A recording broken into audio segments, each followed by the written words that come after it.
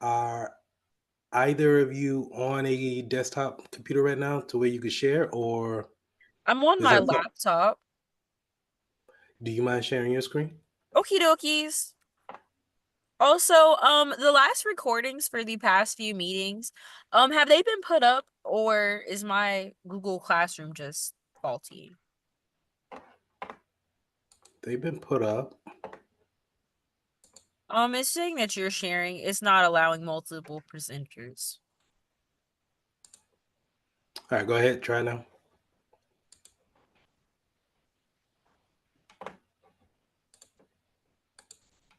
And I also found out today that if you aren't active in the lab, oh, they close on you. Yeah, that lab is a virtual machine that we're connecting to. So to save resources, they probably have a time to live type of a deal to where they'll go ahead and kick you out after so many minutes. Hold on, I'm waiting for, yes, sir. I'm waiting for the top bar to go down. Okay. Also, Mr. Mitchell, you be proud of me, man, this weekend. I got something to tell you after this. Okay. I'm always proud, but No, he's always proud. No. I had manually sat there and changed out my SSD and my RAM out of my laptop. I was getting irritated because the one that A&M gave us like years ago only had 117 gigabytes on it, and I had put a 2 terabyte in there. I'm like, man, nah, I need space. So I went ahead and just did it myself. W hey, job. that's a great way to learn. And if it wouldn't have worked, then that's a great way to troubleshoot. So especially when you don't have no other choice. So So this is what happens every time. and if you click those little three dots on the side where it says can you click sign on and forget?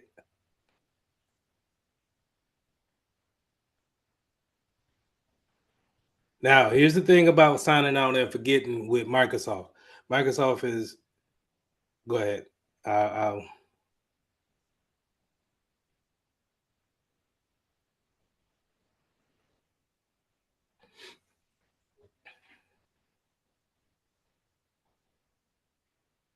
okay.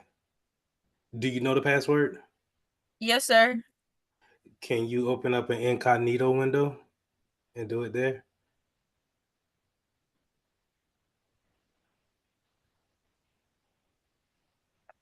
Not Azure.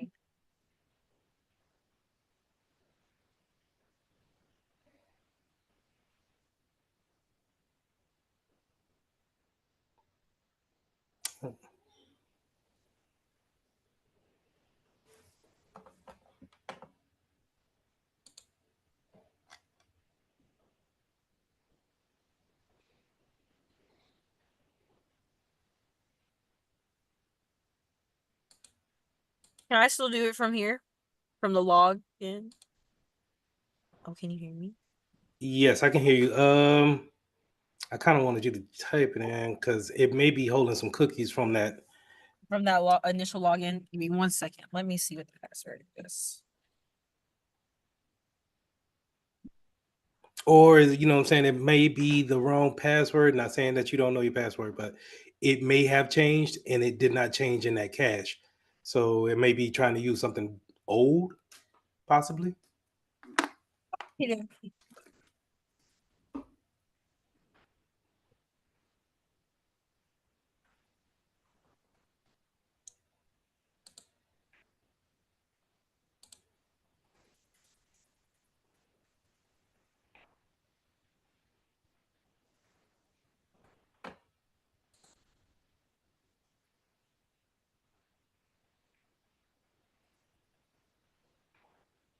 Let's make sure.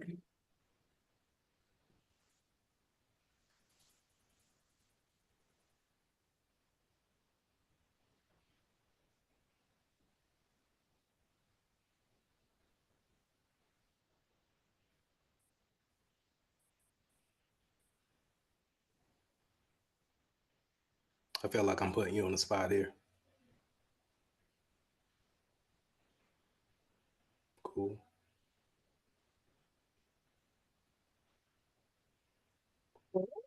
Okay.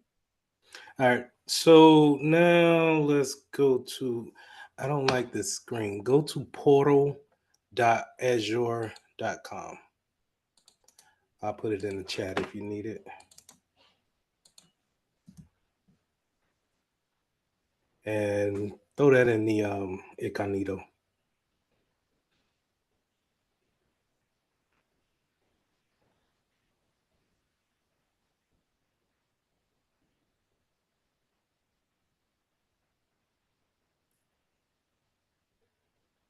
Take that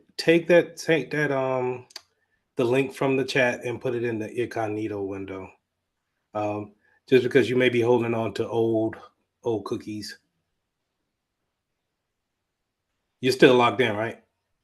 With the incognito, that incognito 2 over there, that tab to the right. Yeah.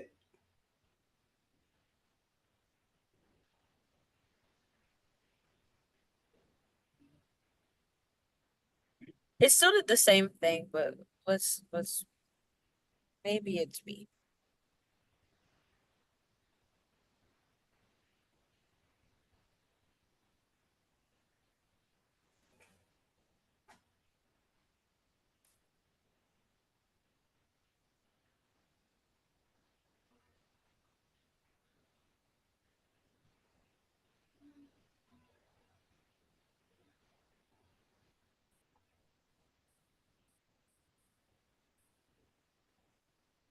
And just for everybody to know, while we're troubleshooting this is we'll talk more about this today because we're trying to get into a virtual machine or in a virtual environment, and we'll be talking about virtual machines today too. So it all falls in together. So I'm glad on that.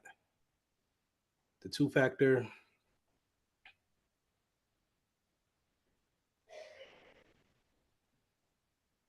It is redirecting Last time. everywhere. Jesus. This is what it did last time. It just kind of like kept going through and cycling like it was authenticating Are our. you are you on a school network? No, sir. This is not on the school's domain. This is on like my own personal laptop that they gave us. Why is it redirected so many times? And this is an account that I have never logged into any of my A&M portals.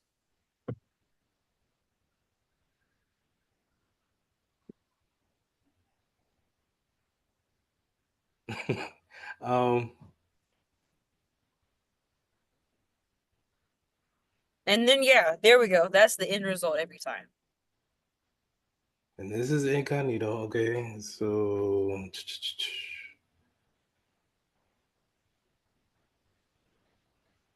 is that account active?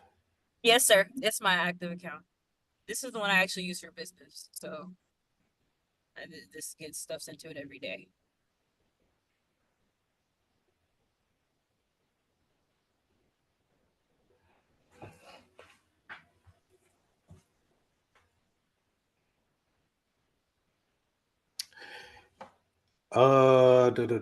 Let me see. Give me 1 second. Let me think. While we do that, I'm gonna hop back to the little CompTIA thingy so it doesn't time me out. Okay, go ahead. And make sure you check the. Let me see what you see in your classroom to make sure that you see the same thing that I posted. Last thing I posted was on the 22nd. Um, It's like it's not updating, and the last thing I see is the 14th. Give me okay. 1 second. I'll let this thing go down, or I can actually navigate from here. Go ahead and stop sharing while you got your email up. Thank you. Thank you. There we go. Stop sharing. Don't share anything. Can you take away the rights, please? Hold on. I got it. No. Thank you. Okay. Do me a favor. Make sure you have your system updated as far as the OS is concerned, Mhm. and I seen that you needed a new Chrome version. Update the Chrome version. Not saying that that's it, but that redirection is weird. That's not normal actions. Not just to go into a Microsoft account. But we did get in. It did get into one piece, but when you wanted to go over to the Azure part, it started to redirect as if you wasn't supposed to be there.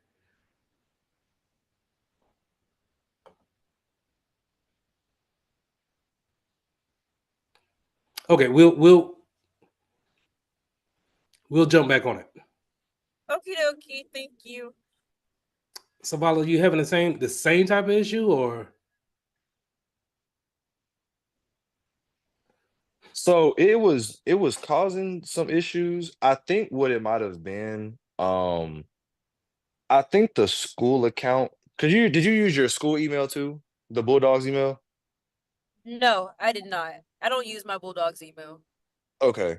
Okay. Cause I know for a fact when I tried using that, it didn't work. What is my are you on personal are you on email? campus? Technically, yes, but no. I stay off campus, but I'm a grad student, so I guess they consider me on campus because I Well, take my no, on-campus I classes. mean more on the what Wi-Fi are you using to Oh where? no, I have my personal Wi-Fi. A&M's Okay, Wi-Fi is horrible. because the reason why I asked that question is that when it comes to governing what you can see and cannot see, uh, your school can look at that traffic. I always say, hey, they can look at the traffic. Um, your school IT department can look at that traffic and redirect you if you're trying to get to Azure, because Azure is it's just like going to their AD systems that's on premise, and so they may have a redirection in that, which it kind of looked like. That's what Sydney had. Sydney, is this your personal laptop or a school laptop? So I've tried it on both, like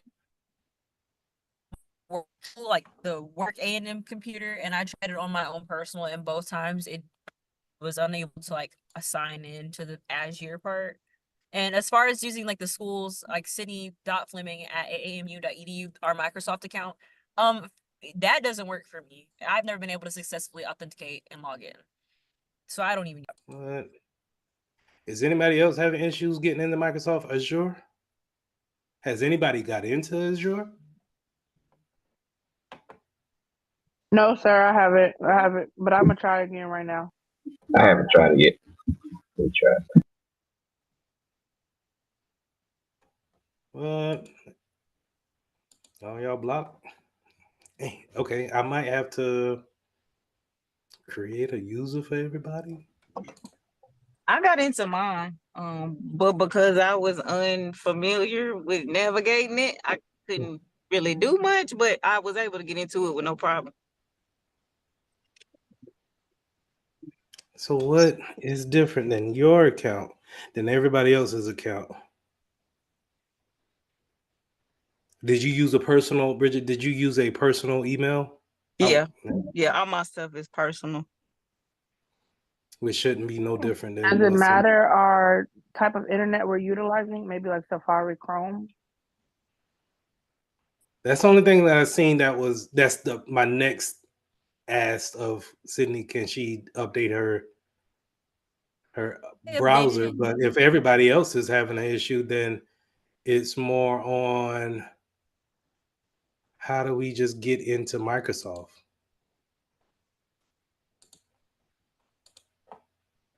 No, get out of here. Guess. How do we get into Microsoft properly and then navigate over to Azure? Am I missing something here? English. Oh, you know what though? No, I ain't gonna blame that. Microsoft did have a outage today, but I'm not gonna blame that because I'm assuming y'all probably tried this before today, right? I tried it on Wednesday and Thursday of last week, and it wasn't working for me.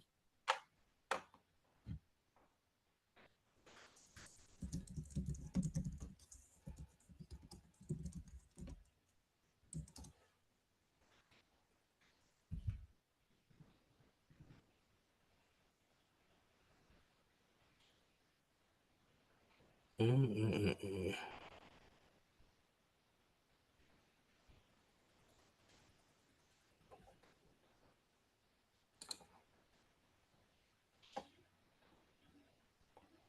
Microsoft jacked up. I don't know why it's going to default in Spanish, but okay. I was gonna say, okay, you can speak Spanish. Nah.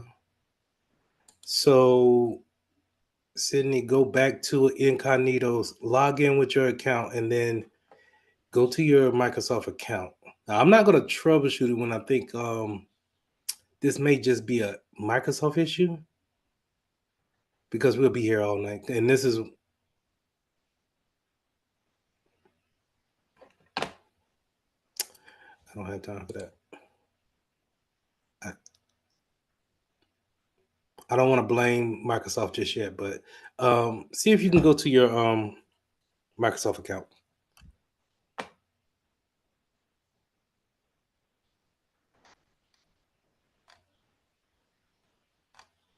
The details that I'm showing here, if you could pull those same things up.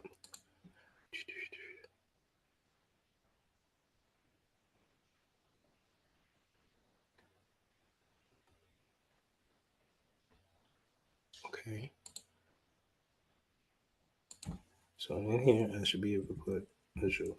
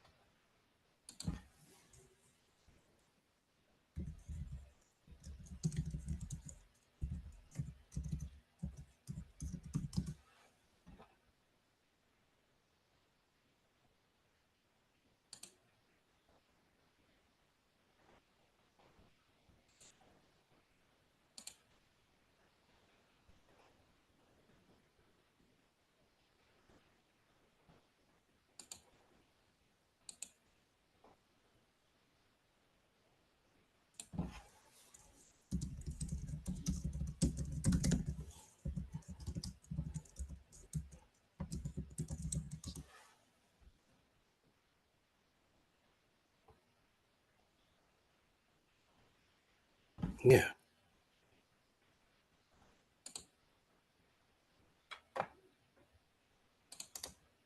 And then go where from the two laptops? Which one are you at? I'm at the first part whenever you go into account. Okay. So in account, you see these kind of like 9 dots up here in the top left hand corner. Yes, sir. Click that and then click on more apps, kind of over to the left. I mean the right, sorry. Mm-hmm. That'll take you over here. Can you see all of what I see?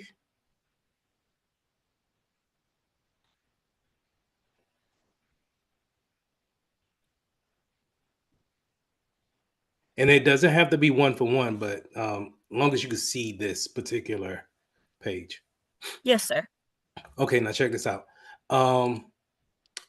Go to open up a different tab. Do not close out your tabs. Just open up a different tab and type in Azure Microsoft in Google.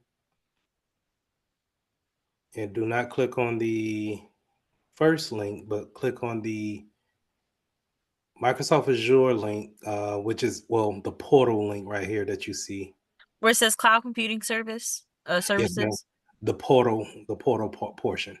Portal portion. Okay. Yes, sir. What does it do? Is it going through your whole redirection piece again? It is. I'm gonna try it one more time.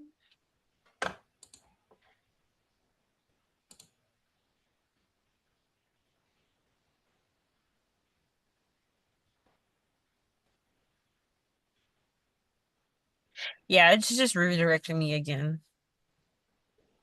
One more piece, and then I'm gonna jump into the class. One more piece. Go back to your account window. Mm-hmm. Do you have two-factor enabled on your No, sir, I do not. Enable, find a two-factor and enable it. Okay.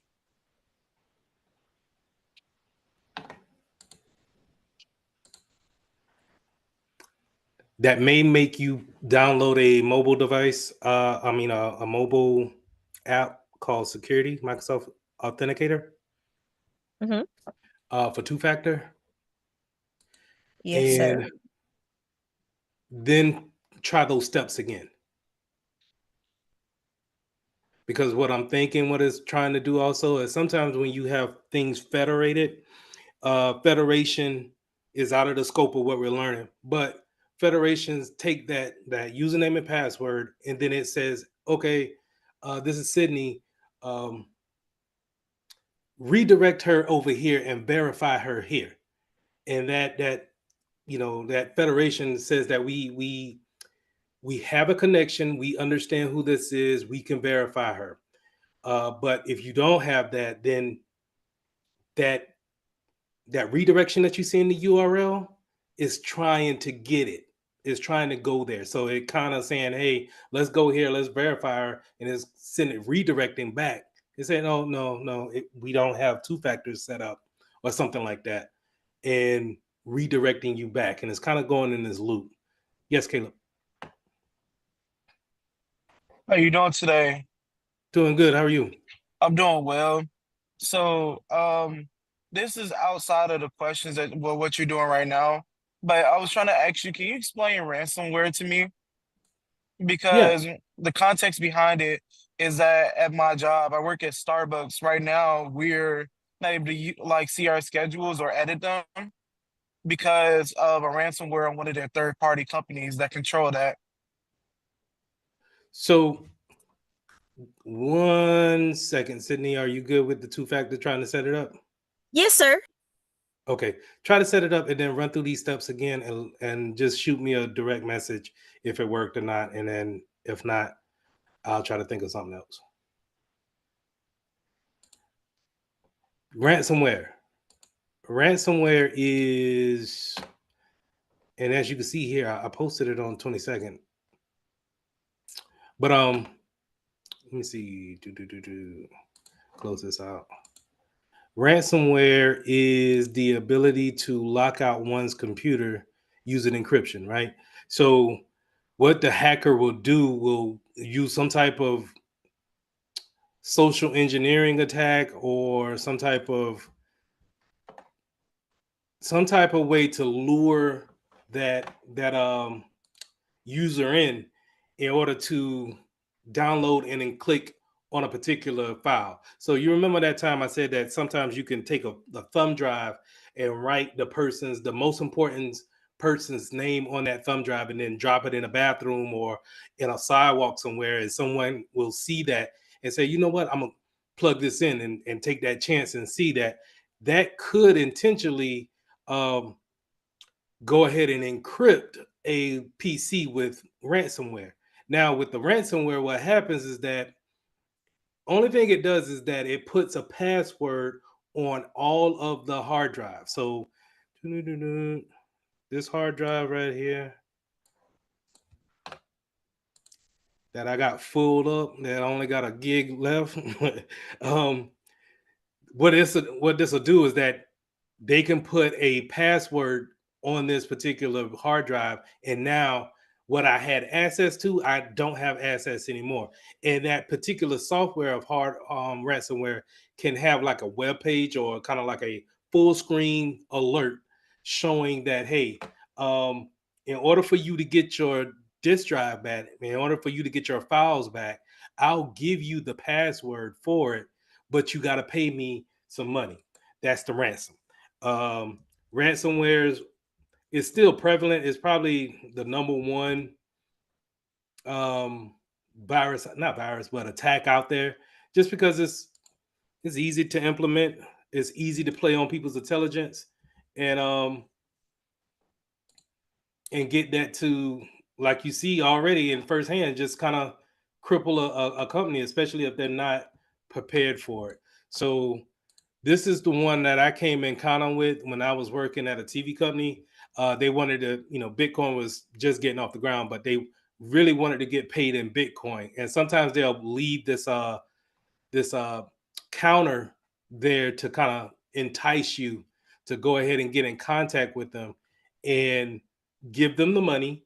They will backdoor into that software and go ahead and put in the password to give you your files back.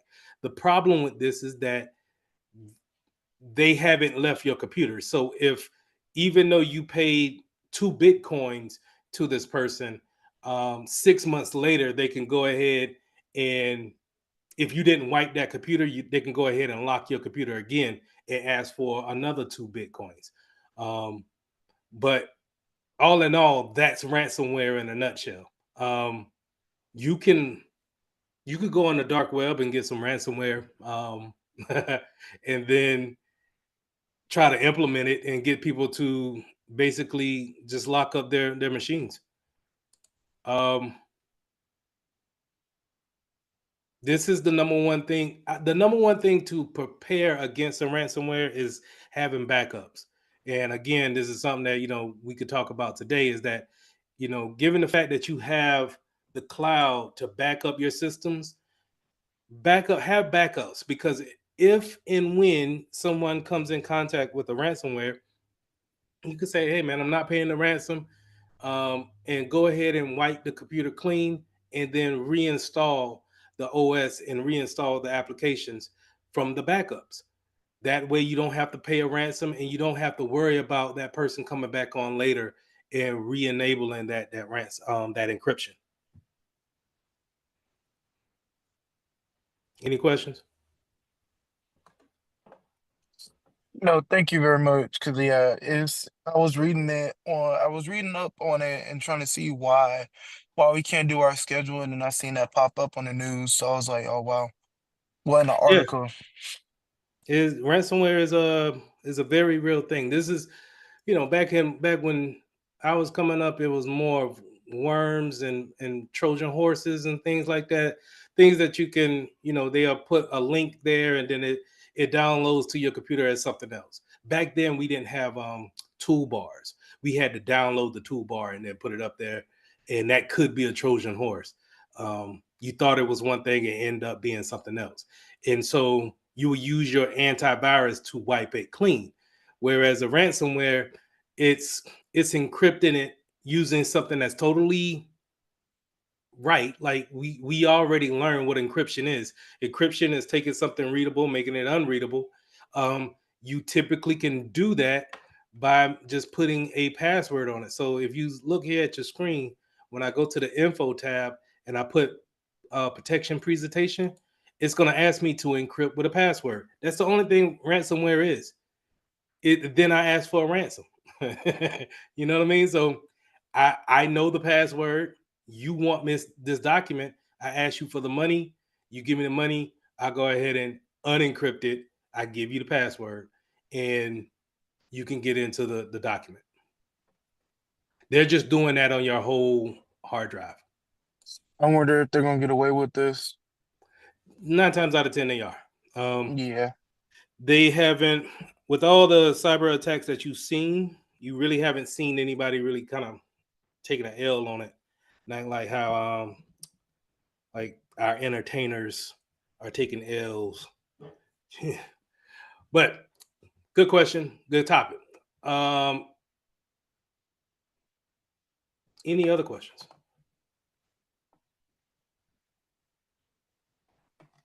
All right. While I got y'all here, go ahead and drop your name in the chat for roster.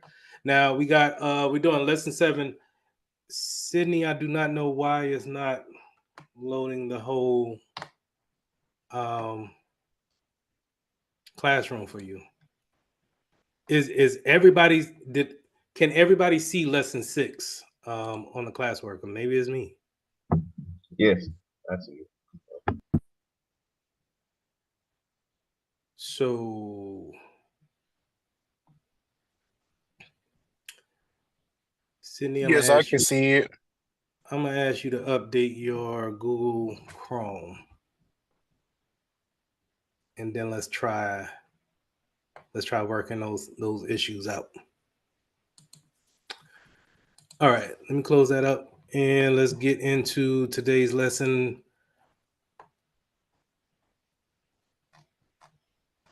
Yeah, my name's in lesson 7, summarizing virtualization and cloud concepts. So the cloud is all around us. We use it every day. We just tried to get into it just a while ago with our situations of we got to figure that out of why that accounts is not going in. But anyway, we use the cloud every day.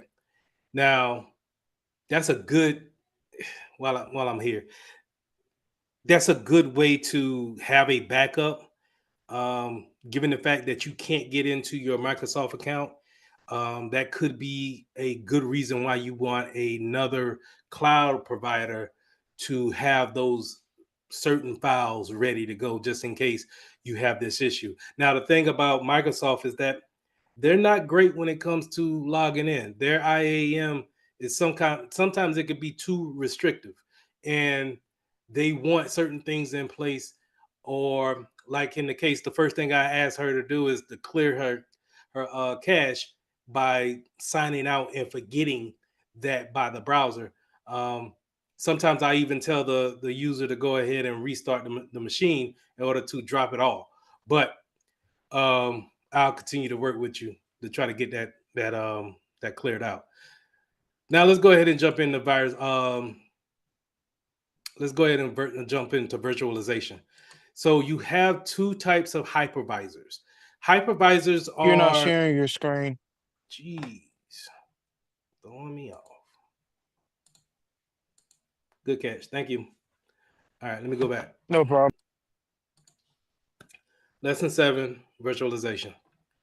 So we have hypervisors. Hypervisors are the machines that's going to be able to give us, that's going to be able to break down our main machine, our hardware machine, into different virtual machines. Now, your virtual machines is just like having a extra computer within itself.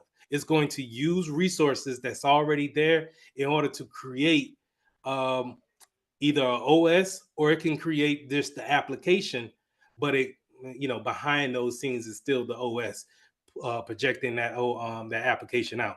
So you have two types. You have a bare metal type, which is type 1. Um, and that's going to be this one down here where it says the hypervisor and then goes off to the virtual machine manager. And that's going to give off the different types of OSs that it can have. Or you can have a host based machine. So this is what I constantly showed to you guys, which is the virtual box. I got the hardware, my actual laptop, right? The physical laptop. That's what I mean by the bare metal or the hardware. And then on top of that, or within it, is the operating system. Now, on that operating system, I have VirtualBox. And I'm gonna go ahead and pull that up. And VirtualBox runs as a application, but what it does behind the scenes is that it goes into my memory, it goes into my hard drive, and then it creates a virtual machine. In this case, I have a server and I have a workstation that's totally different than my actual machine here. So just for visual purposes, I'm going to spin up real quick because I don't want to tax out my resources. I'm going to spin up my Windows 10 machine real quick.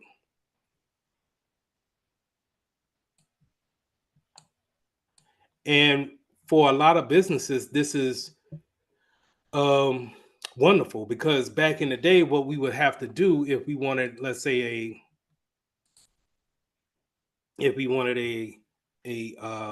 test machine, or we wanted a server to run our application on, we would have to get a physical box, a physical computer, and make it into whatever we wanted to make it into. So we had to put the OS on it, and then we had to put the application on it. But here nowadays, where I can take my simple laptop and now put a application on it, that's going to spin up a whole nother computer. Now it may be slow as all get out, but it's still another computer that I can use to test things on. So you can see here, I'm pulling up Windows 10. Now, I'm not going to log into it, but I just wanted to make sure that you've seen. Really, what I want you to see is that it's logging me in like a regular computer, but when I drop it down into the separate window, I still have this computer to look at.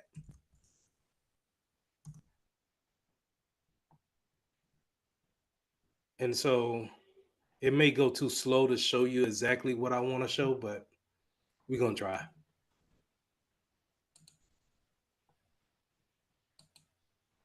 Going into computer management.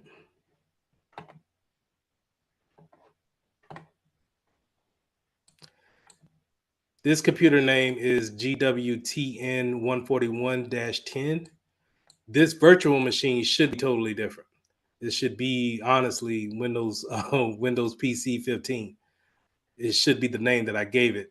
But my point is that it takes from these physical attributes here in order to create this. But this is its own entity. This is its own particular PC. Something that I did not pay for, but yet I'm using my own software to create these things.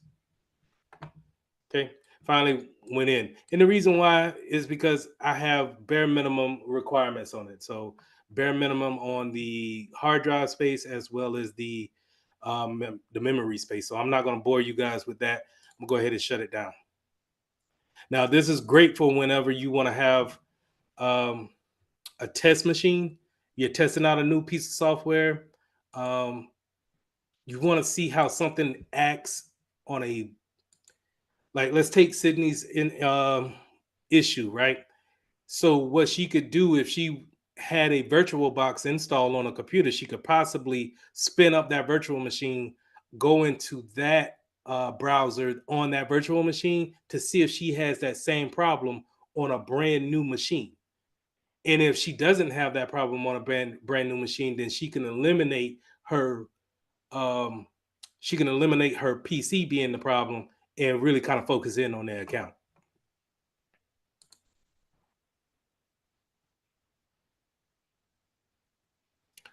So remember, if I'm saying bare metal and type 1, then we're talking about just the hardware and then a hypervisor on top of that. The hypervisor that you normally see in the business is VMware. VMware is a big name company, and you typically don't see these outside of system admins. They can work on these and be able to give these out to people in IT. So if someone in IT is trying to run, let's say, ServiceNow, which is a help desk ticket application, they can run that they can build on the hypervisor.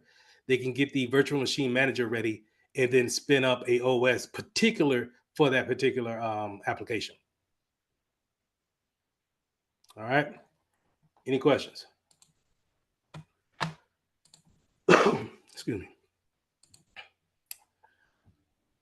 All right. So the use for virtualization, we got several different ways that we can use virtual machines.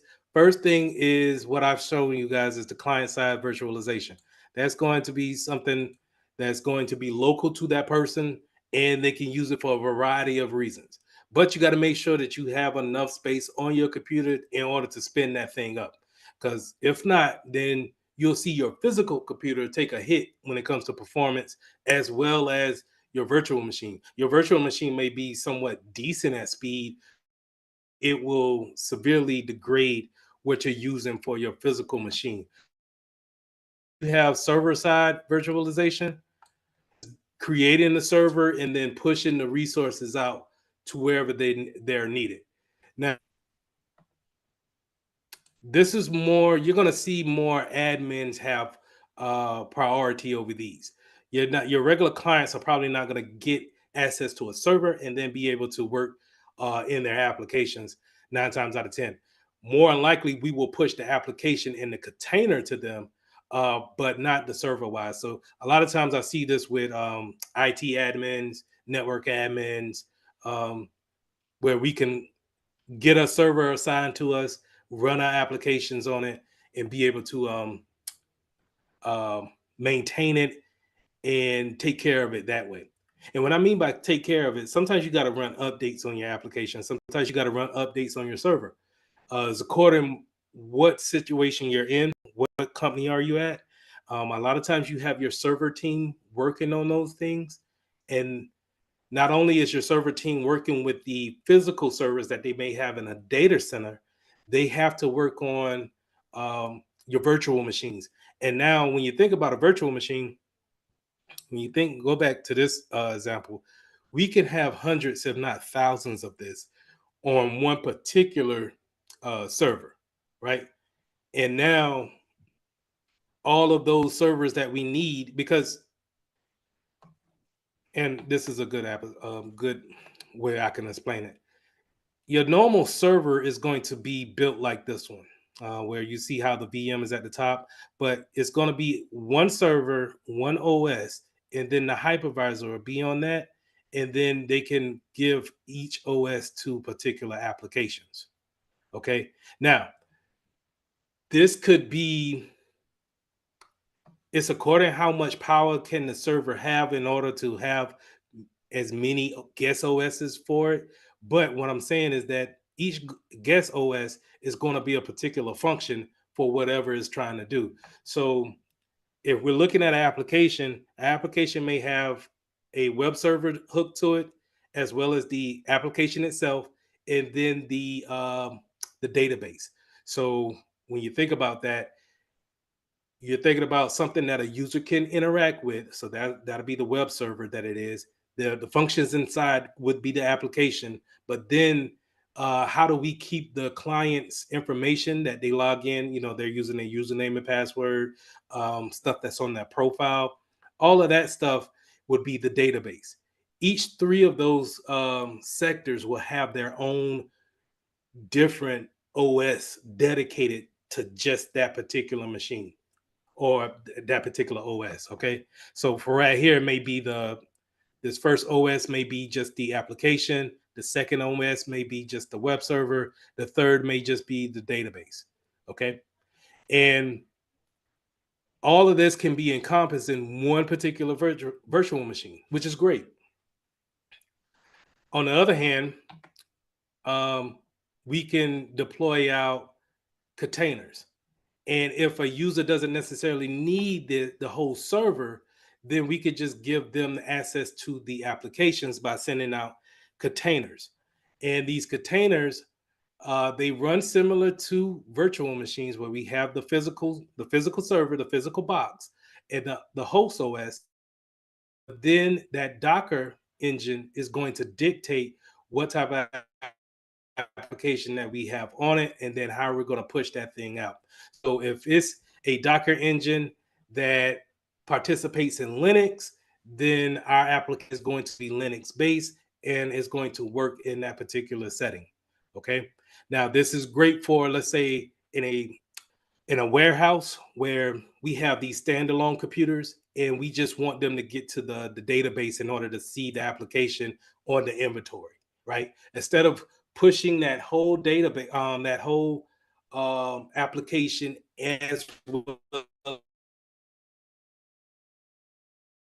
particular machine or having someone image it for it, we could just push the application to a particular, let's say, a smaller PC, a Raspberry Pi or something like that, and just have that particular user log into the application, log the information that needs to go down, and then they're able to move on.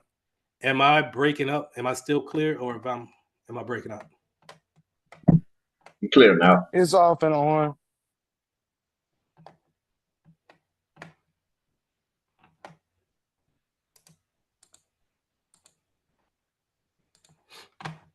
One second.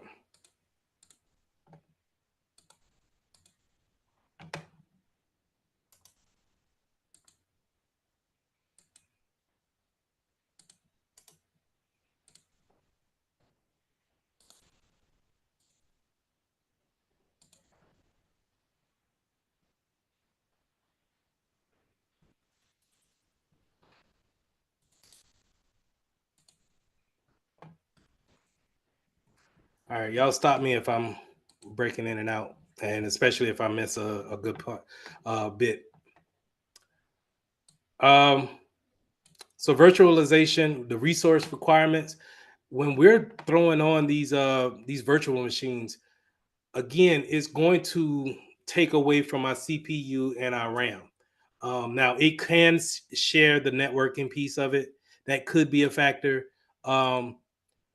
And you'll see that when it comes to if you're wanting to hook this virtual machine up to the network and actually communicate to it offline or in a different network, you'll see that resource being taxed. So you want to make sure that you have a robust infrastructure for this particular virtual machine, because it's going to tax it um, as it's starting to run, because it's essentially turning your computer into it's essentially tearing your computer into half or pieces, right? And now I don't want to use.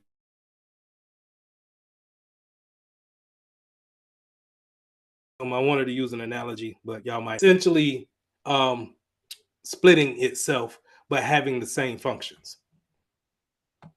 So we want to make sure that we have a robust type of infrastructure. Now, the security that goes along with this is that you got to treat this virtual machine as if it's a new computer.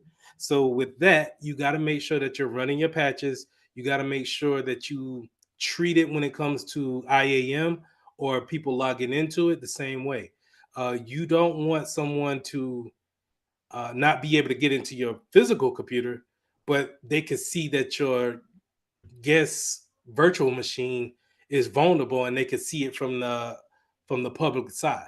And if they can get to it, then there's a possibility that they have access to anything networked inside of that. Okay, so we want to make sure that we keep the security requirements just the same when it comes to virtual machines as well as physical machines. Now, VM escaping is a thing. And what that means is that I'm able to get to a particular VM, but as a hacker, I'm able to manipulate the settings in order to give me access to the physical machine that gave the virtual machine its life, right? That's incredibly hard to do unless it's kind of like it's a settings, some configurations that you put in place in order for that to actually happen. And so you don't want, again, going when it comes to hardening a computer, you want to have that same mindset when it comes to hardening a virtual machine, because it's going to have the same implications if you let someone hack into that machine.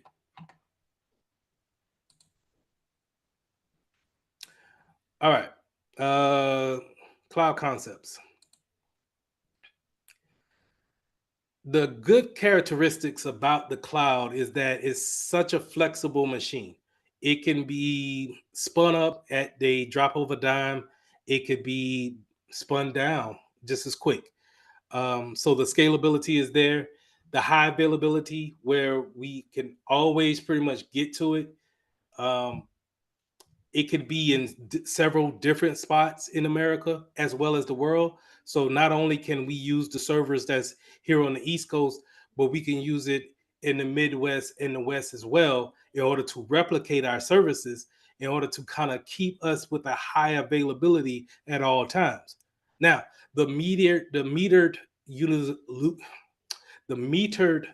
utilization piece of it is paying as you go.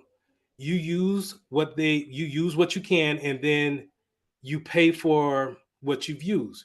If you don't use it, then they don't charge you for that.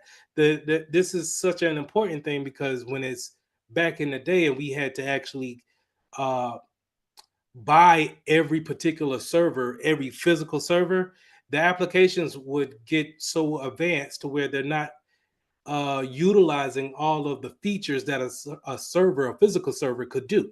And so now you had to dedicate one application to one server, and it's not even using maybe a tenth of the server's power. And so now it's a wasted kind of a wasted investment, especially if you could just have someone build you a container or a virtual machine to do the same thing.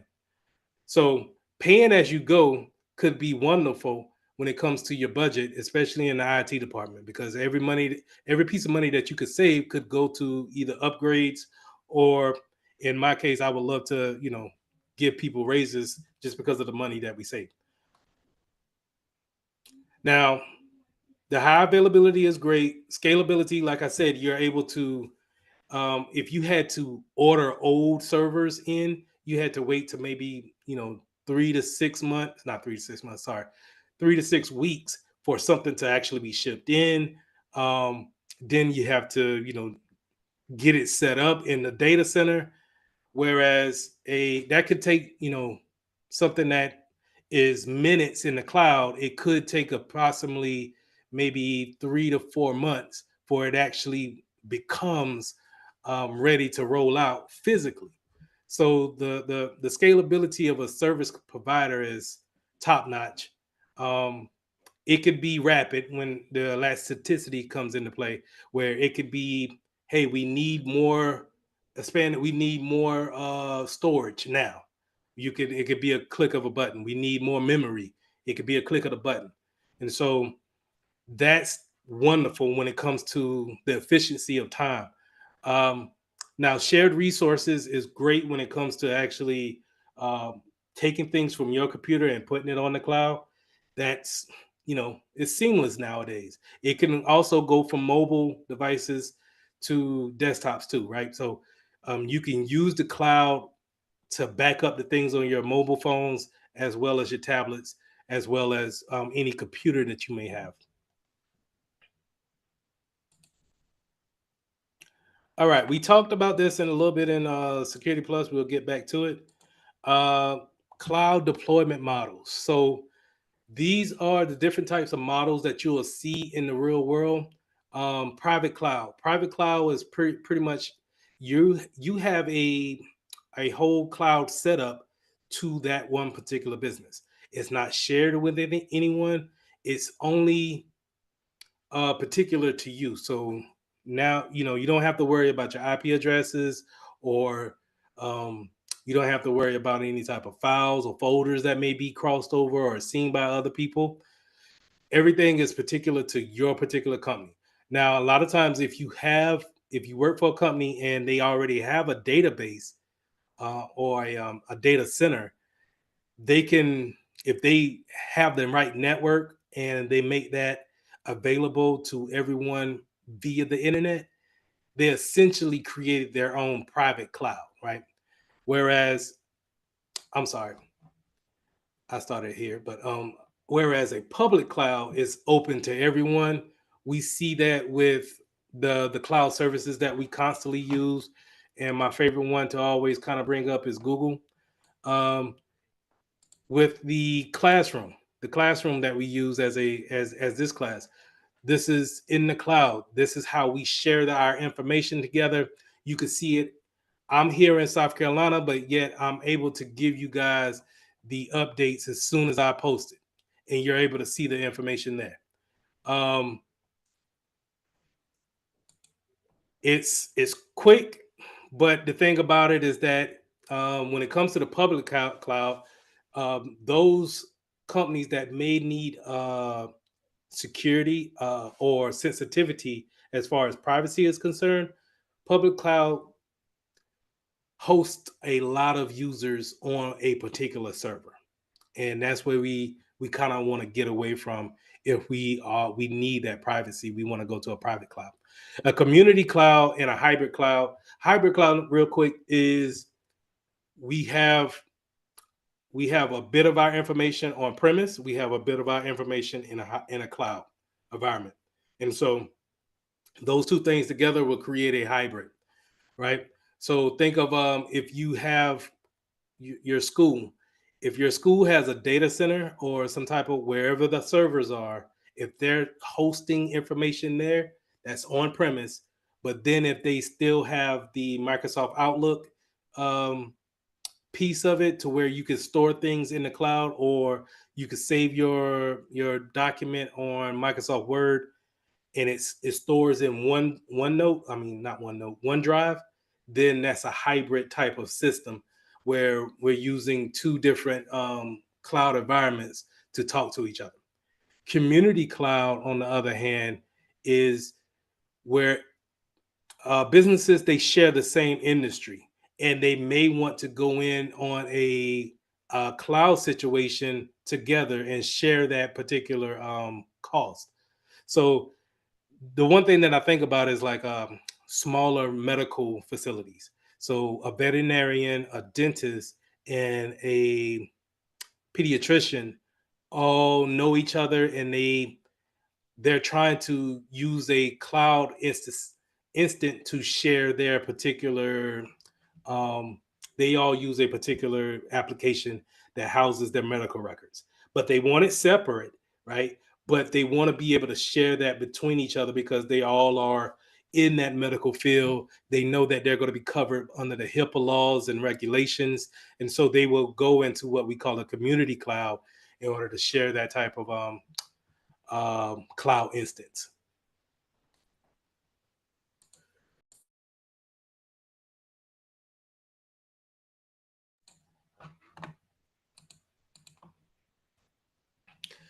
All right, service models. So the service models, we also talked about this in Security Plus. It shows up here in A Plus. Infrastructure as a service. Remember, well, let me see.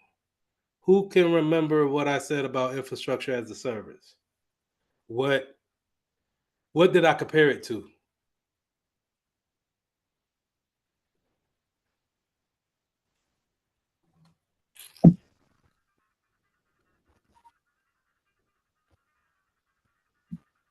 Oh,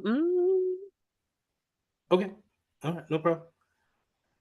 I compared it to a chef, right? Someone who goes to the market and they could buy all of the foods themselves, and they could create spaghetti from scratch. So they don't have to necessarily buy the noodles, they can make the noodles from scratch.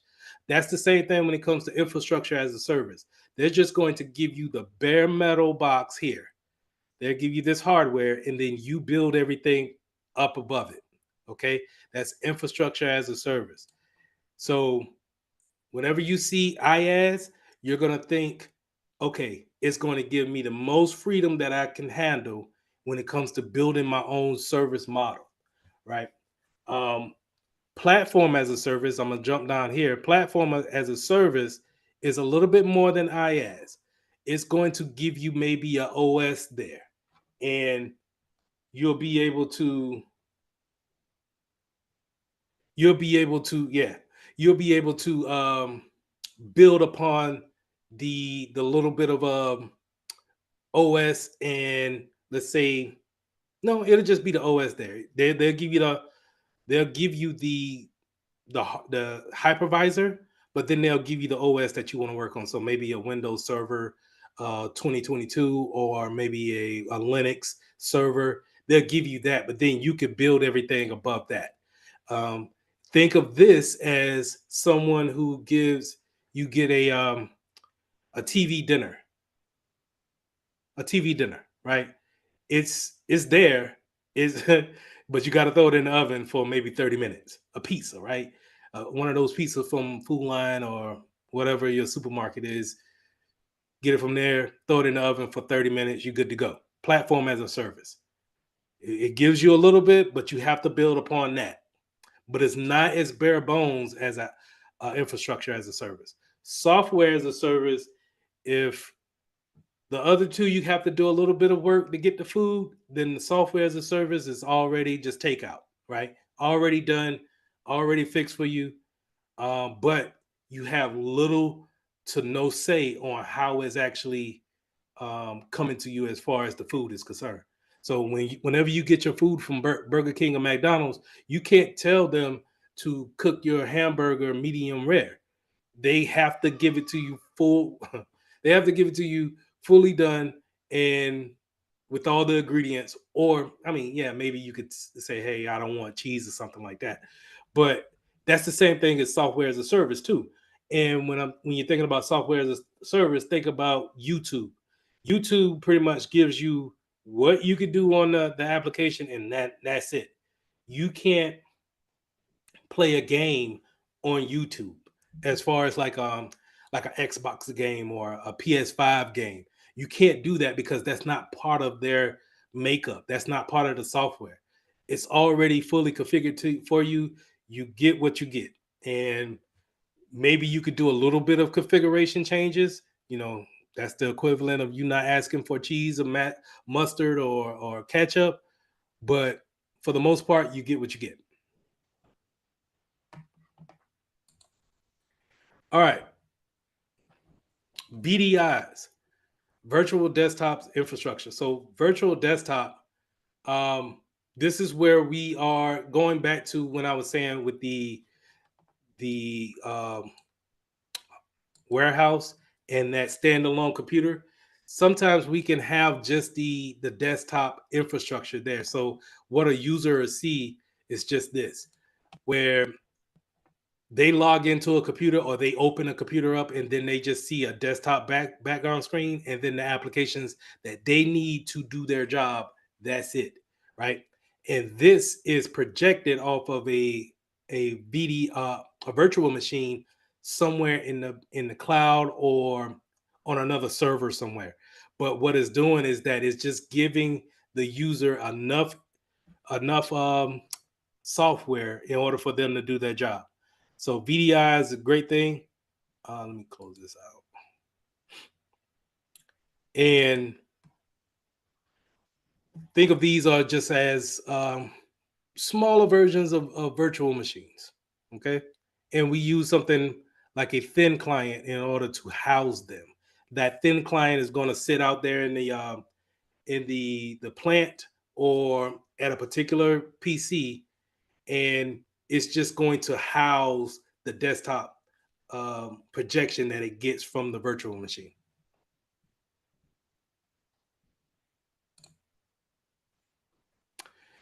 All right, using the cloud for storage. So we already kind of went over this a little bit, but let me make sure that I close everything out because I don't want to close that out. All right. Storage, we can use OneDrive, or that's my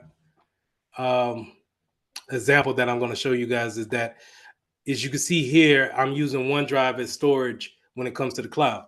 Everything that I have on all of my PCs, I use OneDrive in order to sync them whenever I make new applications, or like I do my slides here, have it synced with my photos and my videos. And you see my license there, man, showing everything today. But you can also share this information with others too, as far as documents, files that you may have on the cloud. So these things could be shared at an instance, where now you could just send a link instead of sending the whole file, and people can connect to your situation in the cloud and view whatever you want them to view. Okay. We use the same thing in the classroom too, where the classroom is, I upload the video to the cloud, and the cloud really just shows you a copy of whatever I uploaded. Okay. So we constantly use the cloud for storage, and it's almost nowadays is seamless, to where we, that's why it's, going back to your situation, Caleb, is that it's so hard to be hit with ransomware, because if we can just have a little bit of structure and set things up with the cloud, then we shouldn't have to worry about someone clicking on something and we can't roll back and get something from the cloud on a new machine. All right. Now, y'all still hear me? Still good? Yes, sir. All right. So lesson 7 was fairly short, so I decided to go to some do 5 questions and talk about them at the end of my lecture today. Also, what I wanted to say is that how are we going to do it? I'm going to read the question. Y'all read the answers, throw the answer in the chat, and then we'll keep it moving. All right, question 1. For the security reasons, an organization needs to ensure that the information is located and managed only by its employees. What cloud model should the organization adopt?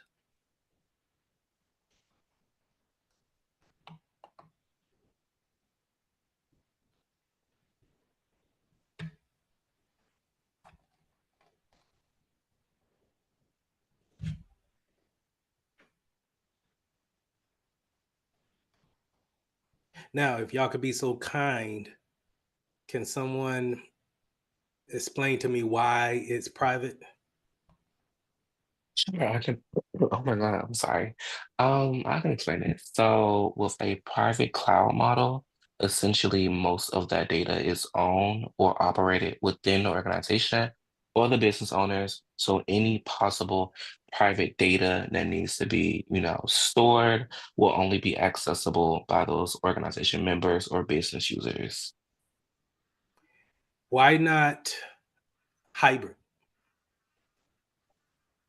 Mm, I feel like with hybrid specifically, some of the data is stored on site and some of the data is stored in the cloud. And for vulnerability reasons, without having everything stored in the exact same place, it poses risk of that data being accessed by any unauthorized member. Because anybody could just come to that on-site place and access that as well. Awesome. And for people like me who like thought process is a little on the childish side, I think of like Starbucks too to explain everything.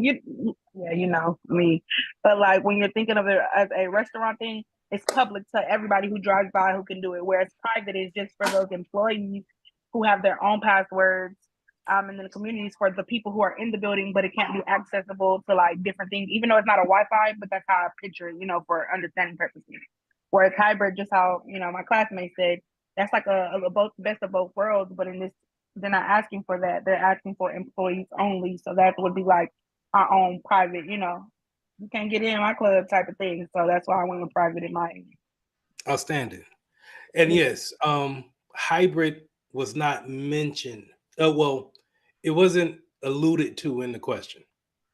So good process of elimination, and y'all are on the right thought pattern when it comes to that. Now, well, real quick, can someone tell me what is a community cloud and why we didn't pick that? Community cloud. Oh, go ahead. You got it. Go ahead. Okay, community cloud. What I'm thinking about it is on an iPhone standpoint, when you're sharing information and stuff, it's shared amongst different people from different elements, able to utilize it in different aspects. They may not be in the same environment, but they have the ultimate same goal, or like in this instance, cloud same usage, where they all play a part.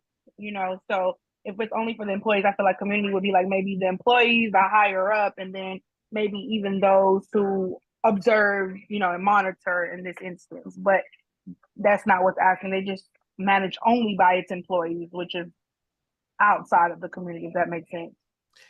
Yes, but with community, you need to be a little bit more close knit with the community.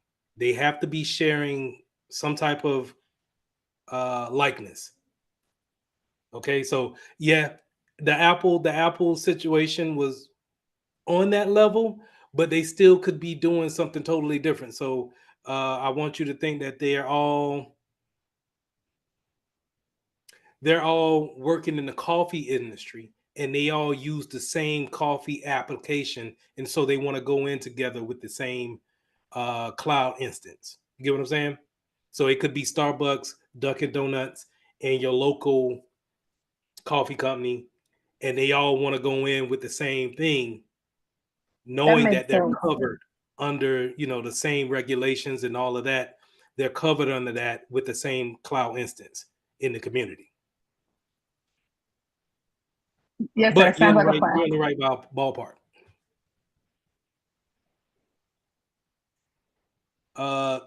Caleb, Majesty, y'all both had your hands up and then you put them down. Did I jump over that? I'm sorry. Just wondering, it's like a good example of like community cloud, like you know how when it comes to like onboarding processing or like when you have to apply for a job, specifically like, Dunkin' or any fast food, how we have like our own like database for onboarding. Is it similar to that in a way? Because I know at Dunkin' we have something called the center where it's like that's where all admin, you know, uses that to process data, share info with each other, and yeah. Say the first part one more time. What is it called again? So it's like when you apply for a job, like an onboarding process, usually jobs have like their own like data center or like admin center that groups all of those businesses together.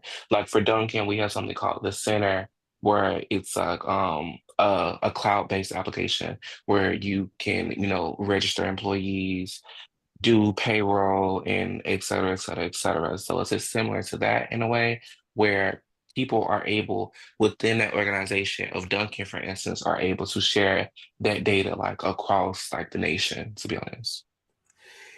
No, but you're in the right ballpark again. But it's not. That's more on we're grouping someone and everybody's having uh, the same permissions here. So we could put y'all in here and then we could say, hey, you only get access to these particular services that we want to give you as an employee. A cloud instance. Give me 1 second. Let me go to AWS. So a cloud instance this is how the conversation would go. The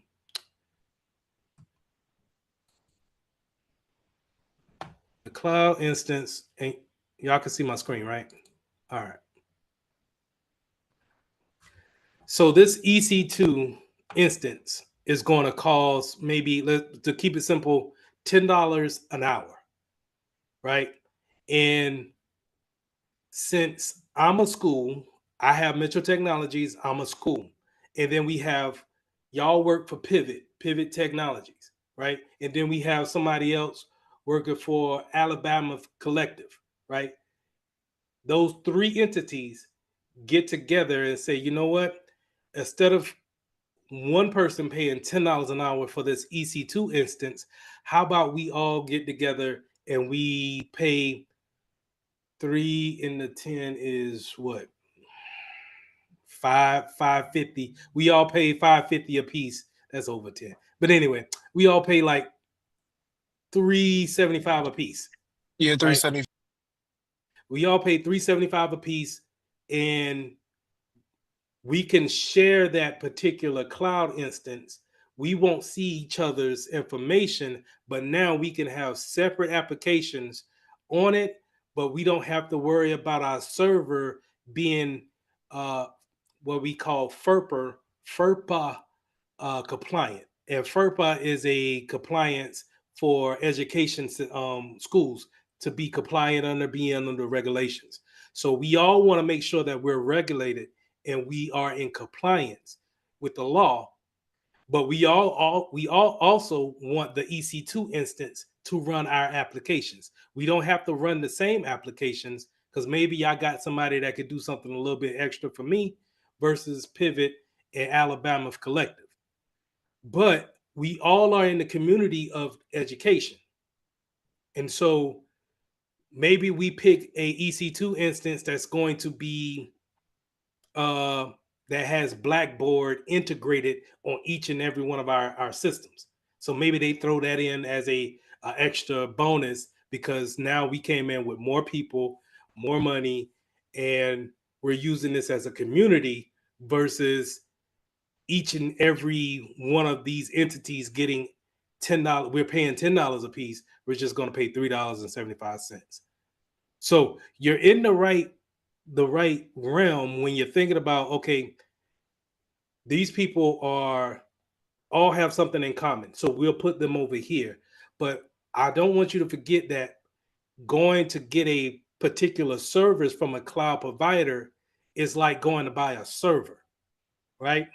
And if we all can cut the price by getting together because we all work in the same field, we all in the same community, then it can come out cheaper on the client side, paying it to the big tech company. Does that make sense? Yeah, it does. Okay. Caleb, did I answer your question or? I was just gonna add, I was just gonna add to it, just like in my standpoint of the community was just like what you explained, but it was just I feel like private was just gonna be the answer regardless, because you don't want like everybody knowing which like server, well, what cloud you use or Mhm. cloud model you use. That was my main thing. And if that's the case, then if you want to keep that privacy, then we go private, right? But if we don't care about the public, and the public and the community is still kind of in that same realm, but the community is going to have that extra. This is why I'm grouping with these people because we all do the same thing. That's why I constantly want to bring it back to a business. Okay. All right. Question 2. Rather than purchasing a fixed number of software licenses, a business only wants to pay for a number of licenses that they actually need at a given time. What kind of cloud service model is the business pursuing?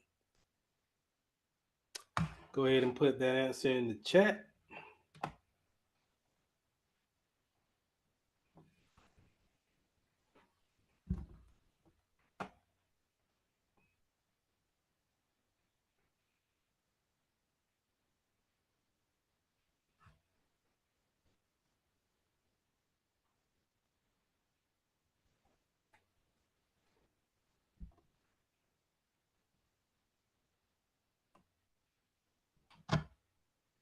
All right. Sydney, do you mind telling me why is A?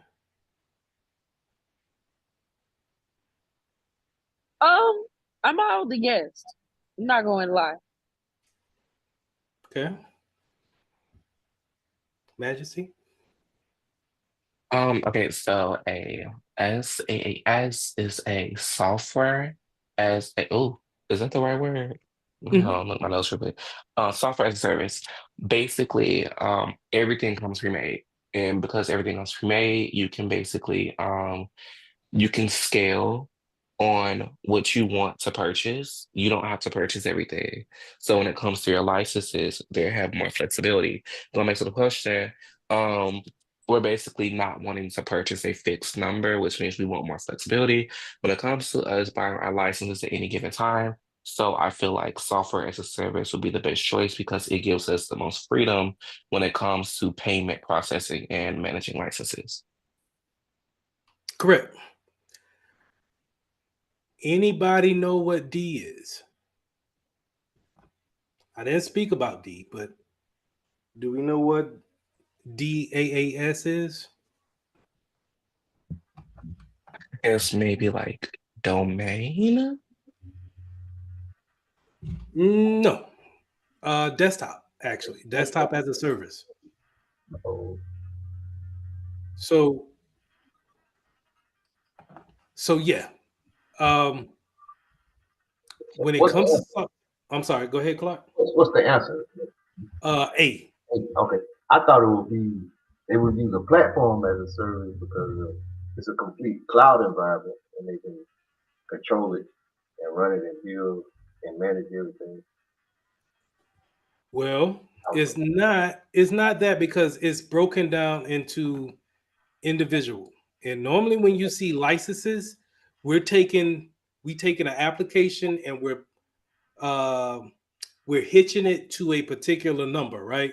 And Okay. so whenever you're using a piece of software that has a direct number to it, that license is only for you. So okay, your CompTIA website that you got that Pivot gave you access to, that is one particular license just for you, Clark. That's it. Anybody else that uses it is against the rules. So whenever you see something like this that says software licenses, we know that it's already set and done. There Okay. ain't much I can really do to it. The thing about IaaS, infrastructure as a service, and platform as a service is what? They give you the ISS, the infrastructure as a service and the platform as a service. If you are a cook, we're doing what? We actually are creating things from Yeah. scratch. I'm Mhm. sorry, say it again. Creating it from scratch, like you referred to the meal, you creating the meal. Yeah. Right. Whereas software as a service, hey, whatever they give us is what they give us, which is more on the lines of we only get one particular license for one thing. If you get a license for a infrastructure as a service, I could then turn that if I'm good enough, right? I could then turn that infrastructure into an application that millions of people can use. But what they said here in the questions, a business only wants to pay for the number of licenses they will actually use at any given time. So if they wanted to scale back, they could. If they wanted to scale up, they could. That's more likely going to be on a software as a service type of deal. Now, desktop as a service, it kind of goes into the platform as a service. We already are giving you a particular desktop that you have to log into, and then you create whatever you want to create there on the desktop. Okay. This was actually, I think they rated it as difficult. I don't know. But all right, question 3. Well, any questions on question 2? Any questions? No question. So the user, give me 1 second. Let me read this.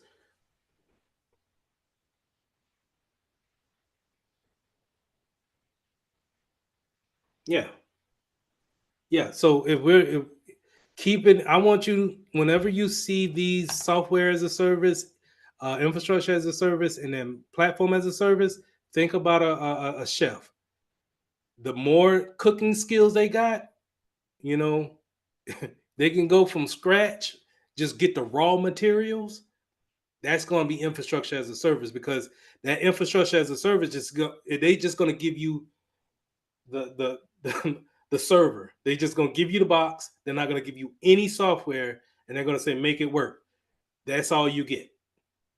And we're not gonna plug it up for you. We're not gonna do nothing for you. They just give you the box, and you're supposed to have the skill level to build it into whatever you want to build it into. Platform as a service. Hey, I need a little bit of help. At least put the software on there so I can put my application on it, and then I can build and code, and then I can add some software services in there on top of that.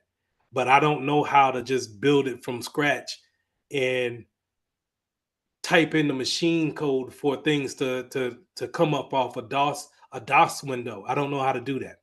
So a platform of it as a service is going to give you something to give you a little boost. Software as a service, I don't even want to put in the OS. I just want the application to work. Just give me what you got.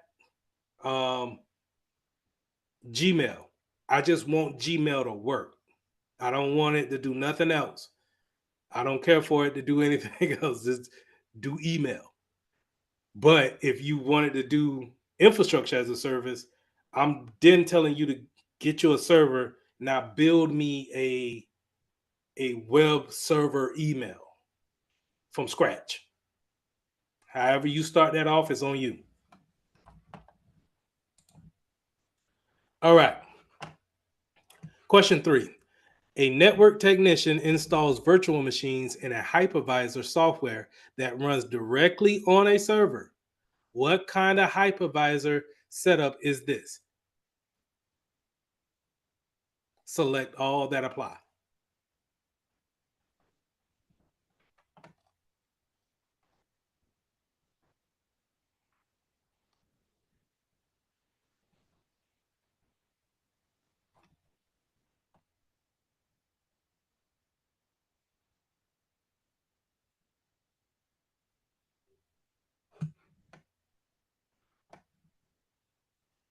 Anybody else going to answer it? Okay.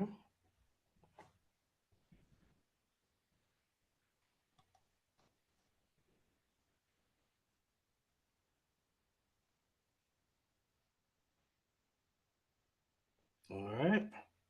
I'm going to wait for one more.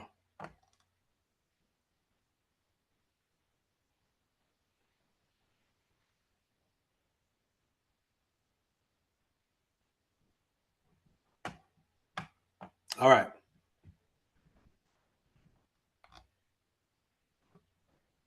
All right, so check it out. We need to go back on this. A network technician wants to install virtual machines on a hypervisor that's directly to the server, on the direct box. That goes all the way back to our first slide here. We're back here to type 1, bare metal. So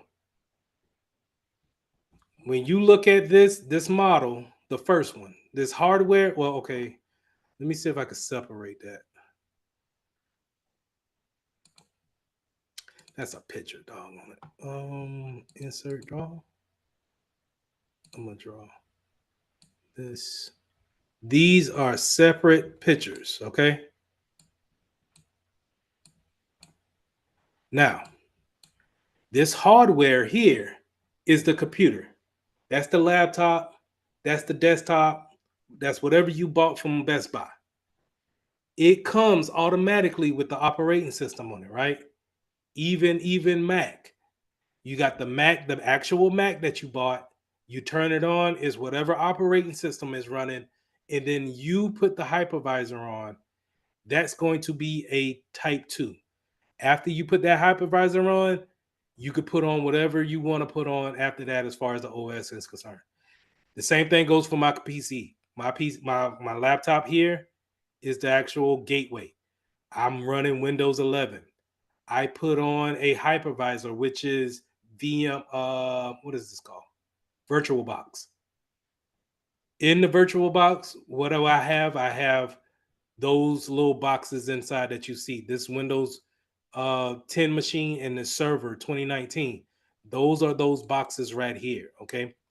This is called a host or host-based virtual machine or a type 2. Now, if you see anywhere on that test that it says it's a type 1 or bare metal, this is what it's talking about. It's talking about just having that hardware system and having something called like VMware installed on this machine. You're not probably going to see something like this coming from a store. This is something you'll probably see in a business setting. Okay. They're going to have a server, a big server that's sitting up in a data center somewhere. And on that server, they're going to have VMware installed. Let me show you VMware.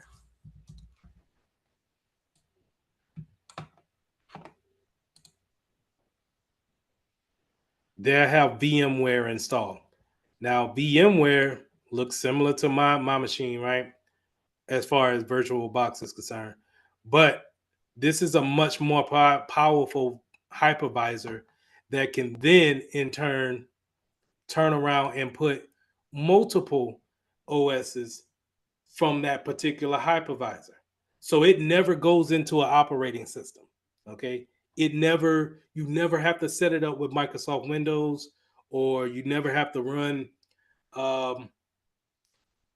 Windows Update on it. You can't check the time on it or anything like that. This is hardware and then it goes straight into the hypervisor. That's what's loaded on there. And with that, then it loads into these different OSs. So going back to our question, what was it, 3? The keywords that you wanted to see was right here. Runs directly on the server. That automatically I want you to think type 1 because we only got type 1 and 2, right? Now, Guess OS is more on the desktop infrastructure side, but I want you to think these 3 things have something to do with hypervisor names. You got type 1, type 2, right? And type 1 has a nickname, bare metal. It's directly on the box, directly on the server. Okay? So B and C is correct.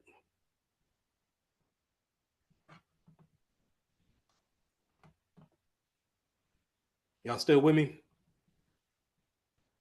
Yes, sir. Yes, sir. We All here. right. Thank you. Question Yep. 4. A developer wants to ensure that no matter what server an administrator deploys an application on, it has the libraries and dependencies needed for the application to operate properly. How can the developer accomplish this? I'll read it again. And this is, well, I'll jump into that later. A developer wants to ensure that no matter what server an administrator deploys their application on, it has the libraries and the dependencies needed for the application to operate properly. How can a developer accomplish this?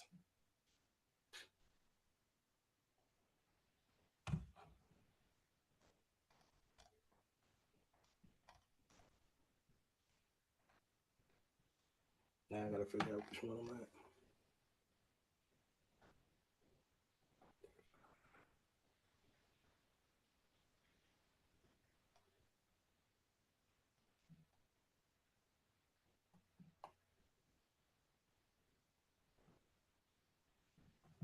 All right.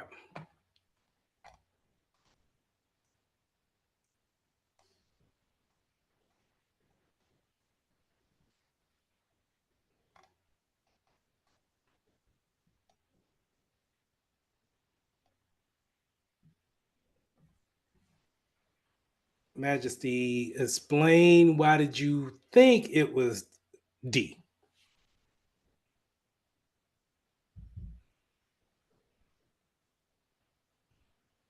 Oh, I really did. I mean, I took the educated guess, but I hope. Oh, it's right. Um, Container virtualization, it's more well, it has everything. It has the libraries, the dependencies, and but just basically everything that the question asks for specifically in order for it to operate properly. So by having everything on there, it ensures that whatever application it on it is very consistent. No matter the server or the environment it's in. Whereas like client side is dependent on the device. Um and server side is more on like the back end, if that makes sense. And what And about when it comes application? I'm sorry. and application is specifically just the application itself, not on like the dependencies. Correct. Now, Oh, period. and good job on that. Because I don't know if I explained that properly. So when you have a container is going to have that application sitting out there, but it's already going to have everything that encompasses it. So when you see here on my hard drive here that I go to program files, all my applications, they can read different things in these folders here. And the functionalities that they need or references that they may want to refer back to, they can always go back to this particular folder or their particular folder and look for certain things. That's what a container is going to do. So those libraries that was indicated in that sentence is looking like this, where that particular application is going to reach back into this folder, or it's going to have that folder on board with it. Let's say if they create an application and then they put it all in a container box, and they put it in a particular setting where that's the only thing that's running on that PC, then it doesn't necessarily have to run across the network to get certain things for the application's function. It can look within itself, within that container, and find the things that it needs. Okay, so the keywords. How do I get off that? Get off that. The keywords is libraries and dependencies. That's going to be more likely an indicator of container virtualization.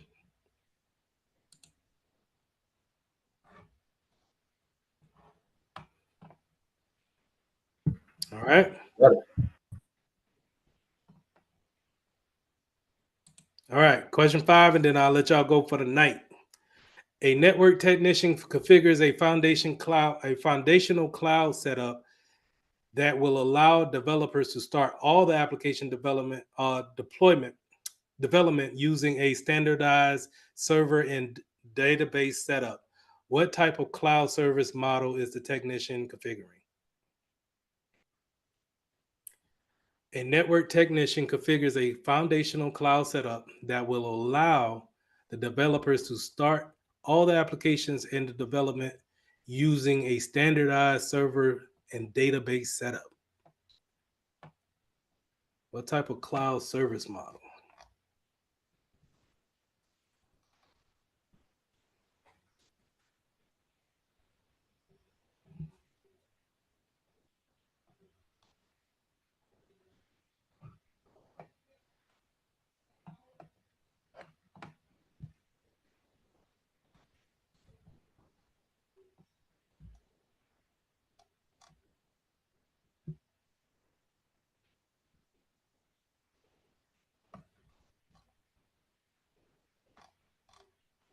Awesome. All right. Savala, let me know why. Why C? If you can, if you're at work, not. Let me know.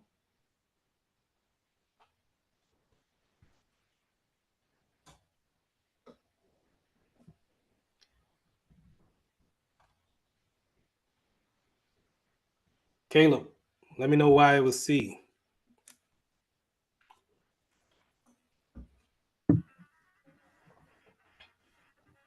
Art, let me know why it was C.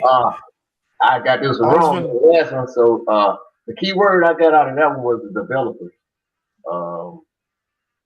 In its environment, it's everything they need to run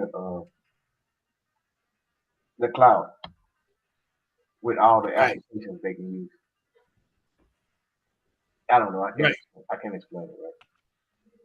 No problem, no problem. No, you saw the keyword that stuck out to you, and you made the association with the development, with the model, and that's what I want you to do. When they're talking about they're allowing the developers to start all applications using a standardized server and a database setup. These things, once they set these up, they need to now have a functionality. So they need to do something after that. So we set them up with a server and a database. Now it's on you to actually go and do something after that. So with that being said, it can't be SaaS because we didn't give them everything. We gave them a boost. We gave them something to work with. Can't be desktop as a service because we didn't talk about that. And two, that's more of a finished product too. So it has to be a process of elimination. Are we cooking things from scratch, or is it a TV dinner? Throw it in the microwave for 30 minutes. I mean, throw it in the oven for 30 minutes. So it's going to be probably a platform as a service because we gave them something to work with. We gave them a standardized server and a database that they could now put users in, and they could set up their application on that server. So platform as a server, as a service is the correct answer.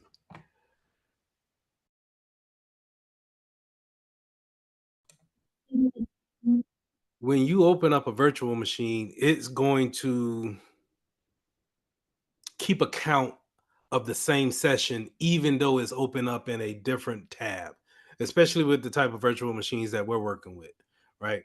So it won't let you, it's not like a website that's going to just show the beginning again.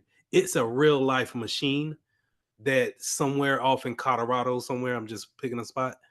Um, and so it wants to really kind of kill all of the sessions and start over anew. And what I mean by that is that if you have multiple tabs open on that lab, close them all. Okay. And close, I would go on so much to say close everything, because sometimes it can record cookies, and those cookies and session keys are saved into your cache, and it remembers, oh nah, she had this open in this tab that you already forgot about, that's maybe minimized somewhere, right? So just Gotcha. close all of your tabs and give it a little bit of chance to kind of stop, reset itself, maybe about 10-15 minutes, let it reset itself, then start that lab back up, and you'll see it'll start from fresh, or it'll Gotcha. start with the last point that it saved at. Makes sense. And then my other I'm gonna do that actually towards the end of class before we leave. That way I can verify before you get off. Yes, ma'am. My other statement was kind of had like a come to Jesus moment where like I don't necessarily like to ask so many questions because I realize that a lot of my class, I don't want to waste time. A lot of my classmates are tech savvy. Me, that's not my field, as we already talked about. But I realized that the reason I wasn't able to do the labs and things is because I already tell you the verbiage, but I'm also doing it on my computer as it's going. So like say if it's saying Control T, I'm trying to type it in and it's doing it on my actual laptop, and I'm getting frustrated and I'm just shutting out. So like this weekend when I was practicing, I'm just saying this just in case anybody else needed it, basically. After I did the lab, I kind of try to do it on the actual computer for certain things, but it's Mhm. harder because I have a MacBook. Don't judge me, but I'm trying to like make sure I understand it. But just for anybody else who was frustrated, because me, I didn't have my labs together because I just didn't. I was really lost. I'm not gonna lie to you, but yeah. So that's Uh, another thing. Real quick, let's just go ahead and jump into it. Oh no, where is it? Where is it? Man. And then they timing you. That's so Yes. disrespectful. Well, no, because it's an actual machine, and not only do you use it, others around the world use that same machine. It's not, see, a website anybody can go to, and everybody can use it all at one time. A virtual machine, maybe realistically, maybe two people can use it at one time. If it's a particular server, two people, maybe 10 people at the max.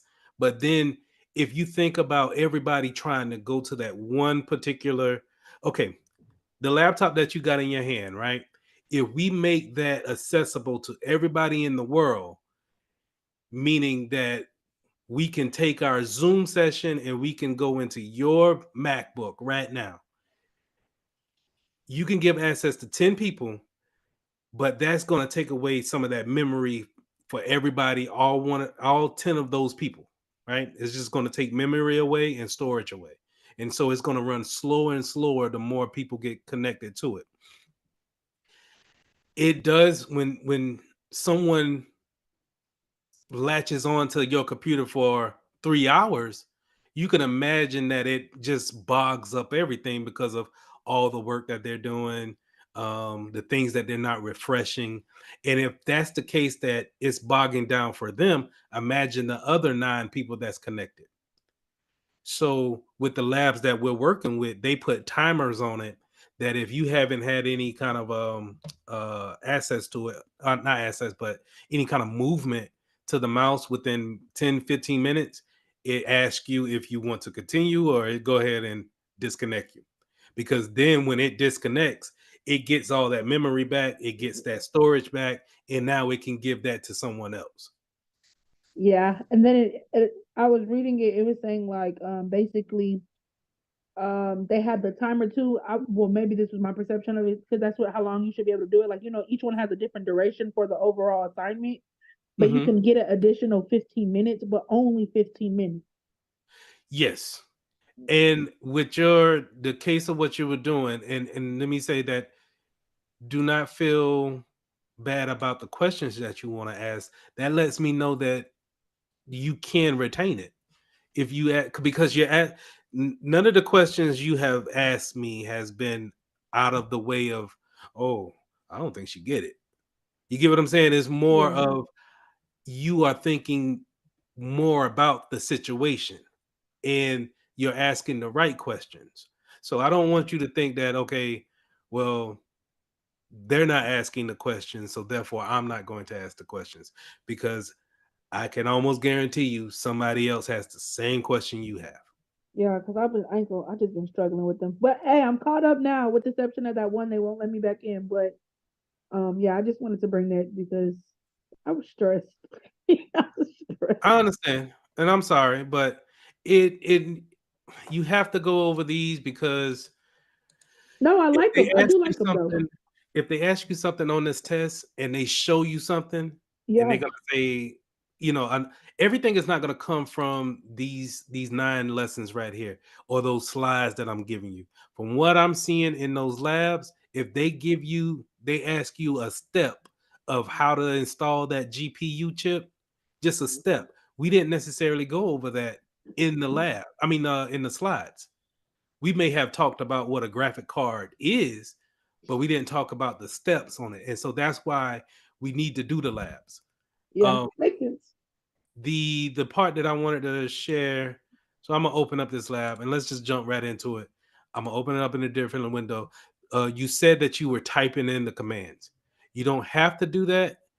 They have a little T in a box right beside the command. Yeah, my slow self was typing T, then that. Like I was going through literally everything to figure it out until my husband was like, just try clicking it. And I clicked and I was like, bro. Yeah. If you click the T, it'll automatically put that in. And I understand, but it's good. It's not all for naught because it's good practice to actually type in the commands. But I really want to do okay. So since you No, already got that part, you don't have to do anything. I was just one thing about the other lab and two just expressing like I felt very behind, but it was because of verbiage and stuff, but not necessarily you have to walk through anything. I submitted that lab. I'm on my end, I'm straight as of now. But okay, yeah, don't you good. I'm gonna close this out and let's do our 10 questions or 8 questions. I think I got 8 or 9, and then we'll jump into this lab for the last thing. But I'm glad you asked that, and I'm glad we straightened that out. So I close it out just for you to see. Hold on, I'm not showing it, am I? I closed out that lab just so I can go ahead and give that back. And sometimes if you don't close it all the way in the tab, even though you come back here, you probably want to still refresh it just so the application can know that you already have completed messing with that lab, and then you want to reopen it. Are you able to go back and redo labs? I know you could redo the. Yes. Okay, sweet. You should be able to reset those labs. So just whenever you launch them again, if you already completed it, but you wanted to go back over it, you can relaunch it and do the whole lab over again. Okay. Okay. All right. Let's jump into these. Any more questions from anybody else? You All right. basically answered all my questions and comments and stuff like that from the labs. Okay. All right. Let's get into our questions. I got 9 of them. I got 30 seconds on the clock. Time. Y'all read them, answer them in the chat, and then we'll go over it after 30 seconds. Time now.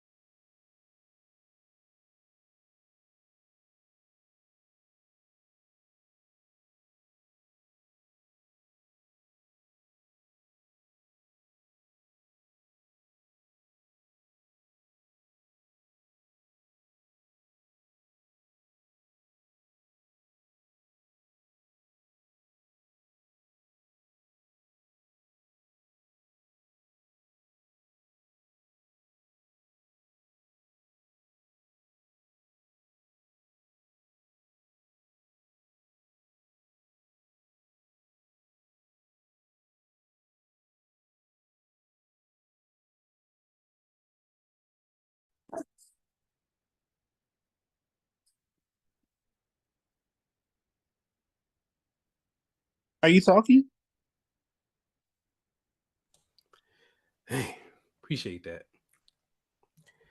And the thing is, when you're talking on mute, you be going through it so smooth too. All right, let me try it again.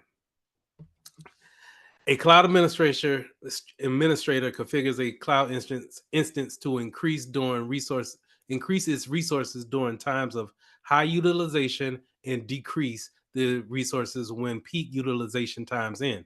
What cloud characteristics does this represent? HA, which is high availability. B, scalability. C, meter utilization. D, rapid elasticity. Everybody pretty much says C, which is right. Being able to um, be charged for what you need, and then utilize be in charge of for what you need as far as the storage and then the amount of resources that you need is definitely a big component of the cloud. And while it saves us so much money than actually buying the equipment and bringing it in on premise. Imagine if you wanted to have so many load balancers on a particular base or in a particular building, you would have to buy all of those servers and then configure them to actually provide that type of resource. Whereas in the cloud, you could just configure it to actually scale up and then down whenever a need be.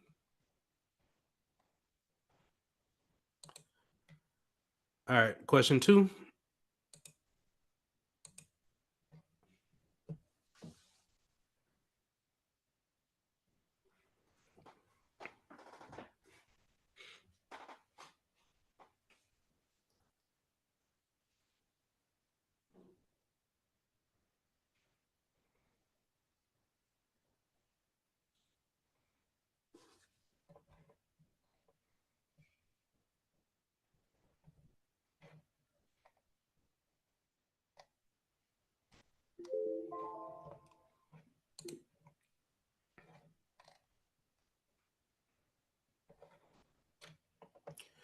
All right. Now, if y'all have been paying attention, this is the third time I put this question. Is it the third time? This is the second time I put this question in. Rather than purchasing a fixed number of software licenses, a business only wants to pay for a number of licenses that they will actually need at a given time. What kind of cloud service model is the business pursuing? All right, that'll be A, software as a service. Remember that when we're talking about as a service, anything as a service, such as platform infrastructure, and then software as a service, not desktop as a service, but we'll go a little bit further into that later on. When we're talking about these services plans, we're talking about. I made the analogy of the chef, right? How much can you actually do on your own? Um, and given the fact that they want to buy software licenses, meaning the application, the software is already completed, is ready to be licensed out to that individual. All right. Now that doesn't mean that they can't go in there and configure the settings how they want, but they're not going to be able to change the infrastructure or the software. It's not going to go down like that. That's more of the platform infrastructure as a service. So here, software as a service is going to be the best answer for that cloud service.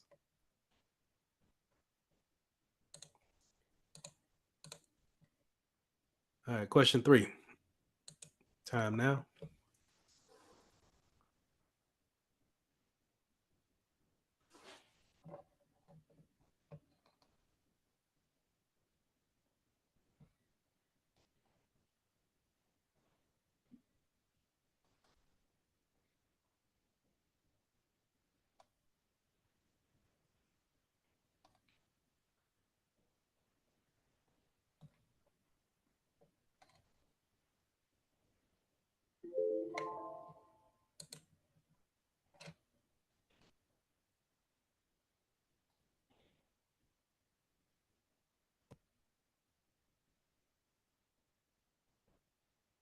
All right.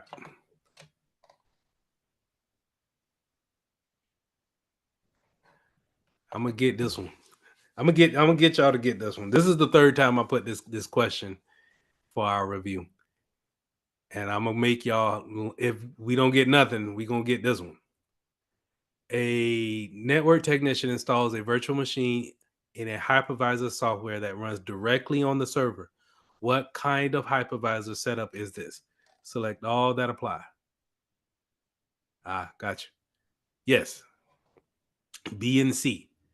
We're running directly on the server. That's type 1.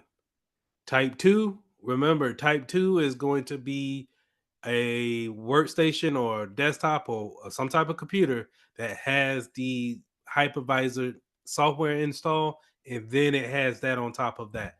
But if we're talking about just the physical device, something you can actually touch and feel, and then the software in that is the hypervisor, then that's going to be type 1. And that's also known as bare metal. So B and C is the answer for this.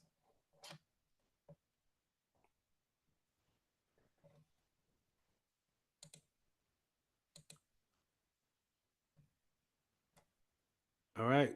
Question 4.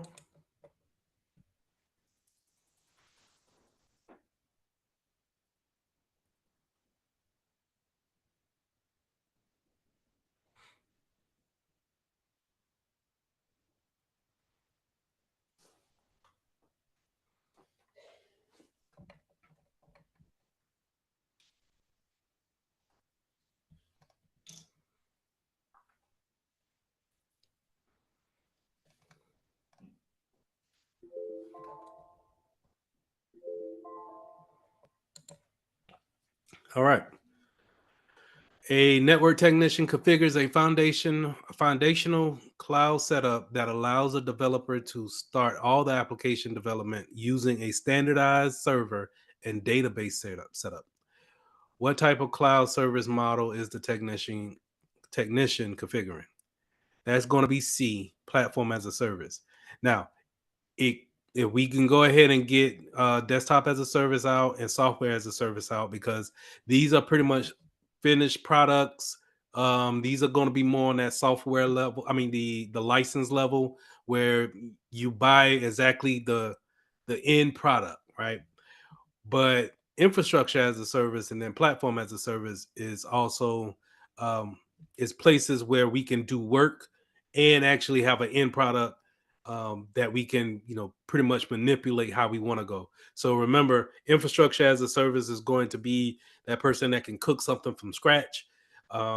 Just give them the bare metal hyper server, and they can create whatever they want out of that. Where a platform as a service, someone would give you a server, but it may have a OS already installed. It may have, in this case, a database to gather the users that you're going to create with it.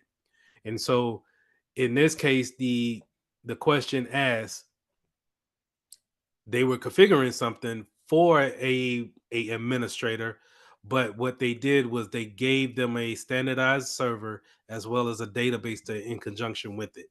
So if this was infrastructure as a service, they wouldn't have gave them that. They just would have gave them a server and tell them, hey, you figure out what you want to put on it. And then after that, you figure out how you want to set the database up. After that, you can figure out how the networking goes.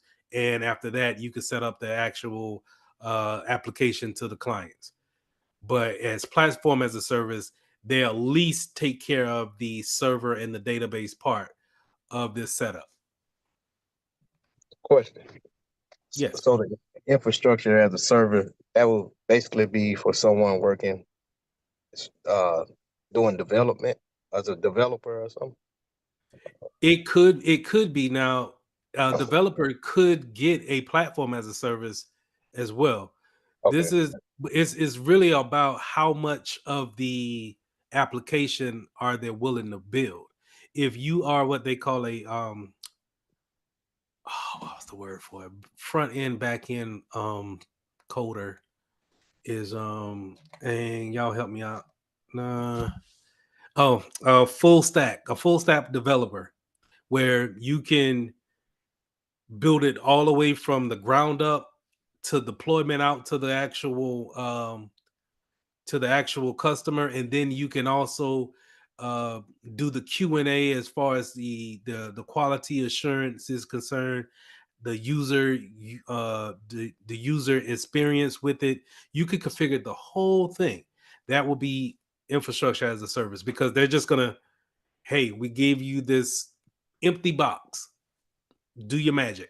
You know what I mean? That's the equivalent of, hey, I want you to bake a cake from scratch. Do not use any type of pre-made materials. Okay.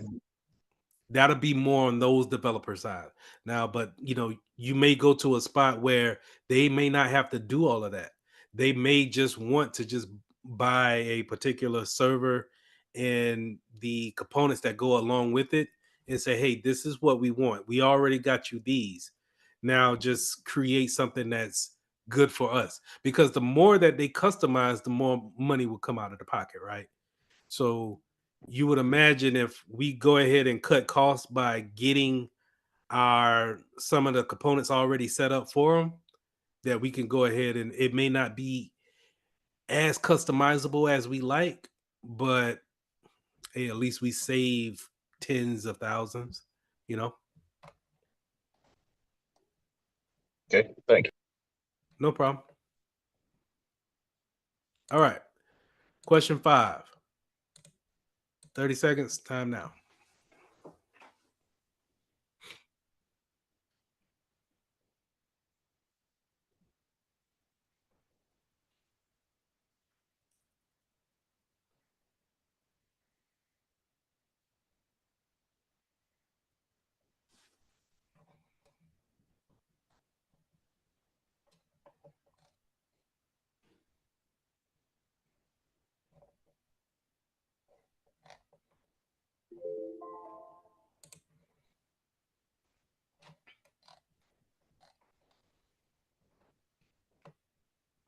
All right.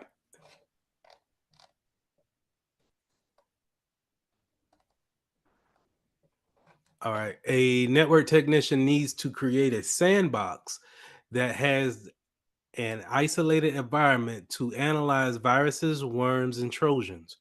What is the most appropriate environment for a technician to do this in? Now, we got all D's, right? So, just real quick, somebody let me know why they think it's D. I just want to know your mindset on it.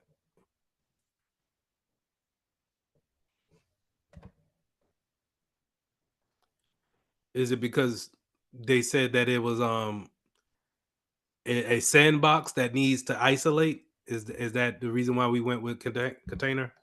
Yeah, that's why I went with Yeah, it. It's me Okay. too. isolated environment. That's the only doing process of elimination to me. Okay.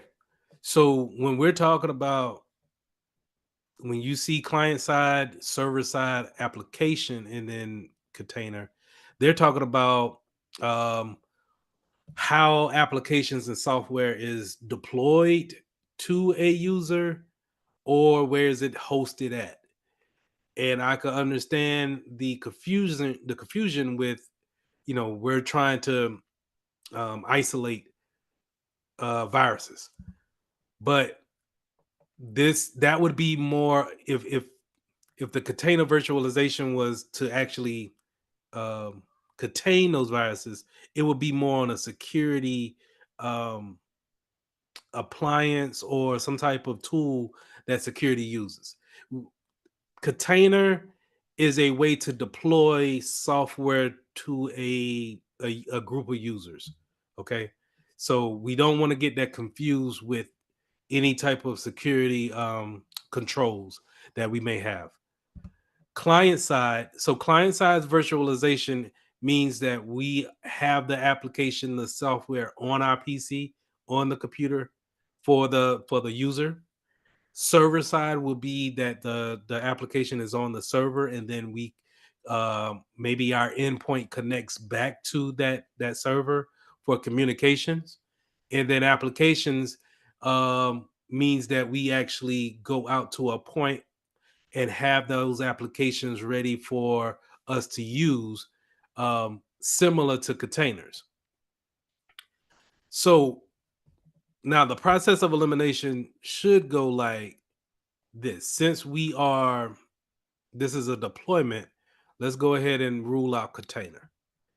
And since we don't want, what we want to do is we actually want to create something dangerous on a computer by isolating a virus and not deleting it, not is quarantined, but is not taking it off the computer. We're gonna put it on the computer and then we're gonna mess with it on the computer.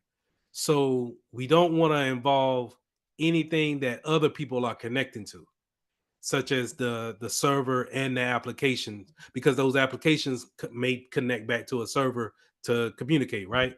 So those things we want to go ahead and eliminate. And like I said, we want to eliminate container because it's just a deployment type of virtualization. Client side virtualization will be the best answer here because we can isolate those things on that user's machine, and hopefully it won't spread to other users, and definitely not to our servers. We don't want that. So the best answer right here will be a client side virtualization, which you could, throw it into. That's like me throwing it in VirtualBox that I always show you guys, this application, and then throwing that spinning up one of these virtual machines, putting the virus in there, seeing how it actually works, and then deleting it from the virtual machine. That's one way to kind of isolate that those type of threats.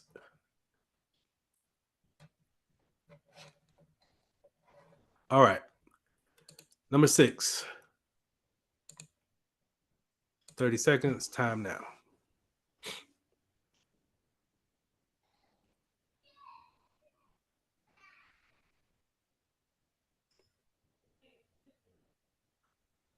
I don't think you changed the slide by chance.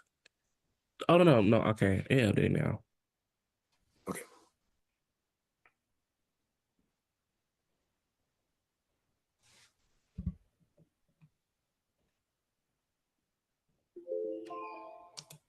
I'll give you a couple of more seconds.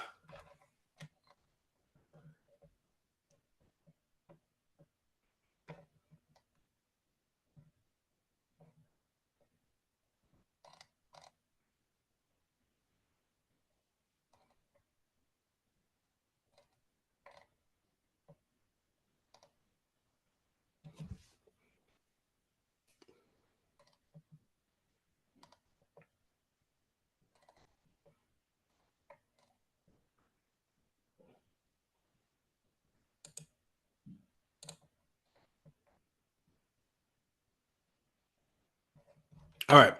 A developer wants to ensure that all the clients that use their applications are always using the latest, most up-to-date version. How can the developer make sure of this?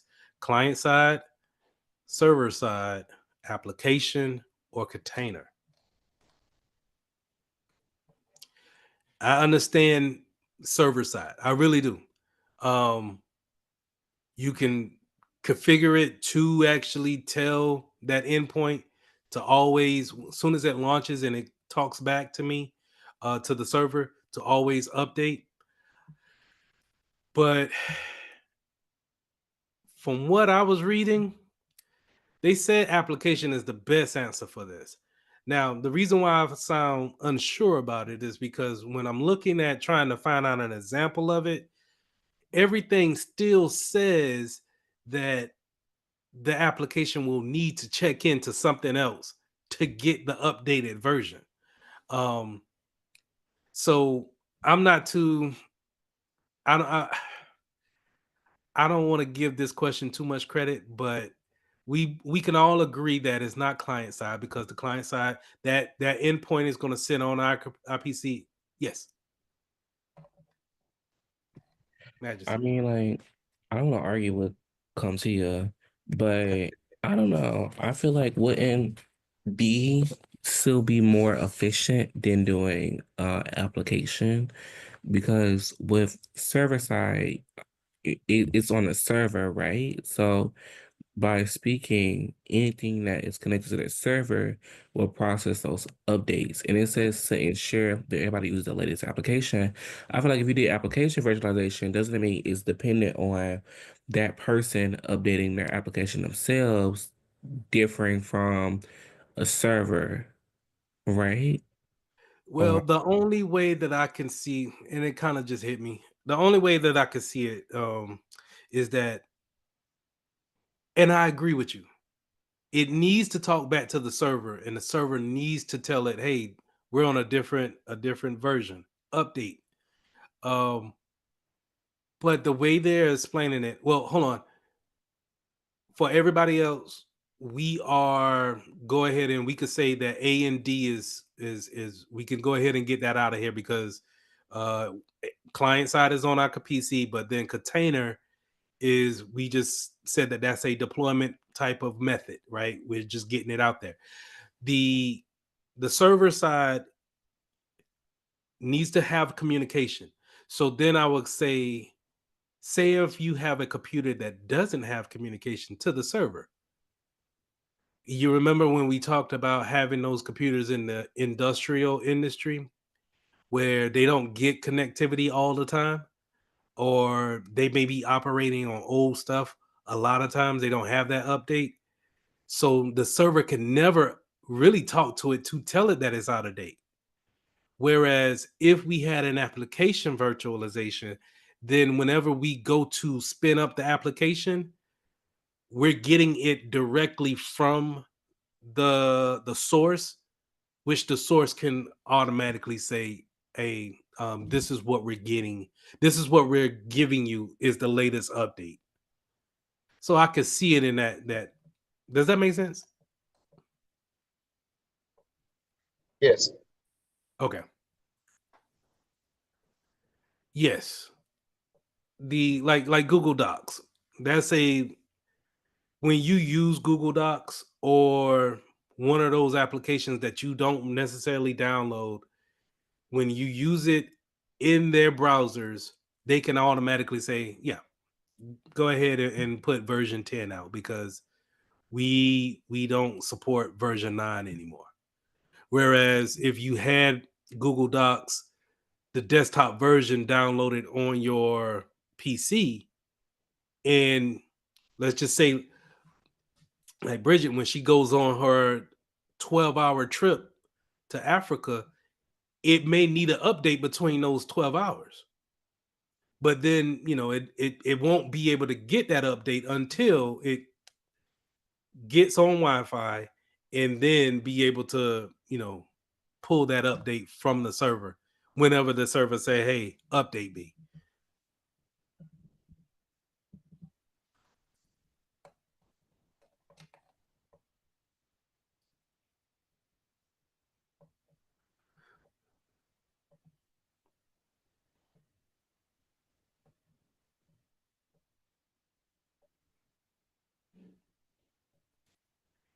It does have a ability to update if you tell it to. Let me see if I could show that.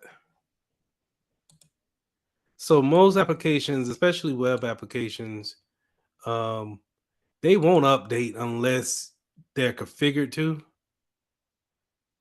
So like when I do this, it's always going to do this automatically. I go to my settings here in Google Chrome and I go to the about. And whenever I click about, it's going to automatically check for the latest version of Chrome. And it does that, sees that I'm up to date. That's where I think we are with that's a good example of a server update. It's checking back into the servers at Google. Hey, is there a version 132 out? No? Okay, we're up to date. But it never checked for that until I went to that section. You get what I'm saying? And so if we use I just went to it. Azure desktop.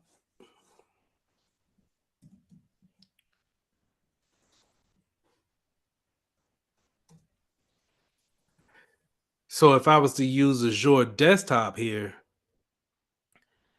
whenever I launch a Windows machine, the application that launches that machine to me is going to be the latest version because I'm not actually downloading anything, and it's just whatever Azure said on the back end it should be.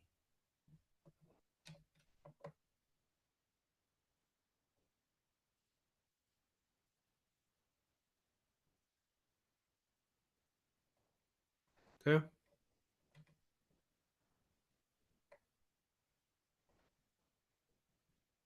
Any more questions? Or did I answer the question? I don't know.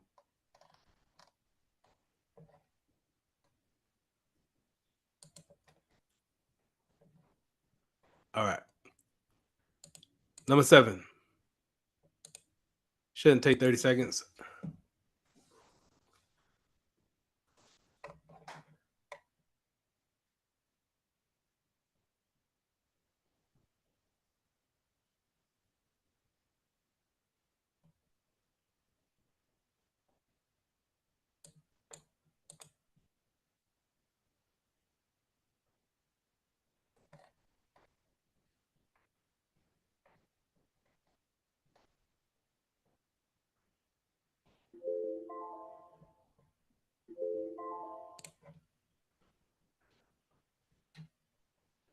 All right. Which of the following is not a benefit of virtualization? Increase hardware utilization, uh, improve performance, system performance, reduce hardware costs, or enhance security.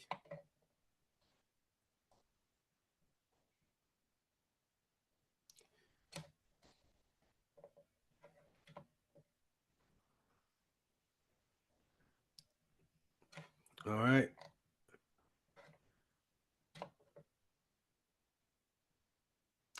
It'll be B. Now, increase hardware utilization. Yes, is it could be considered that too.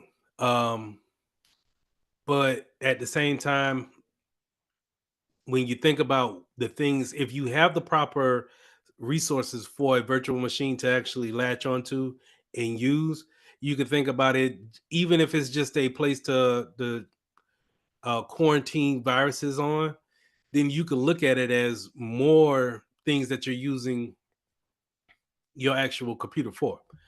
So there is an increase there. Um, the reduce in hardware costs, that's always a great thing when it comes to virtualization because we don't necessarily have to buy so many physical machines and actually put OSs on them. The only thing that it does not do here is, and it does enhance the security when you really think about if someone were to hack a virtual machine, we can always just delete that virtual machine and then spin up another one in order to continue to keep working. Uh, it does not improve the system performance. Remember that when we create a virtual machine, it's taking a slice of your memory and your storage and creating its own little computer in it. And therefore, it's always going to tap into that physical computer, physical memory and storage that you always have. So it's always going to degrade the system performance when they're both running. Um, and if we're talking about multiple virtual machines running at the same time, you will see a huge noticeable difference in performance as they run. All right, number 8.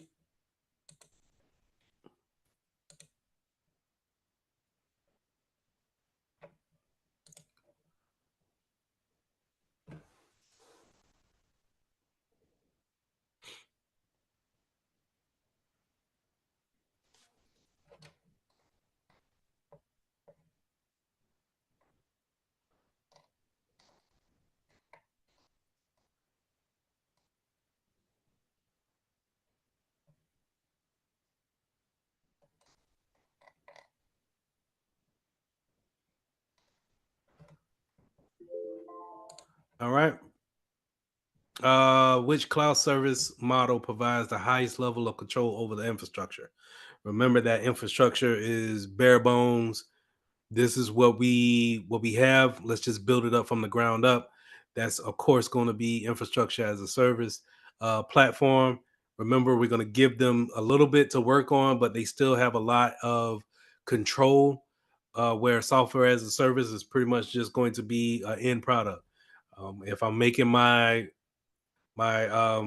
analogy with the chefs and cooking wise again, remember that person that can cook a pizza, they can actually, if they're going to do infrastructure as a service, they're going to be able to create the dough from scratch, be able to create cheese from scratch, sausage and pepperoni all from scratch, or be able to create it and be able to put it on the pizza and then provide it that way. Whereas platform as a service might be a pizza that you actually is made, but you have to pop it in the oven for 30 minutes. Software as a service is like going to Pizza Hut. All right, Domino's is already made. The only thing you have to do is buy what's there. All right, last one.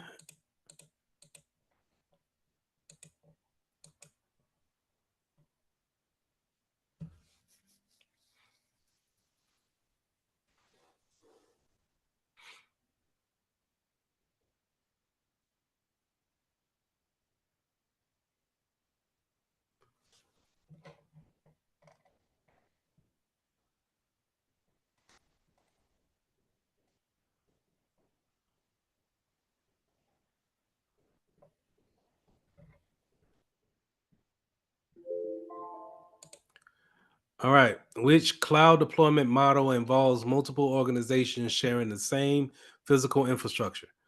Um, Seems like we all on one accord on saying that this is a community cloud, and you are correct. The hybrid and the private cloud have to do more with an actual location, and whether it be in a particular company, and then they're having some stuff on premise and then some in the cloud, which would be hybrid. Private is just all in the cloud for one particular company. Public cloud and community cloud could be thought as the same thing, but the key word that you wanna have stick out in this question is multiple organizations. This is where they are all coming together because they have a likeness and they're able to go in on a cloud plan. Whereas the public cloud, anybody could get it. They don't necessarily have to be a tenant. They could not a tenant, a organization. They could be a tenant. They just could be one person, me or you. Could use Microsoft Azure, AWS. Those things are the public cloud. Whereas if we were a veterinarian shop and we wanted to go in with other veterinarians within our city or town, that we are a community and we can go in and get a community cloud going. All right. So how do we feel about virtual machines and stuff in the cloud? Any questions? Anyway, let's go into this lab. Well, first things first, I wanted to go over. I have my notes. Where are my notes? Wanted to go over this PBQ and get you guys' input to see where we're at.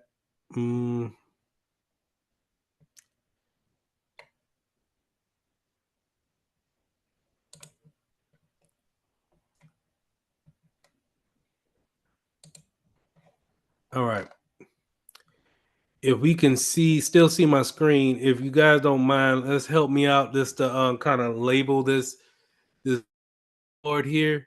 If you don't mind coming off of mute and just letting me know what you think each label should be, and then we'll jump into the lab. So The first one is going to be over here, off to the upper left hand corner, and our options are going to be here. That's your connector. IO connections. IO connections. IO stands for Input output. input output. This would be where we could plug in things such as our microphones, sound, Ethernet. That can be, those are normally those little, they look like little square metal houses on the motherboard. And again, I don't know if you guys heard me say, but the motherboard kind of looks like if you're looking from an eagle's eye point of view, it looks like a city or a town. And those, that's how I kind of see these layouts. And the roads are kind of like the circuitry going between each component. All right, number 2, this would be this slot over here. What do we normally put over here in these slots? That's your RAM. RAM slot. And we use RAM for memory, of course. We went over that in one of the labs of being able to add more memory as we go along. Slot 3. Now, it was kind of tricky for me, but that's the PSU. Oh, sorry. No. Go ahead. PSU power. How did you did you commit that to memory, or does it something that sticks out to you? Well, memory from going through the lessons and doing the lab. Right. Okay. Yeah, for me, and that's correct. For me, I have to just kind of commit it to memory that this is the power supply over here. All right. How I want to go about this. Let's go to number 4. Number 4 is right here. We should get obvious on that. CPU. All right. CPU takes care of all of the commands and requests that we may have for our computer to do. Now, before we go down to 5, 6, 7, let's jump down to 8. 8 is right here. What is 8?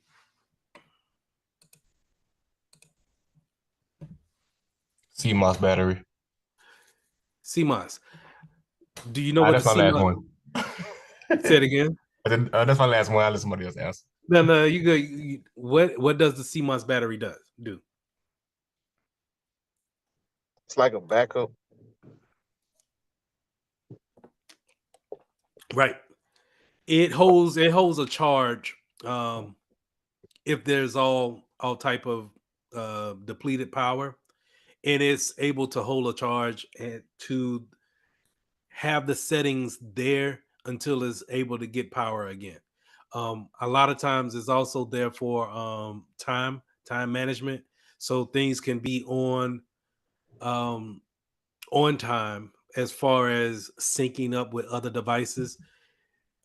Instead of, let's say if you turn off a desktop and you transport it for 3 or 4 hours, you don't want it to come there and be 4 hours late, because it's only going to have that time that it's there. It had before you unplugged it. That CMOS battery will be able to keep those things up to date until it's able to get full power again. All right, let's jump to number 6. It'll be right here. L-shaped connector. Any idea? SATA port. SATA port. SATA SATA port. port does what? That's where you plug in the plug. I think it connects to like an HDMI or something. No, your HDMI will be over here, your input outputs. Okay. SATA port, when you look at that, storage, just look at it for storage wise, and that's going to be hard drive. Okay. And those hard drives typically have these connectors that look like that. really unmistakable from anything else. And when you really look at everything, the connectors on a motherboard, it's kind of hard to get your connectors messed up whenever you're looking at it in real life, or where things going to go. It's either it fits here or it doesn't. All right. So now that leaves us with two options, and that's going to be your PCIs. Now we have a PCI slot, a 1X, a X1, and then an X16. Number The 5 X is the X16 goes to number 5. So, all right, and and then 7. so how do we tell that PC that X16 was here? It has more slots. That's all it is, just more slots. Awesome. And I wanted to say, but that's not. Let's just not go off of that alone. We also have a X4 and a X4 that goes up into that too, along with the X1 and the X16. But pretty much we're going off of the the size of the slots. All right. Awesome. Let's go to our lab, which would be configuring network hardware. Lab, please. And let's go ahead and launch that.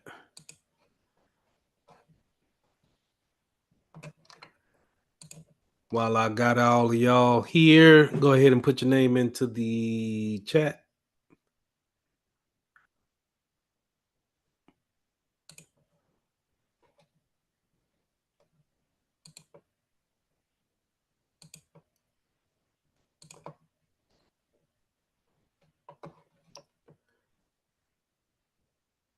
All right. So the scenario here, and I like this lab actually. Think it'll show some good things when it comes to networking, but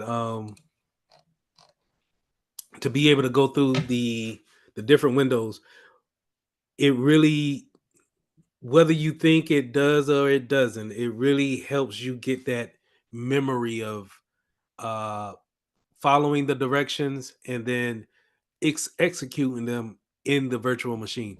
So in this scenario, we're working as an IT technician for MSP.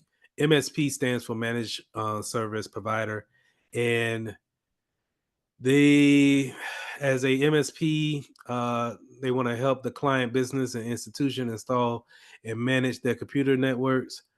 On one of the policies is that every network deployment, no matter how basic, should be modeled in a GNS3 project. This allows for pre-installation testing and also supports post-deployment troubleshooting. A client business needs to set up a isolated network, segmented, comprising a single switch with 4 PCs connected to it. Another technician has started the model, but you need to finish it and test it. To complete this lab, yada, yada, yada. All right. So let's go ahead and let's jump into it. We're going to open up that GNS3 application. And we are going to go to the recent projects. Let's pull up Ethernet 3 project. And this is where we see that switch, 3 PCs, and then this fourth one that's right now a standalone because it's not connected to anything and currently is off. So we don't really necessarily have to worry about it right now. So we're going to click that and say we're done. On the main toolbar, hit the resume all nodes. Do that. And then remember what I said to you guys, when these little dots turn green, that we have connection to our switch, which is in turn off to our router getting a IP address, right? So that IP address talks to the switch. That switch is connected to a patch panel. That patch panel goes to each PC.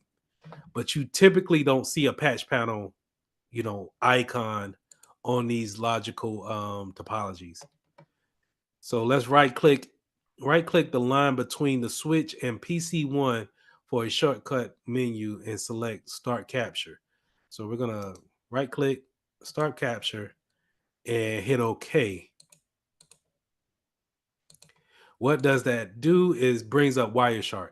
Now, Wireshark is going to sit in the middle of communications. We talked about it last week of how Wireshark sees the information that's going from one computer to the next computer. In this case, it's looking at the communications from PC1 to the switch, which is going out to the router. So this is what we call in the security land man in the middle. Man in the middle is able to see the communications, and if we're not using any type of VPN or we're not using any type of security as far as encryption is concerned, they are able to see this in the packets that we'll look at shortly. All right. Now start yeah, we hit OK. All right, from the dock in the GNS, right click on PC1 and let's open up a console. So PC1, right click, hit that console. This is a console. This is going to, a console is always going to be in a DOS window. It's typically, this shows like a dark purple, but on a Windows machine is black. Let me pull up my CMD real quick. Also is referred to as a terminal window in the Linux world, command window in a Windows world. But you see here, I got a black window with white writing. Is white writing, and sometimes they'll be black. Sometimes it'll have a gray background in a Linux system. So don't be deterred by that. But this is a way that we can find out information instead of going through the different settings and configurations trying to dig for certain information. We can type in certain commands and get it a lot quicker. All right. So we open up that console. In the terminal, PC1 terminal window, type help and hit enter to view the commands. So we go ahead and make sure our cursor is in there on that. Then we go back over to the T in the box, click that T, it enters the command, we hit enter. Now, all of these commands right here we could put in, and that means that you could put those in just like how you put in help here. So if I wanted to put in history and click enter, it should give me some type of information back, which it only gave me the two different commands that I put in. So history shows the list of commands that you put in. Let's go to, you could quit the program. I'm not going to do that. Let's go to echo, display the text output, also set echo. No, let's not do that. Let's do version, right?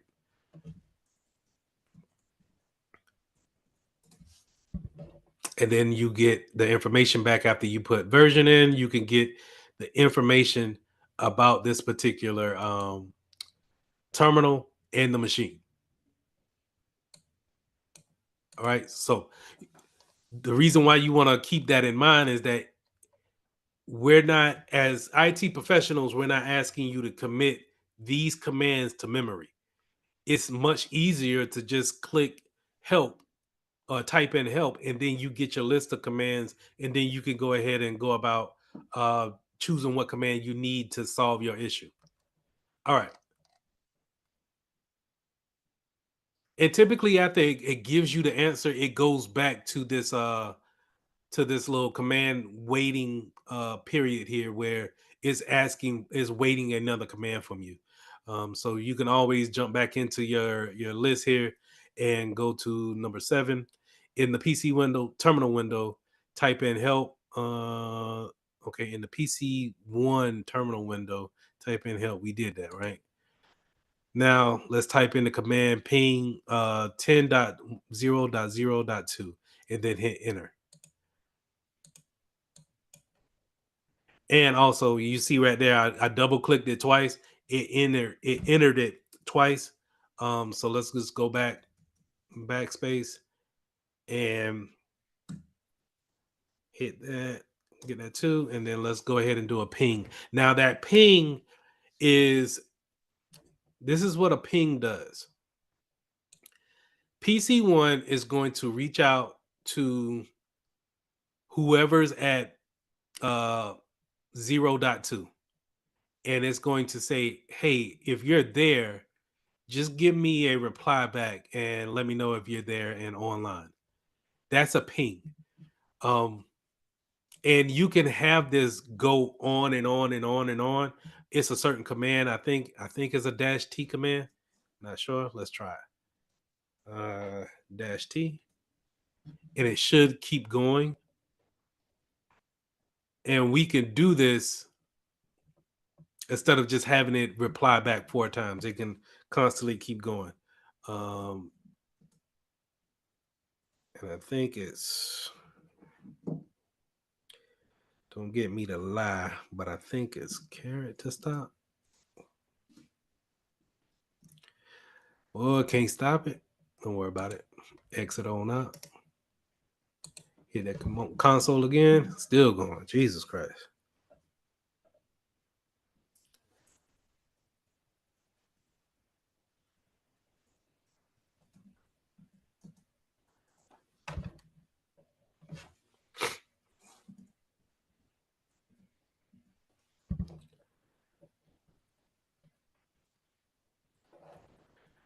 We use our little friend Google.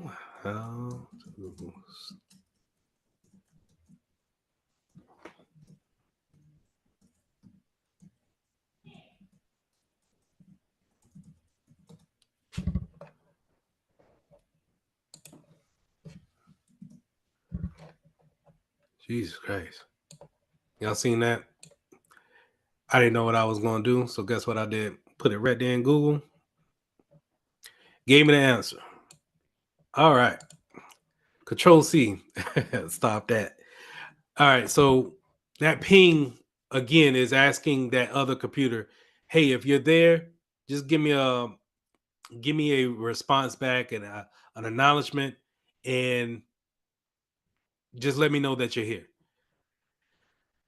We typically do that if we have like a computer, or someone says that a certain website is down, or a certain computer that can't get to a certain server, and we want to check to see if that server is online.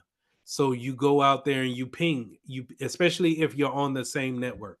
Now, if you're not on the same network, then we need to get into something as far as, pinging the public address, but we're not going to, that's out of the scope of what we're talking about right now. All right, so we ping that address. We got to verify that it is online. Select the Wireshark window and observe the traffic generated by the probe. So let's go ahead and let's pull up Wireshark, and we can see that now it has information in it, right? So this is, again, that person in the middle. Going back to this topology here, this person sitting right here between those two nodes, they're able to see our traffic going back and forth, which is just a simple ping, but you get my gist, my gist of, they're able to see exactly what we're sending back and forth with each other. These are called packets, okay? All right, select the Wireshark window, observe the traffic. We did that. In the middle of the plane, double click on the Ethernet 2. Select the first frame at the top of the pane where the protocol is ICMP. So let's go all the way up, and we'll see an ARP. And you guys remember what I said last time? An ARP is just kind of like shouting out to the router or anybody on the network. Hey, who's out there? I'm here. Is anybody else out here? That's that ARP. Now it says select the first frame. That's a ICMP, and that's the protocol that we see here, right? So we're going to select that, and then we're going to expand the Ethernet 2 value. Now, when they're saying expand that, they're saying going down to the second section, and expanding. Let's drop that down for the Ethernet 2 piece. And we see some information here, such as these source and destination addresses, which are written in MAC addresses. Now, MAC addresses are the hardware address for each component. That means that it's different than your IP address. This is something that they can't turn in. This is something that came from the manufacturer and is particular to that machine. Nobody else should have your MAC address. Okay, but this is how they have these formatted. So we did that. Let's go to the next one. What sort of address is shown in the source and destination field?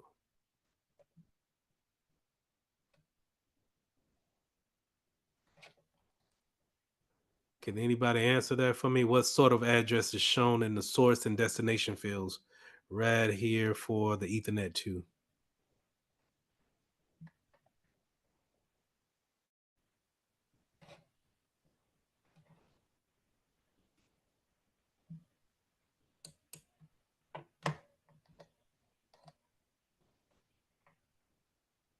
That's the MAC address. So we remember that the IP address is going to be 4 digits. They're going to look similar to that 10.0.0.2, whereas a DNS is going to be similar to an IP address, and ICMP is a protocol. So what we're seeing here, as far as the address shown in this section right here, which is the source and the destination, that SRC and the DST, those things are going to show not only the name of them, but they're going to show the MAC address really. Well, the name of it is really just private underscore the last 3 octets of the MAC address, which is particular to each machine. But anyway, it's the MAC address. All right. Now, using that same Ethernet 2 frame, record the source address of PC1. That would be, it's always going to be the SRC is going to be abbreviated for source. So it could be the private underscore 6800, but I would say always put the full MAC address here, which would be the first 3 octets from the manufacturer, and then the last 3 octets that is particular to the hardware. So let's go ahead and drop that in there. 66, 68, 00. All right, moving on. Using the same Ethernet 2 frame, record the Ethernet address of PC2. PC2, let's go to, since we don't have that here because we have the source address of PC1, let's go to PC2 and let's fire up a console and let's see if we can get that Ethernet address of P2. Oh, let's see if this Ethernet address that should be 10.0.0.1, right? No, it's not.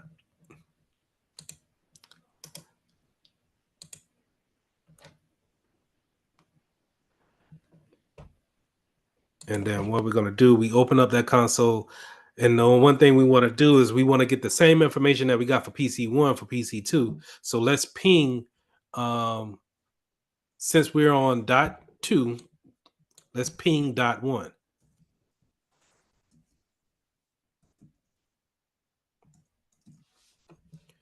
We get a reply back.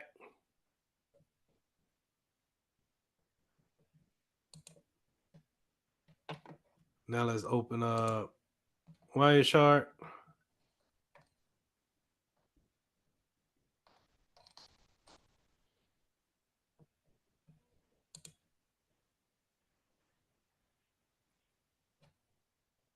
Well, I didn't need to do that.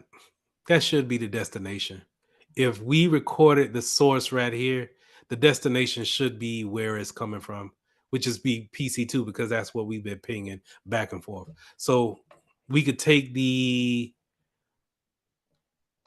let's go back up to the same one, right? Take that same one, 68.0, 6800. Let's put this one in for destination, the destination address 00:50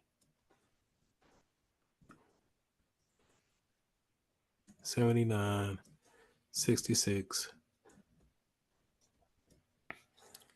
6801. That should be it, right? All right, leave Wireshark caption running and then keep the window open. Sure. Select the PC1 terminal window and run the following command to check the connectivity to PC4. Let's go. Let's read that one more time. Select PC1 terminal window. I can close this out. PC1 terminal window.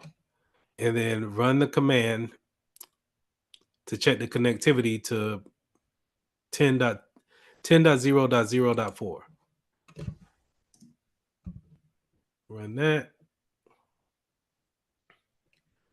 The host is not reachable.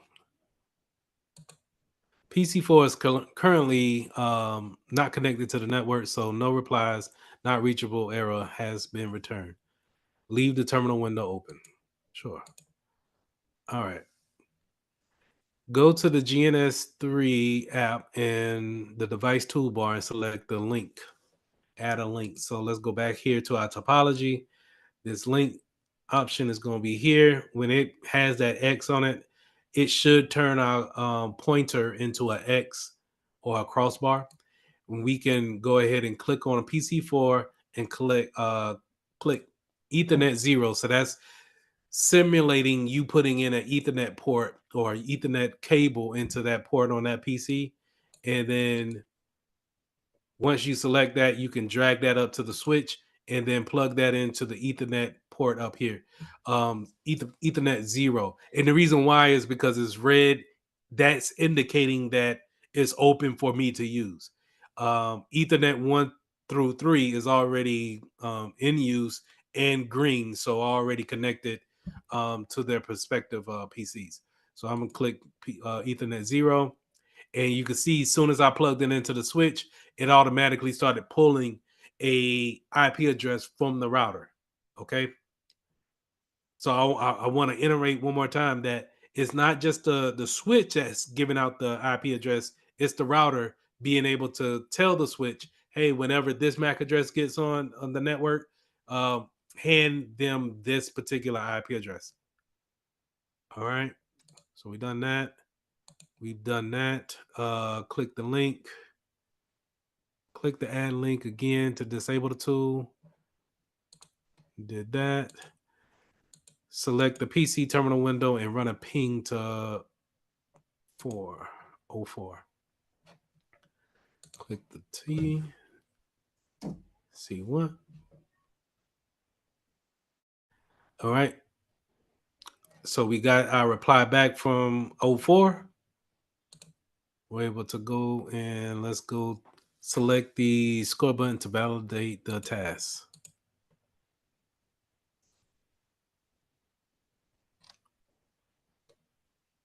All right. Switch to the Wireshark window and scroll to the first plane and to the end of the capture and select the ICMP packet. Let's bring back up Wireshark and let's scroll all the way down to the bottom. Now we can see that we see some 04 entries here. Using the Ethernet 2 frame details, record the Ethernet address for PC4. So let's go ahead and click on that, and we see, since we want to record the source address will tell us the answer that we need here, which is the MAC address here. So let's go ahead and let's put that in. 00:50 79 66 68 03. Am I boring y'all? Now at least you got to do it. Okay. All right. So remember that since it if we're talking about the source, if they're talking about um getting a source address, it's always going to be either listed here in this column or destination going to be listed in this column. But if you're going to be looking in that Ethernet 2 packet, then it's going to be more than likely the MAC address that's represented in this particular case.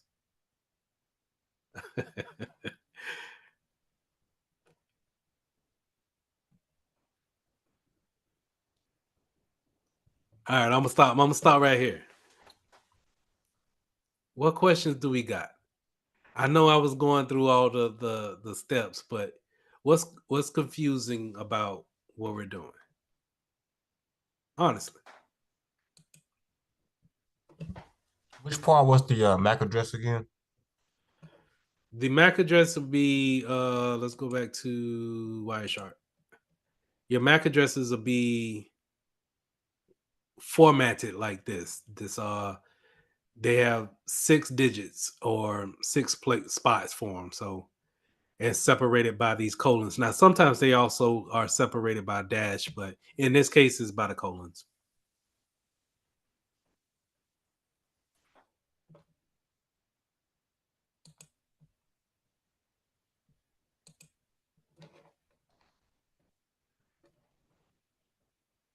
Now, if I'm losing y'all, now I'm not saying that, and this is the thing about this particular lab, I'm not saying that they're going to test you all on this and have you do this by memory. I'm not saying that.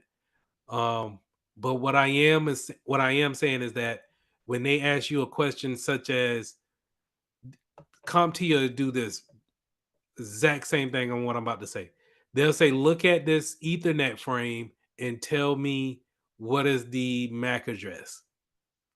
And they'll have this and other MAC addresses that look similar. And you will have to decipher which one it is in a multiple choice question. I promise you that might be there. And so while you may not understand why I'm pinging back and forth, but you'll get it. It's more introducing you to this is how we go about networking. And so I don't want it to be overwhelming, but I do want it to be something that we tackle before we go into other things such as configurations with Core 2. Because when it comes to troubleshooting, they're going to bring up things like this. How do you use Wireshark? And remember, I introduced Wireshark to you guys in Security Plus, so you definitely know it's going to be over there. But let me know if I'm sounding like a broken record, or if I'm just sounding like I'm just that Charlie Brown teacher that's just blah blah blah blah blah blah blah. Stop me and let me know. Let me know where I lost you at, or to go back over something.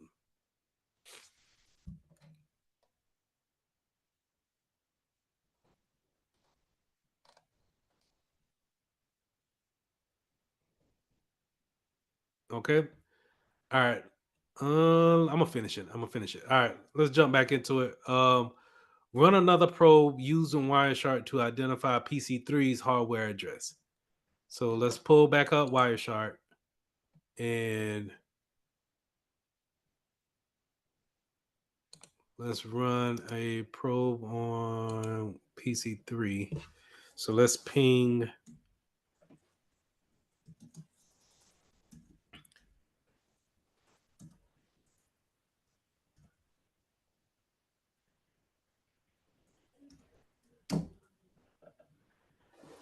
Let's ping 01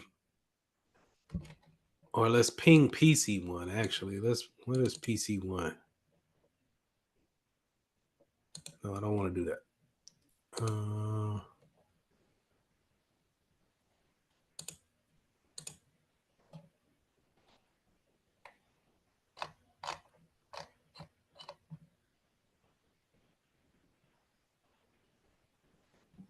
Is PC 102? Let's look back at.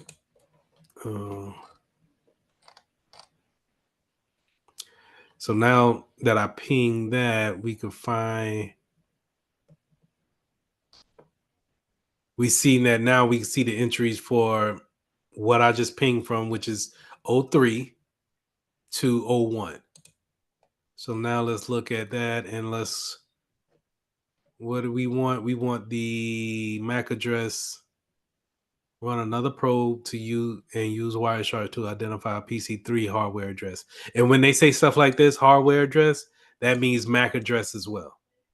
Okay, I'm gonna say that again. Whenever they say hardware address, it's another term for MAC address.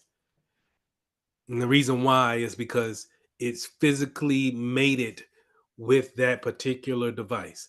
That MAC address is physically edged onto the device. You can see if you pull out that motherboard on a, let's say, a NIC card, you will see the MAC address actually edged into the NIC card computer chip or motherboard. Sorry. All right, so we know that 000 is the PC1. So 02 should be the answer for PC3. So let's put that in.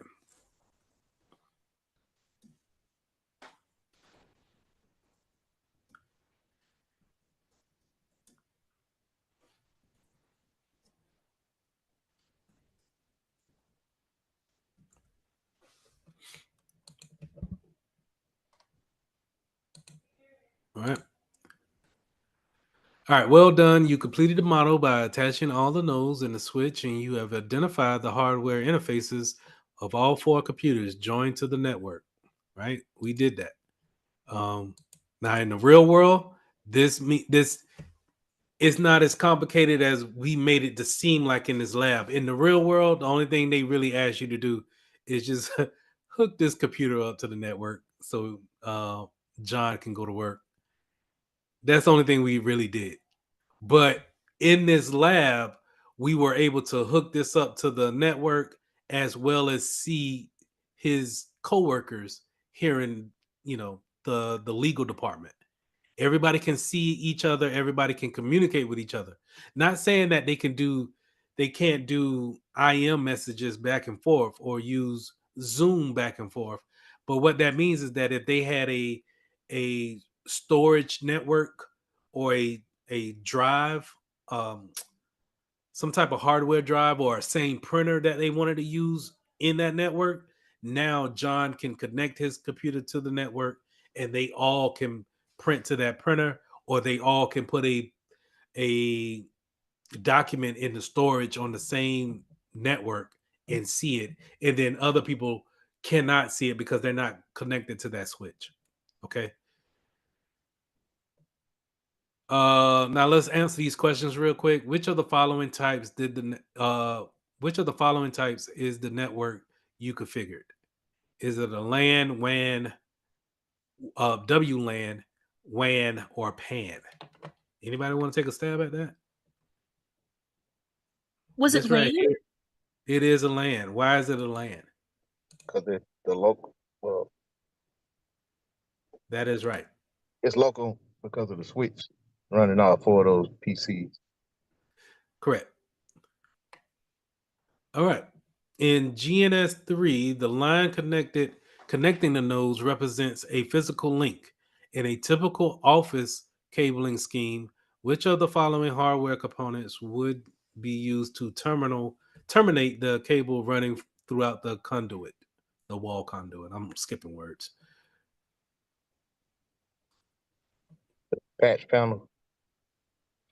Patch panel is the best answer. That is correct.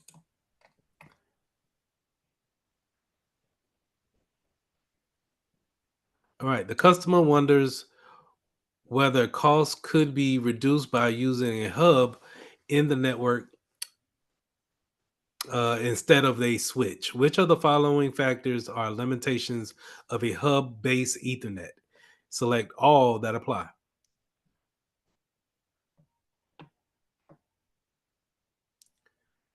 So, what do we know about a hub? A hub is not as smart as a switch. That's one. So it can't determine who is who in this network here. It doesn't know the difference between, and really what that really means, honestly, is that it can't see this ARP that we've been talking about. That hub will not. Everybody's ARPing in a hub. It doesn't matter. It's just trying to get that packet out to everybody at all times. So it's not as smart as a switch. A switch is going to remember who is who and deliver their packets back directly to them. Um, also, is not going to have certain capabilities, um, such as a switch. So that will kind of rule out PoE, power over Ethernet. Now, it won't. If you're talking about gigabit worth of speed, a hub is not going to do that as well. You're talking about just more technology comes with a switch, better technology, secure technology that comes with a switch versus a hub. They typically, you'll hear people refer to them as dumb hubs, where it's just a repeater. It gets something, it gets the signal from the router, and then it tells everybody the same information across all the ports at all times. So you'll see a lot of network congestion going on, which will be this one right here. The hub of performance is reduced by collisions. When it's talking to everybody, everybody is talking back, right? And so eventually you'll start to see what they call collisions, where the internet network slows down tremendously because things are bumping into each other. Packets are coming in on top of each other, and the hub is not built to actually put things in order. Now, it doesn't require a different cabling. So it still takes an Ethernet connection, RJ45 port. And some hubs do have more than 4 ports. Now, most of them that I'm familiar with, they have 4. Um, and you just plug into one to actually activate the rest of the 3, and then you plug those 3 into whatever else that you want. But I've seen some advertised to have more ports. All right. We did both of those. All right. So we did this lab. Now, that's all I had for tonight. I haven't submitted, but I haven't finished that one yet. But I see the last maybe 2 or 3 have me mixed up, but I see what you did on it. I will submit Okay. it. Yeah. Even if I do the lab, y'all, just please go back and do the lab, because like I said, it's not, while they may not ask you step by step what to do, they may ask you those little questions that they ask at the end. Those things you might see again on the exam. And those are the things that, oh, okay, yeah, you know what? I spent so much time working on MAC addresses. I know exactly what they're looking for when it comes to this MAC address and how it matches up with that IP address. That's what they're trying to get you to understand. That when I do something like CMD and I go IP config /all, and you see the physical address, when I highlight this, that's my MAC address. As much as what we've been, we just sat there and watched me do that lab, we should have that in our mind now that, oh yeah, Lee did say that the MAC address and the physical address are one and the same, and they're typically written like this.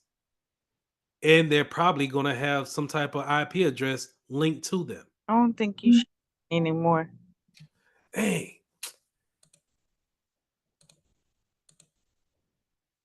Appreciate that. All right. Let me go back over that one more time. So when I do CMD and I go IP config / Jesus Christ. Oh, and I go up and I see that I have this is a network card. This network card has a physical address. That physical address is the MAC address. And like I said, you're going to remember, oh yeah, the physical address looks like this. The MAC address looks like this. Regardless if it's colons or dashes separating the numbers. I know that to be true. And it's probably got an IP address that looks like this. And I understand that the IP address works along with that subnet address in order for me to know what the network ID and the subnet mask, the network ID and the host number is. All of these things, they play a part as far as communication goes when it comes to how one device may talk to another.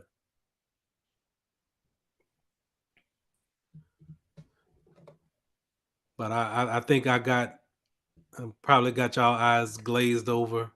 So I'm gonna go ahead and let y'all go. If y'all got any more questions, let me know. Delasia, did you were you able to get that lab back up?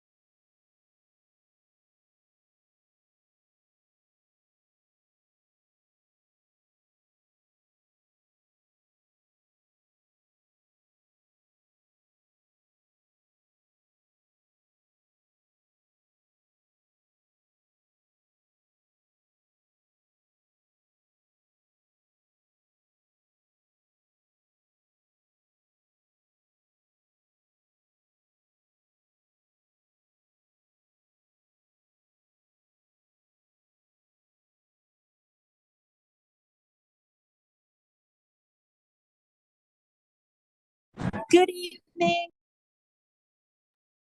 Evening.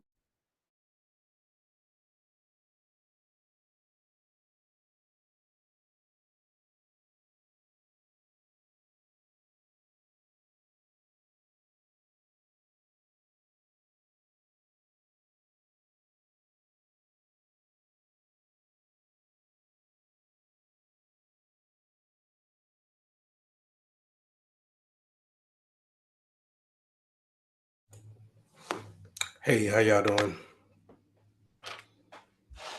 You feeling okay? Everything good? Yeah, it was a last minute emergency, and I really appreciate y'all You respecting know we that. ride that down for you, so you let us know. I'm I'm pretty sure. No, I'm not gonna say that, but I'm glad that y'all was receptacle of my message, and I hate that it was last minute and just yeah, not ideal, but I appreciate it. No worries. We know you wouldn't do it if you didn't have to. You be on time and ready. Yeah. All right. While y'all in here early, hold on, let me make sure. If Marie Cruz jumps in, if y'all can turn on your cameras, just make sure you turn on your camera so she won't have an outburst. Will do. Appreciate it.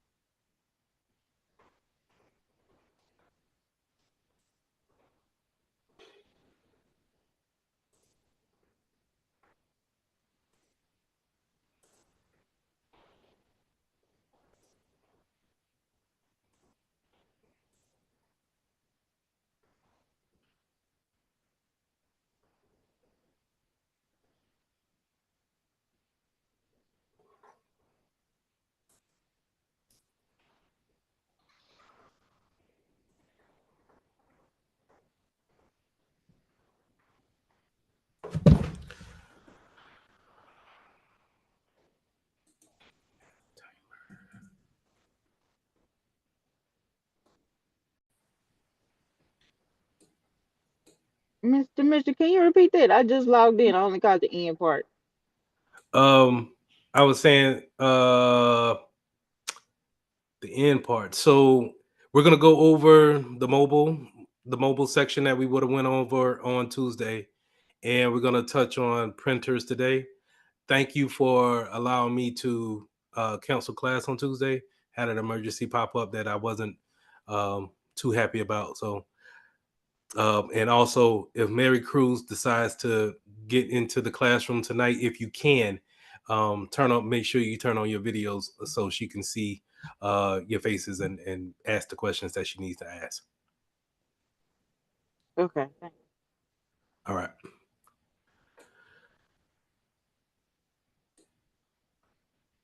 All right. So let's jump into it.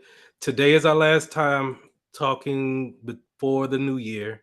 Um, and then we'll be back in class on the 6th.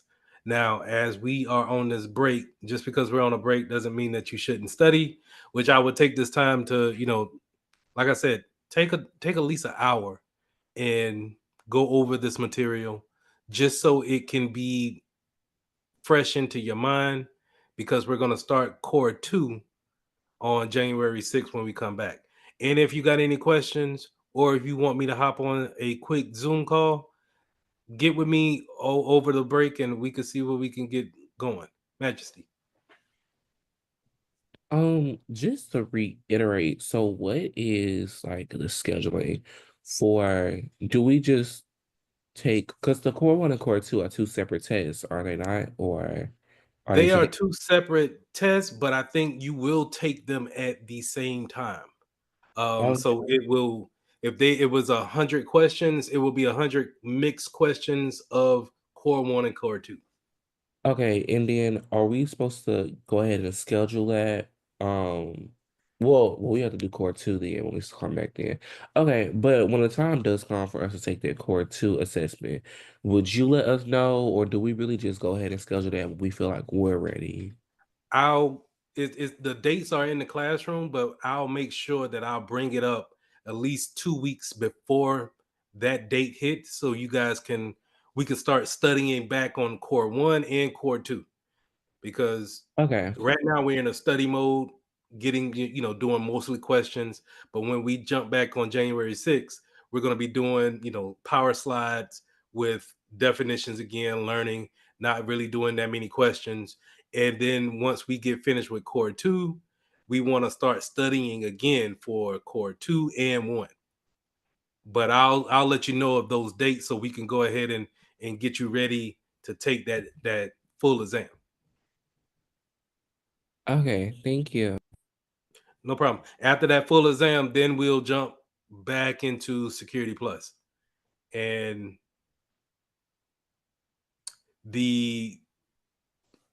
it'll be based off of how you feel about Security Plus. If you want them to actually pay for that exam, is what my understanding is. All right.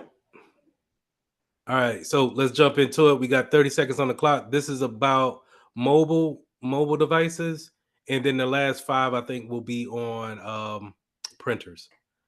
So I'm gonna go ahead and start my counter. Put your answers in the chat, and then we'll go over it. Time now.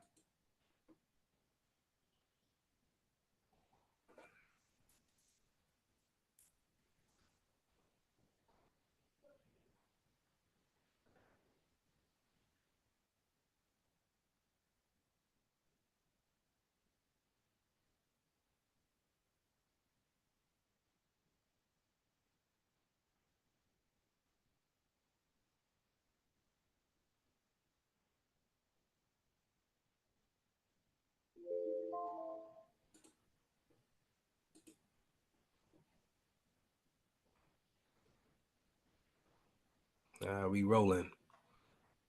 We rolling today. All right. Good. A Windows-based laptop has an internal battery that requires tools to access and remove. What steps must a repair technician take prior to opening the laptop and installing the replacement? Select all that apply. Now, we know for sure charging the battery is not it, right? So we can go ahead and kick that out of here. Discharging the battery, powering off the laptop, and then disconnecting the AC power. B and C is automatically in there. A, on the other hand, is a toss up, in my opinion. To discharge the battery, we are, remember in the lab that we had where we were changing out that battery, we unplugged the laptop, we turned it off, we unplugged it, and then when we unscrew the panel, we unhooked the power cable from the motherboard, then we turned it back over to discharge it. So let's go back and let's read it. A Windows-based laptop has an internal battery that requires tools to access and remove. What steps must a repair technician take prior to opening the laptop and installing a replacement?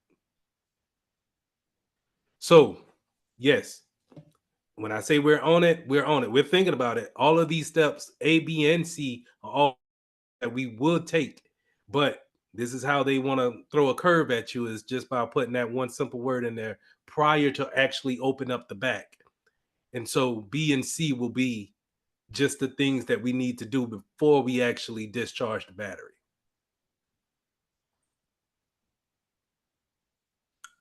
Right. All right. So my suggestion on that is just, it's easy to look at it and just kind of say, yeah, you know what, discharge the battery and keep it moving. But just one little word goes in there and changes the whole concept of what we're trying to do. All right, second question. 30 seconds, time now.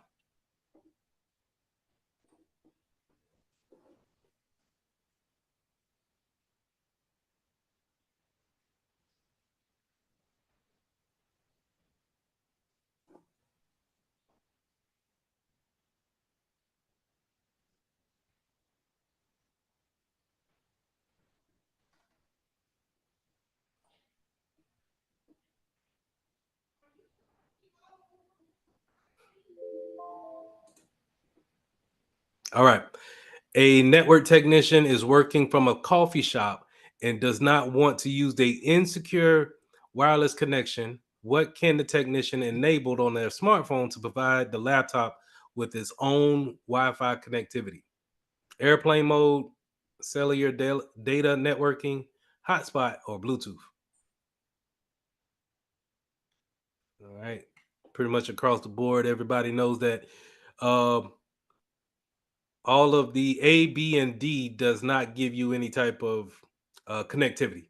Well, cellular data networking can, but that's more of that, having that laptop will have a SIM card inserted into it, being able to go off of your mobile device towers versus a hotspot that you could just spin up real quick and create a Wi-Fi signal.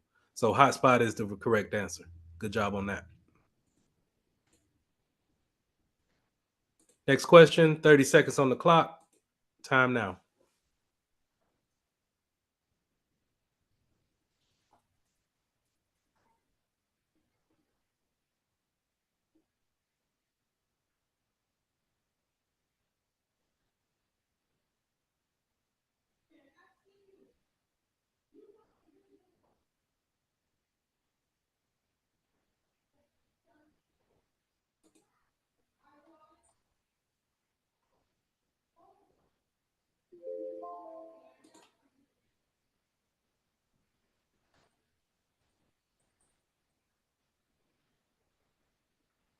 Okay.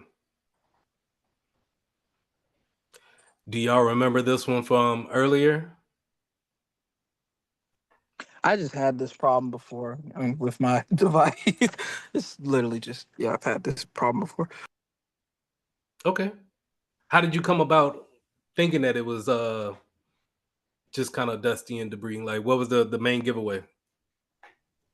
Well, as soon as I saw it as an option, I understood that that's the main faulty for not just what is it, laptops, but game systems. Like I had both a PlayStation and a 360, and Hmm. whenever that I had a storage device on the actual power cord external to the actual console, and it came with a filter. Whenever the filter was hot, the console that was connected to it also overheated, and it would cause discs to burn and all types of stuff. So it's just something I know about devices in general. Gotcha. Which is cool. And using that common sense factor is definitely gonna help in this certification. Um any type of filters or fans, they if they're on some type of device, or for any mechanical um device for that reason, such as I'm thinking about my furnace in here, or the filter on my car, they are there to block any type of dust or any type of debris, and then really kind of keep a good airflow always going. So um in this case, this is a perfect reason for that. I had this question in this class before, and so I thought that everybody would remember that, and everybody kind of would thought about dust and debris being the main thing. So that's good. All right, so let's move on to number 4. Time now.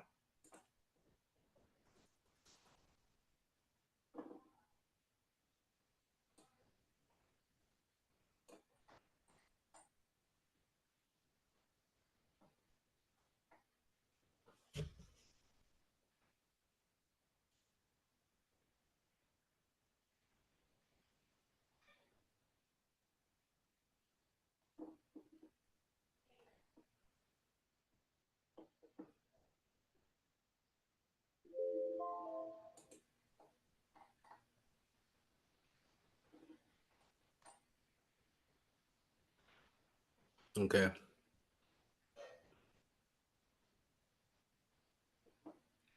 All right, let's get into it. Okay. A user would like to take advantage of a biometric technology for a quicker and more secure login on a laptop. The user discovers that the laptop has no built-in technology for the biometrics. What solution does the IT departments offer?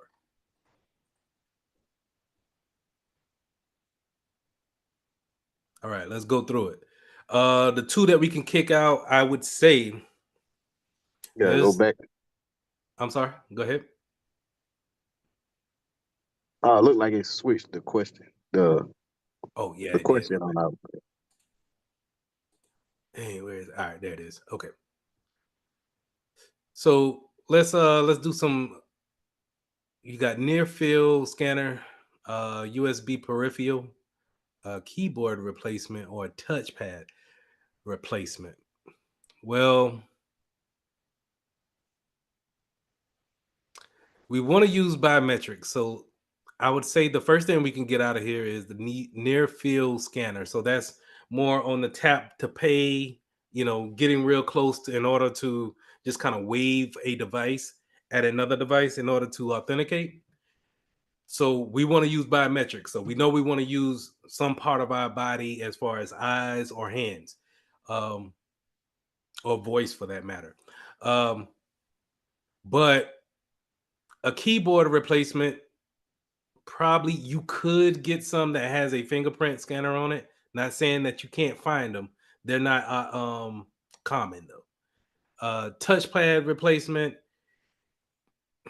you could do that on a laptop, or get them a whole nother laptop that has like the fingerprint scanner on it, in order to log into the machine. Uh Not ideal though. And then when you talk, that's pretty much another $600-700 for another computer for someone who wants to just have that feature. Um so that's not ideal as well. The only one would be a USB peripheral device where we can plug in a fingerprint scanner, um in order to have some type of biometrics on that machine. Since there's no built-in technology for it, we can always take advantages of our USB connections and have that extra piece in there. That's hey, y'all needed that break on Tuesday. I see. All right, next question. 30 seconds. Time now.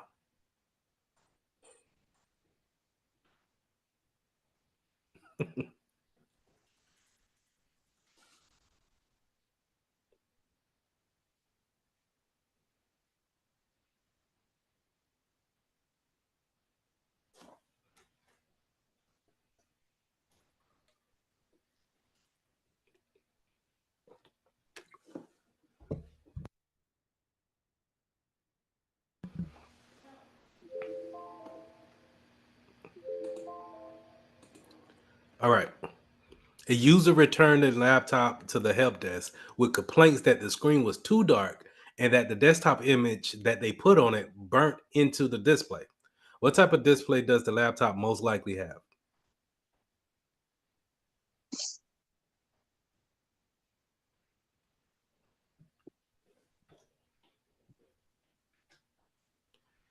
Now, Plasma. I remember the plasma TVs used to do that. They used to hold the yes. image onto the screen, but I don't know which which one of these will be equivalent to the plasma. So which two can we do we think we can get out of here? And then let's talk about the last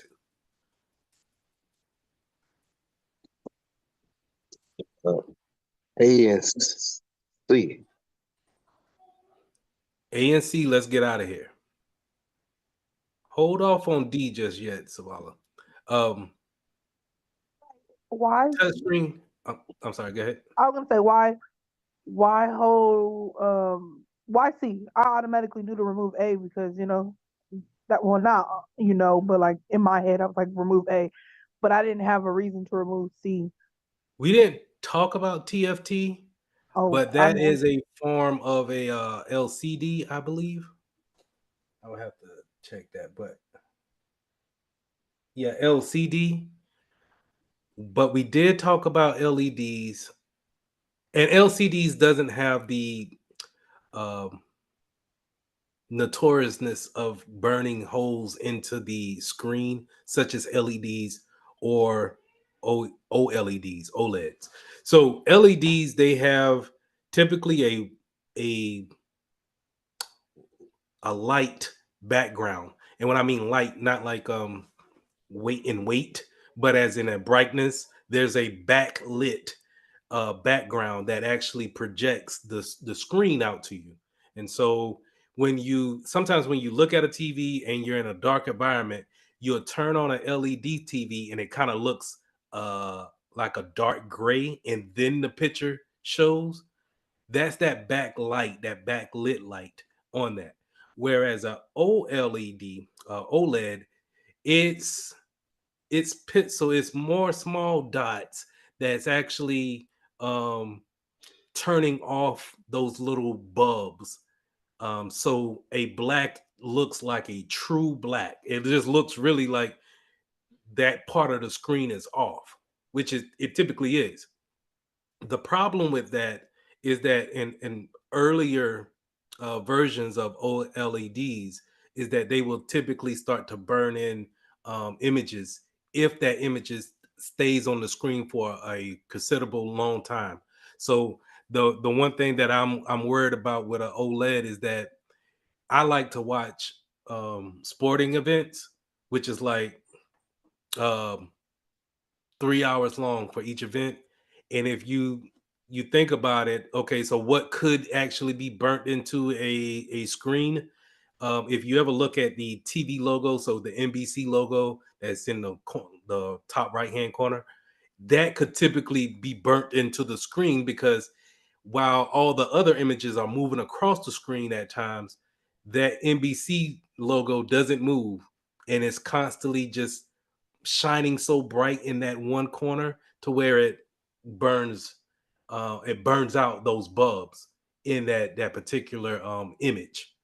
And so long story short, LEDs and OLED are the two that we can keep, but OLED is probably going to be the one that's burning in that image into the screen.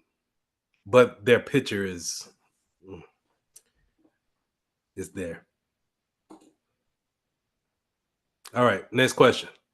30 seconds.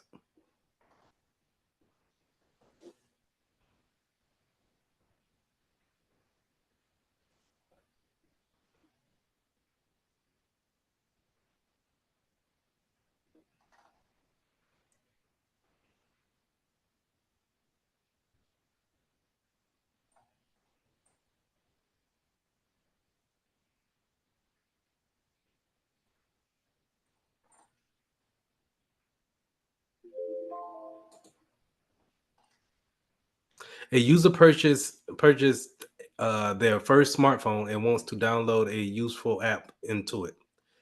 What must the user do before they can actually use the app store? Grant privileges, synchronize between multiple devices, auto discover, or configure an account.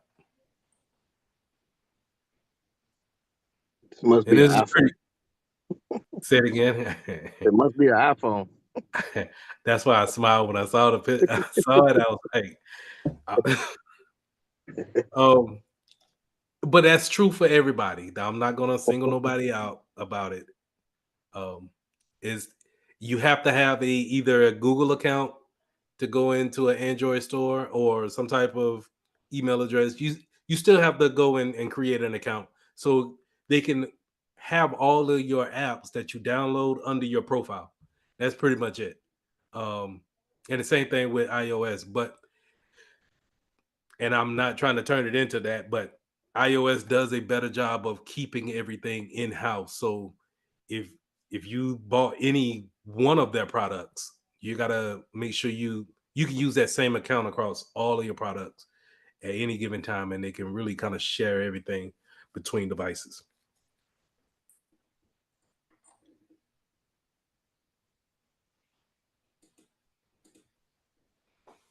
All right, next question. 30 seconds. Time now.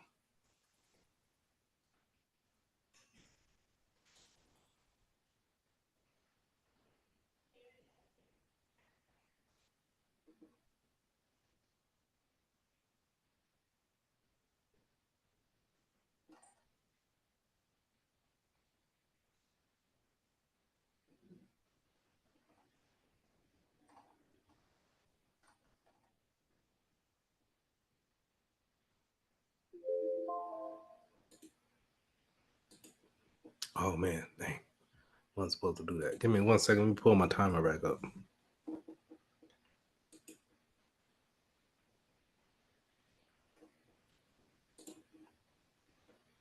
So, a network technician trains a new employee on the company's devices they receive during orientation. Which device will usually have both a front and rear camera? As you can see, that first sentence has nothing to do with anything, but select all that apply. So, whenever remember that if we see select all that apply, we are picking more than one answer, more than likely.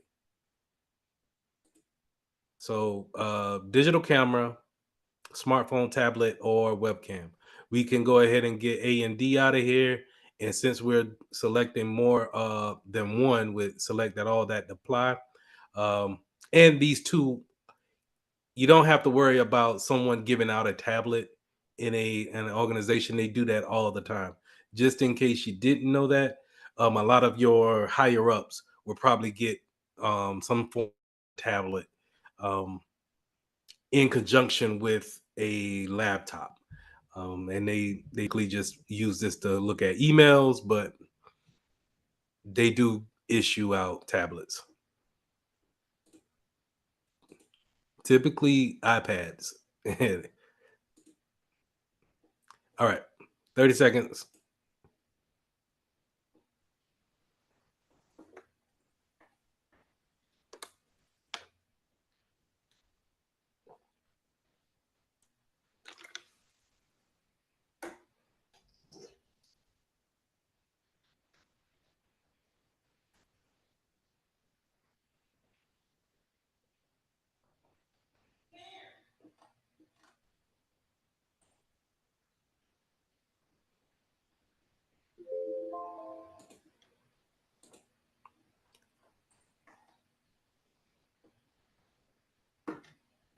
All right.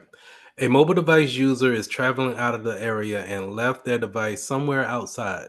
The user wants to track where they last had their mobile device in order to retrace the steps and find the device. Which of the following options is the system that relies solely on the satellite communications to pinpoint a device location and help the users find their device? Geolocation, location service, near field communications, global positioning system.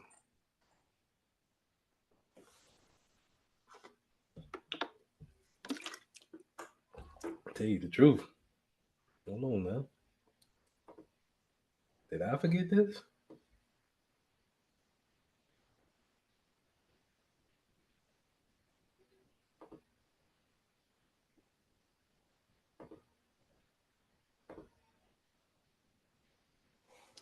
All right, I had to double check that myself. My bad. Yeah, I felt just like you, Ryan. I was like, wait a minute, hold on now. Geolocation, location service, NFC, or GPS. So let's take out two: location services and near field communications. We can pretty much say near field communications, remember, is just for strictly, I want you guys to think about NFC as far as tap to pay, real small locations, as for small travel. What I meant by that is, in your personal area is how NFC actually works. Location service is typically going to be on your mobile device, and that's going to allow you to be tracked by the satellites, right? So my my mix up was with geolocation and then global positioning system. And the reason why they kind of mean the same thing, where geolocation is going to be using the world to find out where you are at or where something is. But when we think about the question, it says which of the following options is the system that relies solely on the satellite's communication. um that's a service. When it says, hey, what is the system that solely relies on the satellite communications? Yes, geolocation is is that, but that's more of the definition of, hey, we could see you from the satellites in orbit. But the service is typically called GPS, where we see and we want, in order to have that type of service, um, and it's typically that system is in the name. Um, that service is GPS, and that's what we want in order to find um, that particular device in this case. So I'm not mad at geolocation.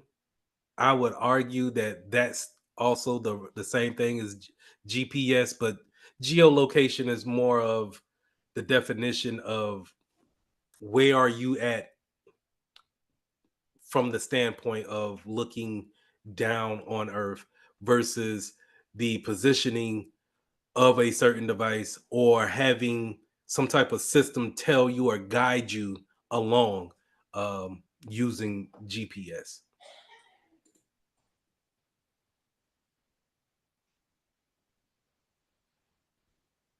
How do you pronounce that? Argus? ArcGIS. It's with mapping and a whole bunch of different things.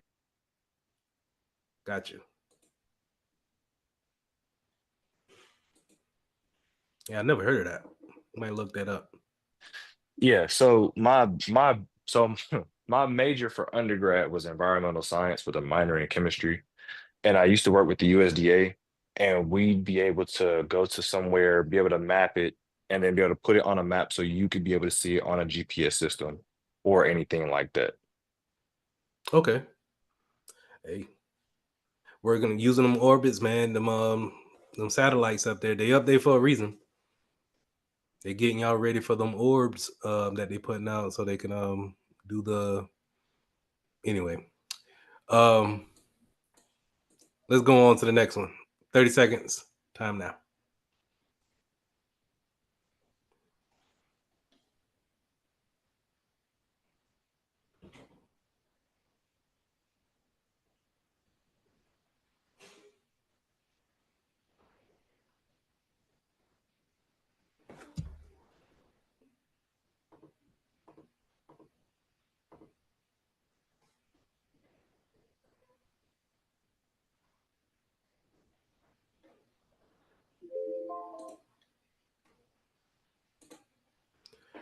A company uses cell phones that do not have a SIM card and can only be managed by a particular network provider. The company wants to buy 4G cell phones with SIM cards for voice calls so they can switch to any chosen provider. What network type best suits the company needs? Well, a company uses a cell phone that do not have any cell SIMs in it. So what do they buy?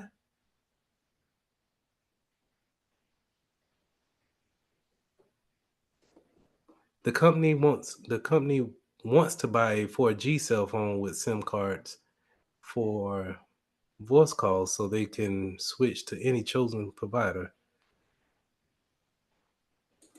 A company uses cell phones that do not have any SIM cards and can only be managed by a particular network provider. Does that even? I don't even think that has anything to do with the question. So anyway, what network best suits the company needs? Well, GSM is going to be more of a global standard that doesn't actually deal with networking as far as cell phone towers. CDMA falls in that same category. Preferred roaming list um, is also not a cell phone tower type of a service. So the only option we have really is the LTE network, um, which you see that advertised in these phone companies. The reason why I kind of read the question over is because you can automatically read the question and say, okay, so what's the first thing that matches up with a cell phone company, and then we go ahead with that answer, because they're looking to buy some type of. They're really looking to get onto a carrier's network, is what they're really asking for. And GSM and CDMA doesn't fall into that category. And we can pretty much say, okay, process of elimination, LTE is probably my best option here. But I just felt like the question was not asked in a real good manner.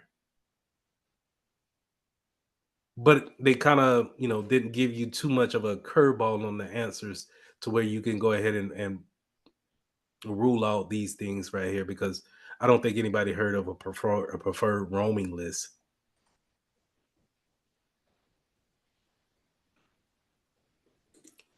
All right. Next question. 30 seconds. Time now.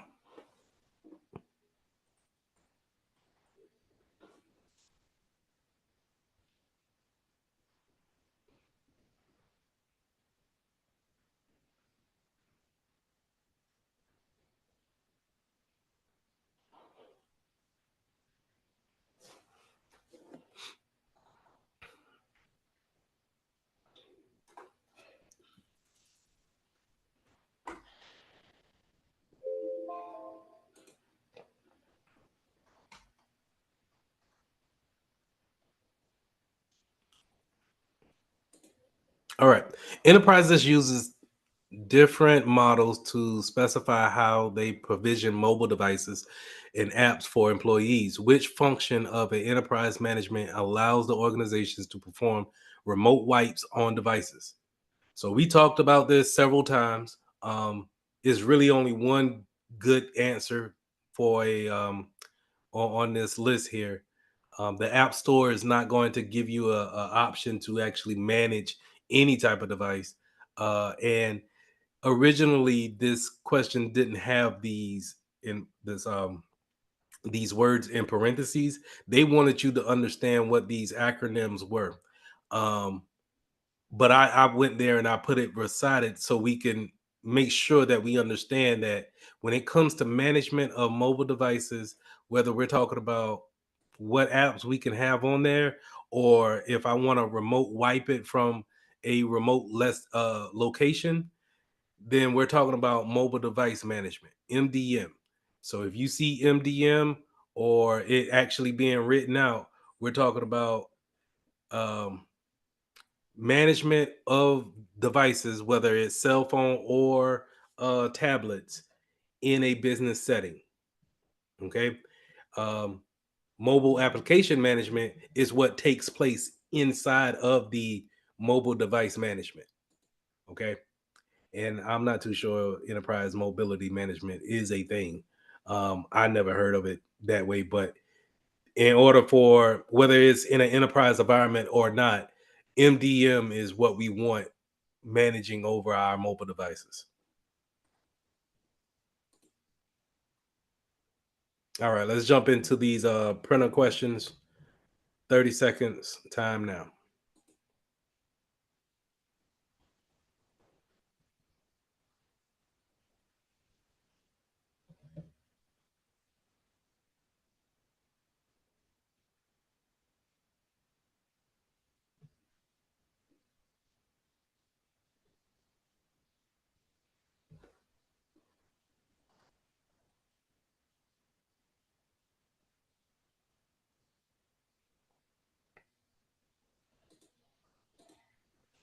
All right. A printer support technician at a corporate office receives a call from an administrative office that their laser printer is online, but the office employees cannot print. When examining the printer, the technician finds paper lodged into the fuser unit. What type of error is this?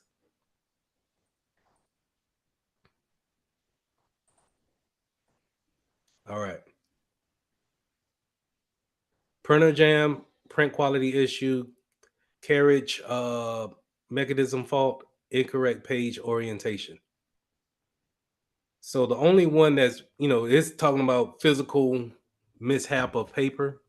Um, this is typically going to be your paper jam, and everything else really doesn't apply for this question when you really look at it. All right. Awesome. Next question, 30 seconds.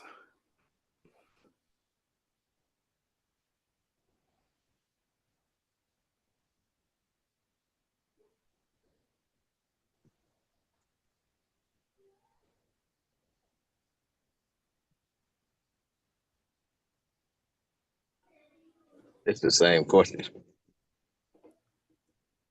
Hey, my bad. Is it? No, it's not. Hold on. Let me make sure.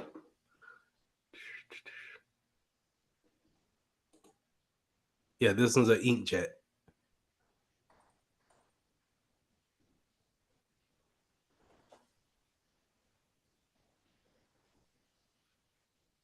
Let me make sure. All right. A printer support technician at a corporate office receives a call from the administrative office that the office inkjet printer is online but is making a grinding noise while printing. What type of error is this? Now you good? You good? But that's good that you said that, because let's take a look at it. While it is similar, right? This one is talking about a laser jet, a laser printer, but this is a office inkjet, and that grinding noise is something to take a look at, but it's not saying that, hey, when we look at it, unlike this question right here, the paper is lodged into the fusing unit. It's just we assume from the question that it's actually spitting the output out. So it's printing something, but it's actually just, gnashing and grinding as it's actually spitting out the output. And so with that, we could say, okay, let's rule out the quick print quality and the incorrect page orientation. But since they're not talking about a paper jam, the carriage mechanism fault is probably where we're going to be looking at replacing some part inside that's probably worn out or just needs to be replaced at that time. Is probably going to stop that grinding noise from actually sounding off every time someone's print.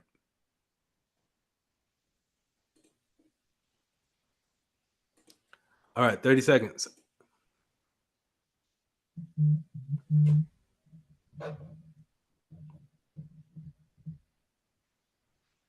I'm sorry, I was receiving a phone call and I denied the phone call, but it stopped me from actually listening to the answer that you said for the last question. Oh, for the last one, give me 1 second. Let me let's get to this one and then we'll jump back.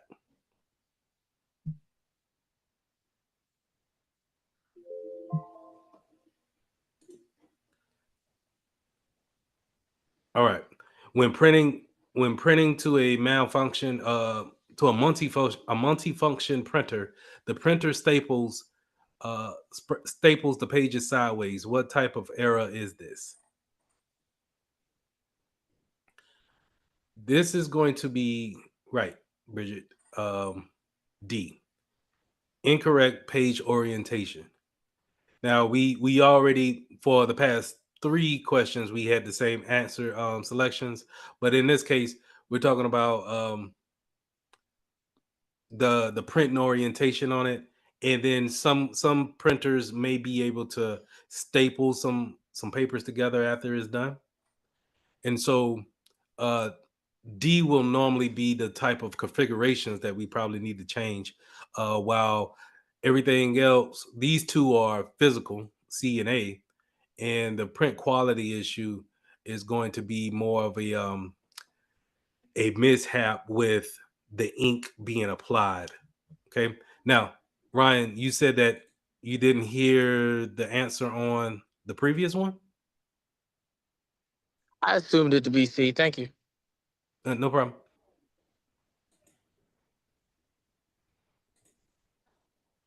All right. 30 seconds.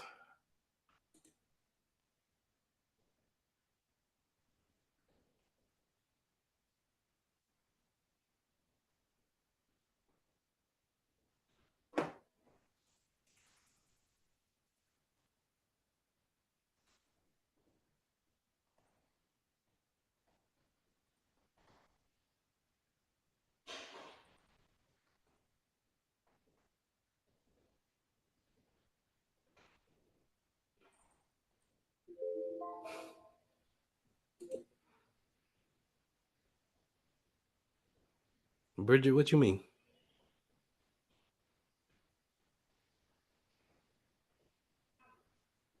My finger slipped. Sorry.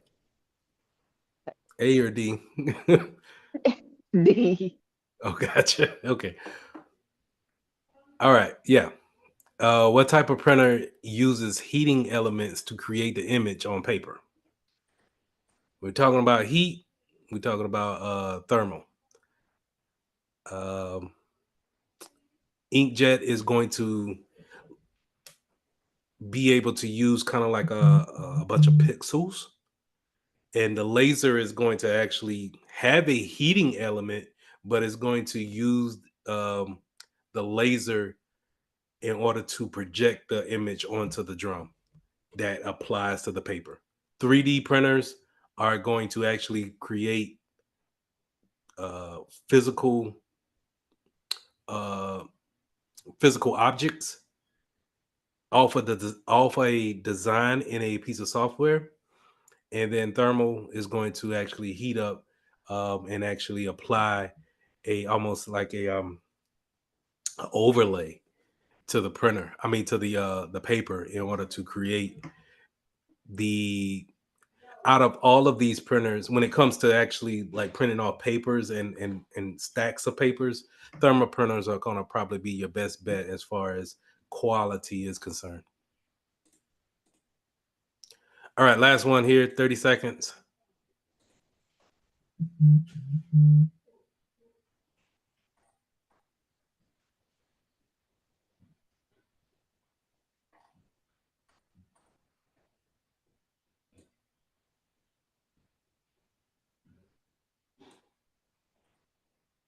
All right, awesome. I think everybody, I should have put that one in the middle.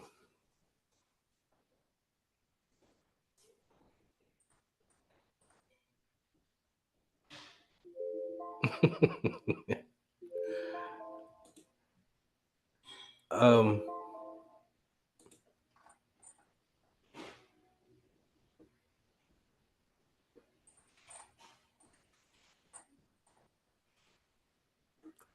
what type of printer builds a solid object from successive layers of material?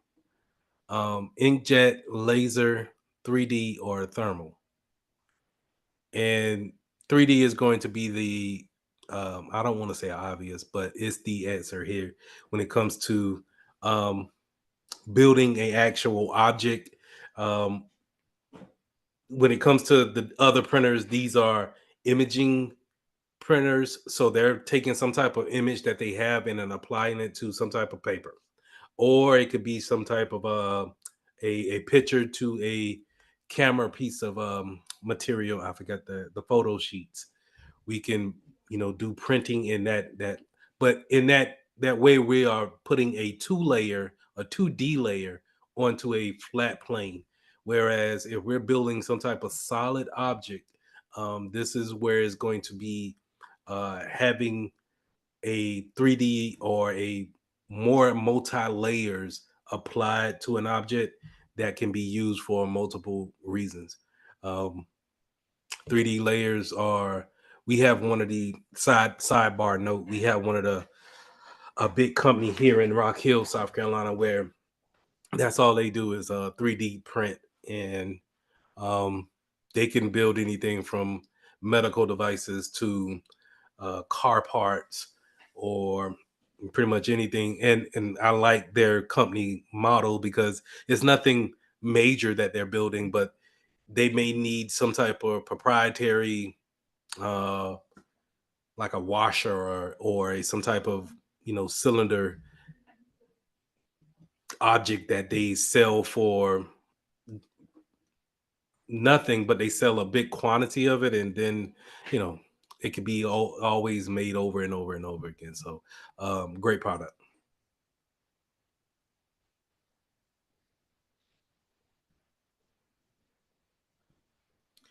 Hey, that 3D printing is going to be his own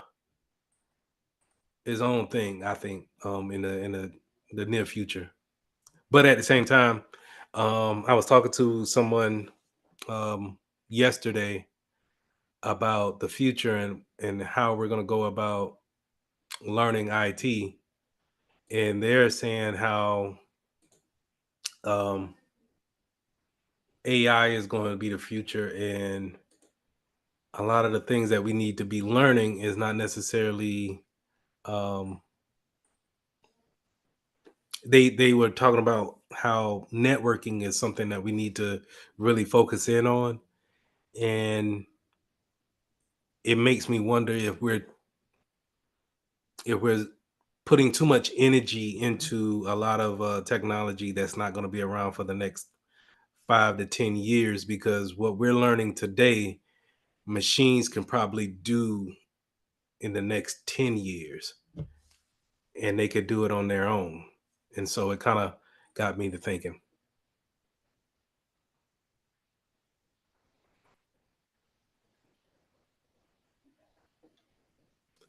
All right.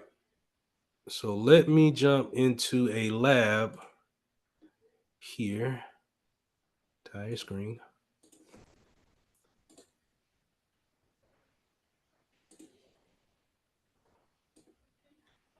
I want to bring that over here. I want to bring, where's you guys here?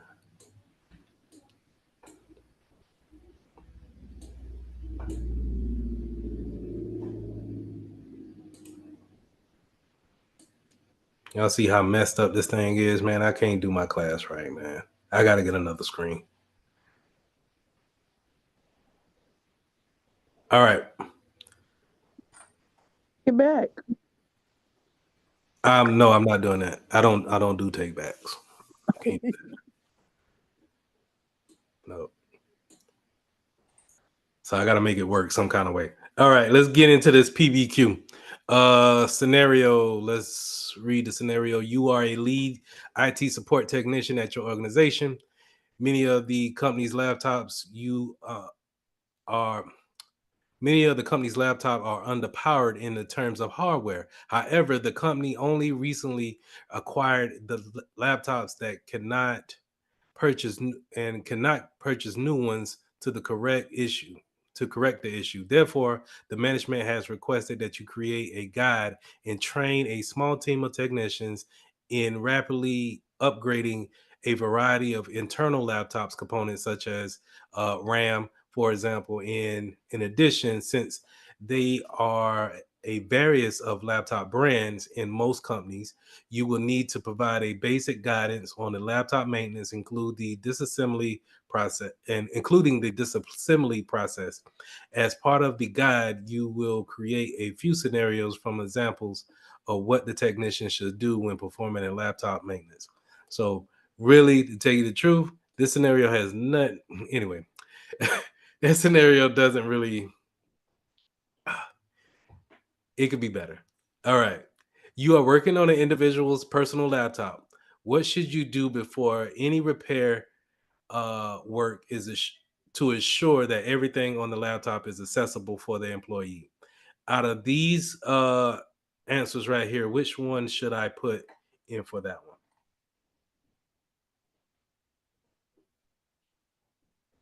You're working on an individual's personal laptop. What should you do before any repair work to ensure that everything's on the laptops is still accessible for the employee?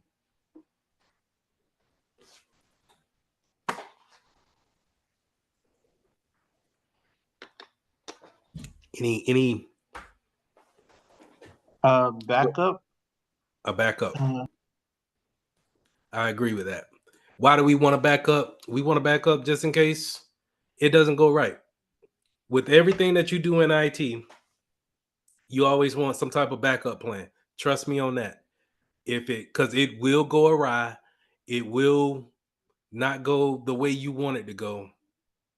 It'll be, and you always need some type of rollback plan or some type of pivot whenever you're messing with someone's computer.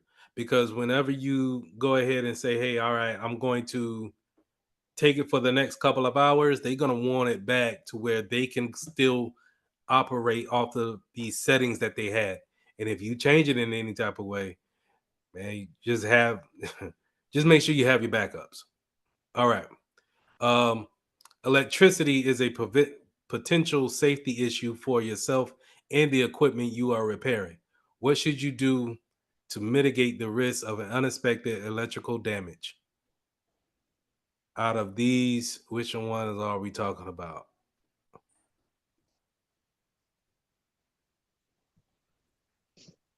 The ESD, safe workspace. Right. Creating that ESD, whenever we're talking about electrical work, or if we're talking about electrical safety, then we're thinking about cutting down on the electrical static that we can create with our bodies, our shoes, our clothing. And so if we seen on the labs multiple times, we put that little scrap on your wrist, and you may have an electrical static pad under your feet in order to conduct all of the reduce the electrical current that you have running. All right. You notice that the employee laptops looks new. What should you do to ensure that you can still complete the required maintenance?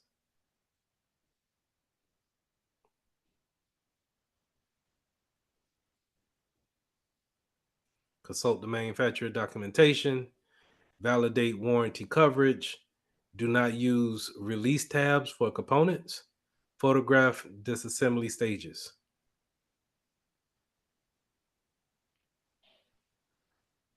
Well, I guess why that's why they put that in there. Any guesses on that? Consult manufacturer document. Not quite. So Validate warranty. Yeah, I was gonna say a warranty. That's what I was gonna say. Validate the warranty. The thing that you want to really make sure on this question is that this is the only thing that they really kind of pointed out, that it was new.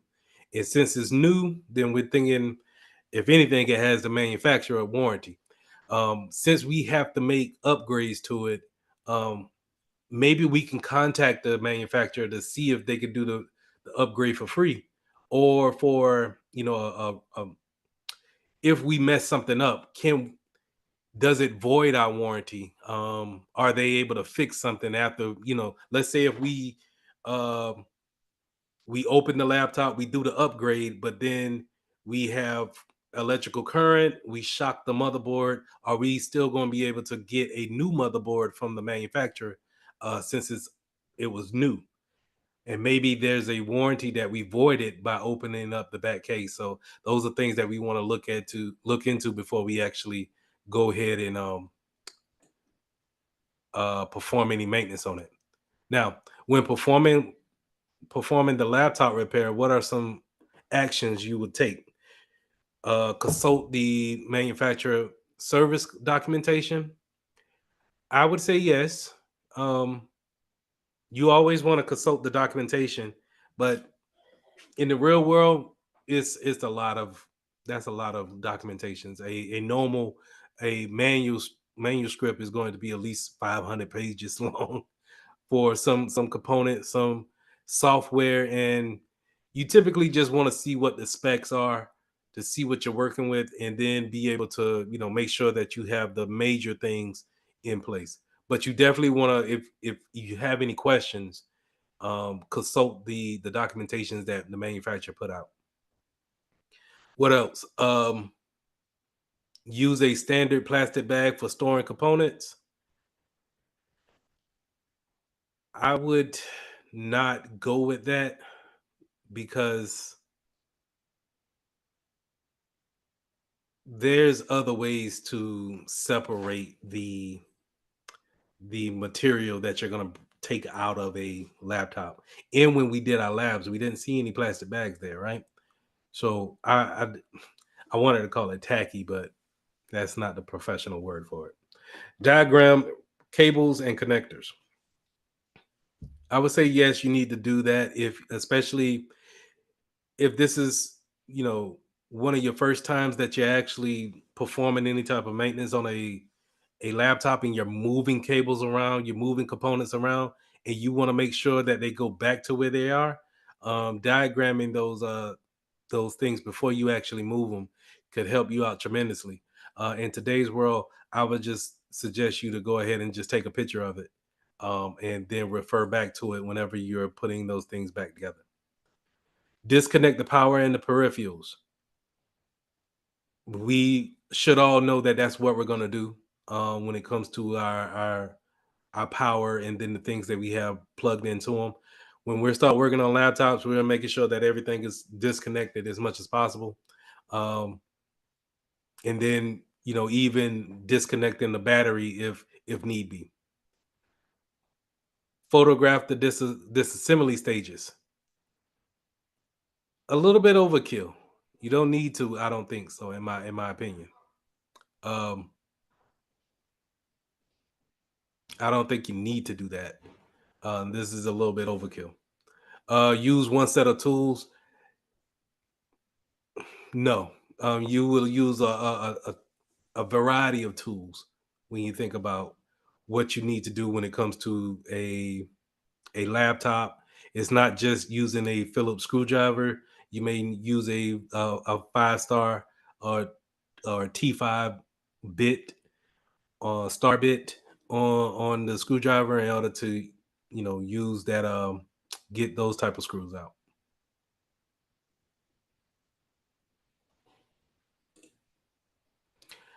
Why would you use the organization parts that you have you why would you organize the parts that you have removed? uh I didn't learn this until I actually disassembled a laptop. When you disassemble a laptop, if you do not organize everything, and you know what, I'm going to say photograph those disassembly stages.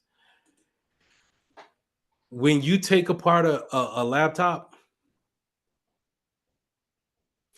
you can easily end up with more screws than what you thought. Because if you don't, I had at least, I want to say 5 or 6 screws that I knew went somewhere. They came out of the laptop, but I had already put everything back. So I wasn't going to go through that again. Either way, we end up buying another computer after that. So don't learn from my mistakes. You don't want to misplace or have any things after you tried to put it back together um, in this repair. And I'm glad I changed that.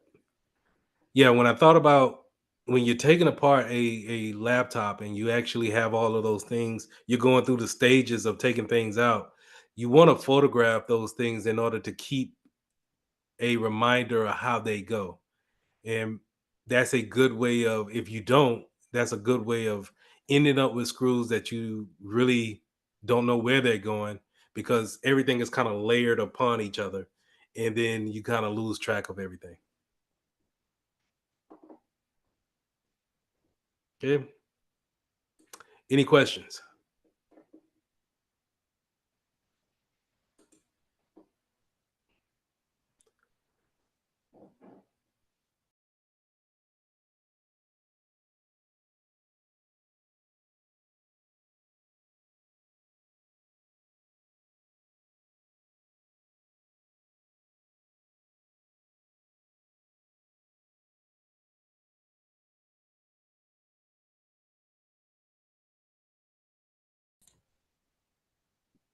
So lesson 9, supporting printer devices.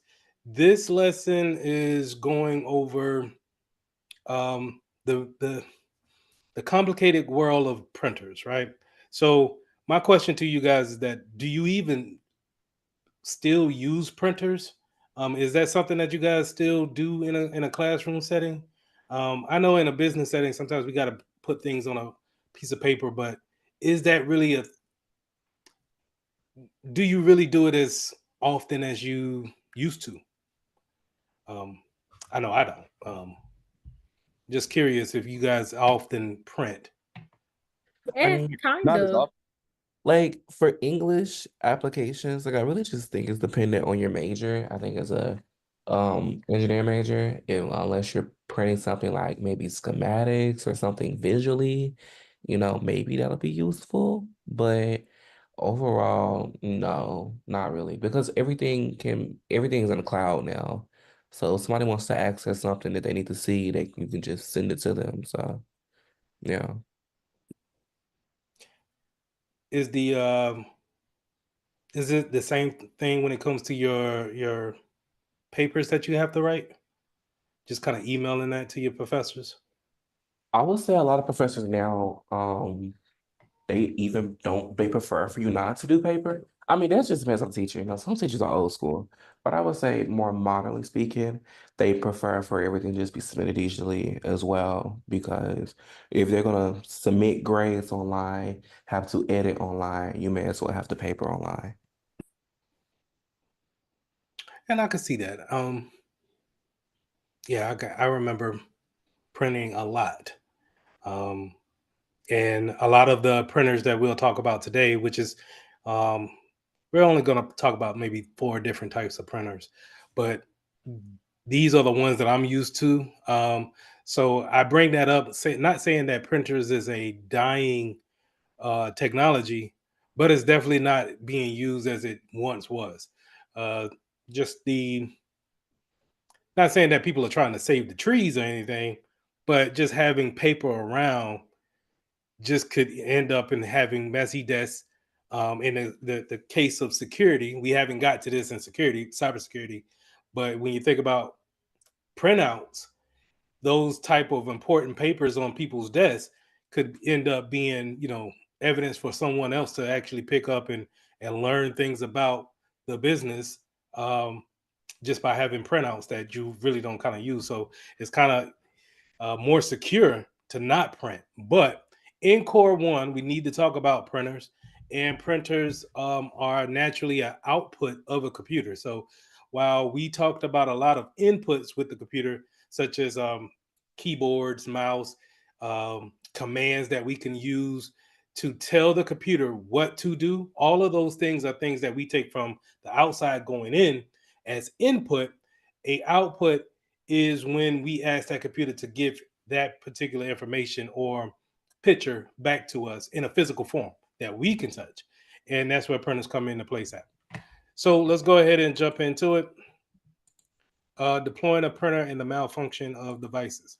So when we're talking about setting up a printer in a business standpoint could be not as easy as you think when you're talking about where we're going to put this at, how many people are going to use it, um, who gets their own printer. So in a professional setting, just letting you know, hey, you you may get some people that um, they need to like. I'm speaking from a banking perspective, right? In the banks, you may get people who are in the office who need to print out large numbers of loans, loan papers, and have maybe 40, 50 copies of a particular document. So they may feel like having their own printer is more efficient than giving, you know, 50 people within a room a particular computer printer to print to. And the setup location and the budget also goes into that factor. So coming up with these type of things is the business side of it, and it can get a little. You could throw some politics in there if you want, and it's 9 times out of 10 is always going to be that because it really does come down to what do you do for your job, and then if you need to print that much, and more unlikely if we just want to make that computer mine at my desk, then we could do so. But here's the thing: when I got highlighted here, is that you got to make sure that you have the power source for it, and if it needs to be networked, which that's kind of what you want in order for IT to have some type of management over it. You need to have some type of Ethernet connection to that printer. If not, you need to have it set up with Wi-Fi. The problem with Wi-Fi and printers is that, and we'll go over this later, is that they're notorious with falling off the network, quote unquote. And what I mean by falling off the network is that you see them in your print queue or in your print setup, you just can't connect to them at that particular time. So they kind of go into this real deep sleep state, and it's just you catch the devil trying to wake them up. But also, things to consider is that if it's a quiet environment, some printers are loud by nature, right? So you get that ribbon going, or you get that dot matrix going, and it can kind of destroy the piece that's in a particular work setting. There's nothing like having a quiet room, and then all of a sudden you hear that printer kind of gear up to break that noise up. So keep those things in mind. Now, when access and security is concerned, then you got to think about who can actually, if we're talking about someone plugging into the printer or maybe using Wireshark to see if a printer's online and then using that as a stepping stone into the network, then we need to make sure that it's locked down in a security standpoint where only the people who are connected to that printer have access to it. Okay. Maybe people who shouldn't have access to it, they can't even see it on their computers. So keep those things in mind. Now, I shouldn't have to go over the proper lifting techniques, but if you see some of these large laser jet printers, you'll see that these are like very sizable printers. So if I would say it's maybe about 2.5 feet tall. I've seen some, and maybe a foot wide, maybe coming in at maybe 25 to 30, 40 pounds. And so lifting those things up to go onto a desk, a work desk, could be daunting. And it can really, if you're a small frame person, you may not want to try to lift that without having someone else to get on the other side. So having a proper technique or to lift with your legs, not with your back, is also something that I had to learn in working in the bank. But also, off record, you got to learn how to really kind of do that thing with work clothes on, without having some IT jobs allow you to have jeans and a collar shirt like I got, but some places such as a bank, I had to wear dress pants as well to go with the collar shirt, and you have to have that tucked in. So being able to lift heavy objects like that and adjust your clothes after that, that probably won't be on the test, but still, it could be daunting at sometimes, and sometimes I even had it to where I would just wait to after hours in order to do that.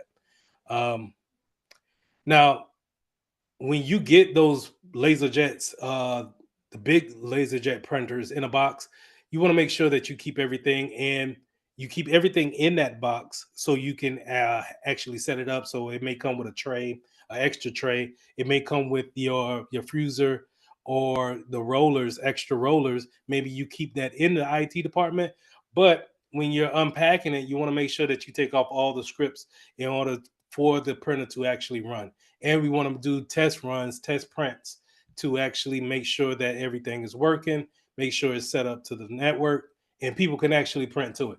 So I would always set a printer up, do a print test, do a print test from the machine, from the actual machine on the screen, right? Then I'll go to my laptop that I have with me and do a test print from my laptop. So that way I can make sure that it's on the network and it's visible. But then I will also have someone in that department who uses it to also print from that same printer so they can verify for me that, hey, it's been set up properly, and they can get to it as a department. Now, going back to the standalone printer, and what I mean by standalone is that person that feels like, hey, I need my own printer, or maybe a printer that's just dedicated to a couple of individuals. Those are typically going to be, um, they should be networked, but 9 times out of 10, not 9 times, I would say a good bit of times, they are using USB connections directly to that computer in order to make that connection. And so if they're using a USB connection to a printer, then you want to make sure that they're not on the Wi-Fi, right? You just want to make sure that no one else has the drivers for this particular printer, and that is only for this computer that we have the drivers for, right? So your security standpoint needs to, go a little bit higher when it comes to standalone computers, because while they're not on the network, they are part of the network, right? So they're using another computer adjacent to actually get access to that can possibly have access to the network. Now, Ethernet, we already went over this a couple of classes ago, where you can give your IP address to your printer, whether it could be a static IP address or a dynamic IP address.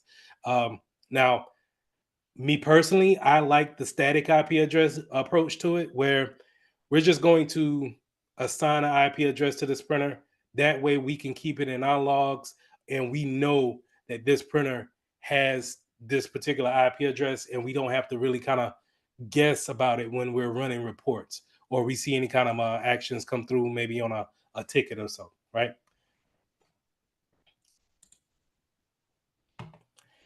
Now, in this picture that you see here, these are normally what I've seen when it comes to wireless computers are probably inkjet computers.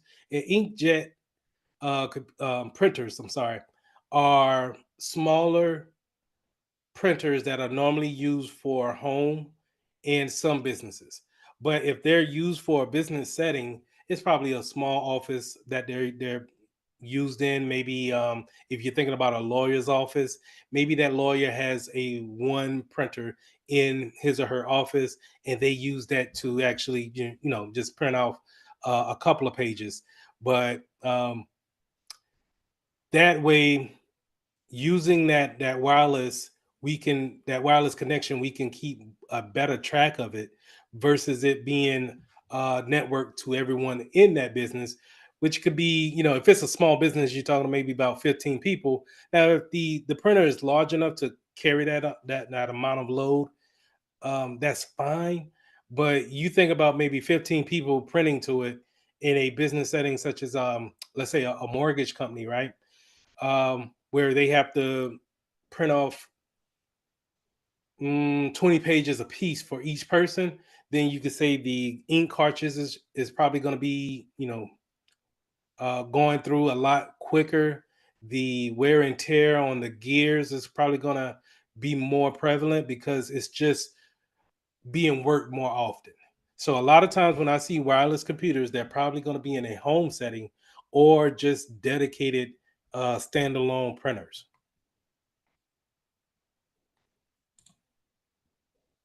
Now, I already talked about print drivers, but let's go a little bit deeper into it where when we have those standalone printers or we have something in a small environment, we want to put print drivers on there in order for our computer to talk to them.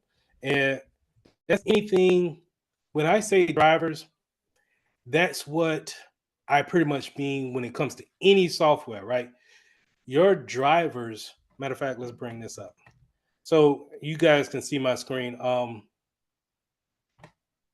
Make sure now.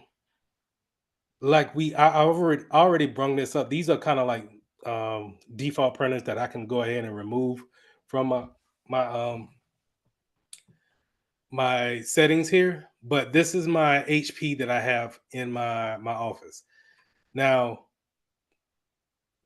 in order for me to talk to this particular printer, I need to install the drivers. The drivers are typically going to be shown here in your computer management window.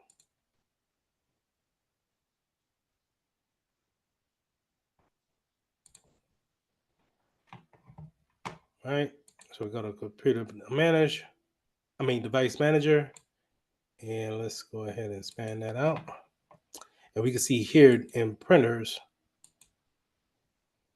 I should have my HP. So where's my HP at?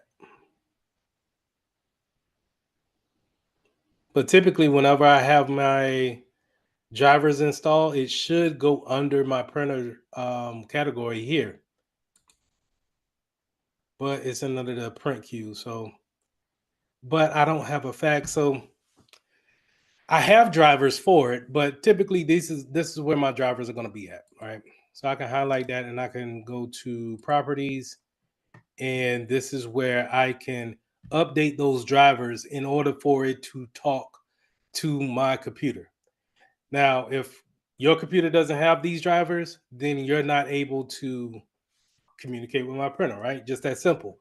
But if you were to go out and download these drivers, which you should be able to, let's see if this is what I used to do back in the day when sometimes you'll go to a company and they have lost the install disk for the printer. And so you need to go out and actually search for the drivers yourself and then have them install. And so you could just pretty much take the model of the printer, throw it in Google, and do a quick search for it and try to come up with their series for drivers. Now, and that's a pro tip that I would always give is that if you're looking for drivers or if you're looking for some way for a device to actually talk back to a computer, it's going to need some type of drivers in order for that communication to work. Okay. So just plugging it into a computer doesn't necessarily create that driver situation to happen. It needs software in order for it to talk to your computer and the device. So another example I give is that when you plug when you plug your Apple phone up to your Windows computer, they can't talk until you install the software iTunes in order for them to have that conversation. They can only have basic conversations, right? Where you could see the folders, but you can't unlock all of the features that you want. And so the same thing goes for any type of external hardware that you plug into your computer. You're going to need some type of software that'll run along with it. Now, if you don't have that software, you can probably look it up on the vendor's website. And so I could probably take this download here, which will probably be all of these downloads, right? Now you can I'm not getting into it, but you could probably just take one particular software, the basic drivers, and probably get the same thing instead of downloading the whole application. But that's out of the scope of this course. But what you want is basically the basic drivers. You can download that real quick, double click it on your computer, um, install it, and then now that communication piece has been set up between your computer and the printer, that they should be able to see each other. Well, they could see each other, but they now can have that communication that they need in order to, you know, do more things with the printer. Now, after you install those things, those drivers will sit here again, like I said, in that computer management field, and you can update the drivers if they're needing to be updated. But um, you don't often see that there's a need for a update. Sometimes when you do this on a Windows machine, especially when you go here to your computer management screen and you right click and go update driver, it's going to do a Windows update, right? And we've seen that before, where if I go to update,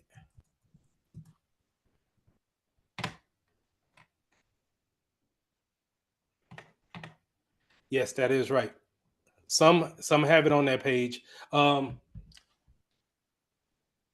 have it. If you look into the, sorry, no, if you look into the printer's screen and you dig down into the menu, you may even see the drivers there to where you can export, or it'll take you to it. Yeah. And if I remember correctly, I think that's how it went. I'm pretty sure. But a lot of times they come with a disc. But with that optical get disc that they have, it's a good chance it's probably going to be lost. Let me get to my updates. How come it didn't come my update? Okay. So like I said, sometimes it'll do, whenever you go and you want to update it, it'll do a Windows update to see if there's any update for that driver available. And this is where we've seen it at before. We will go to our Windows Update advanced options, and then we can go to additional options. And here we can see driver updates. So these are not just for printers. It could be any other devices that I have connected to that motherboard, right? To my actual computer.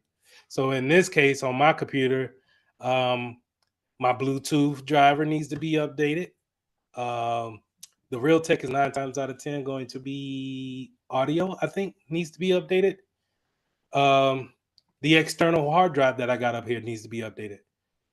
And then the Magic Control Technology Media, I have no idea what that is, but it needs to be updated.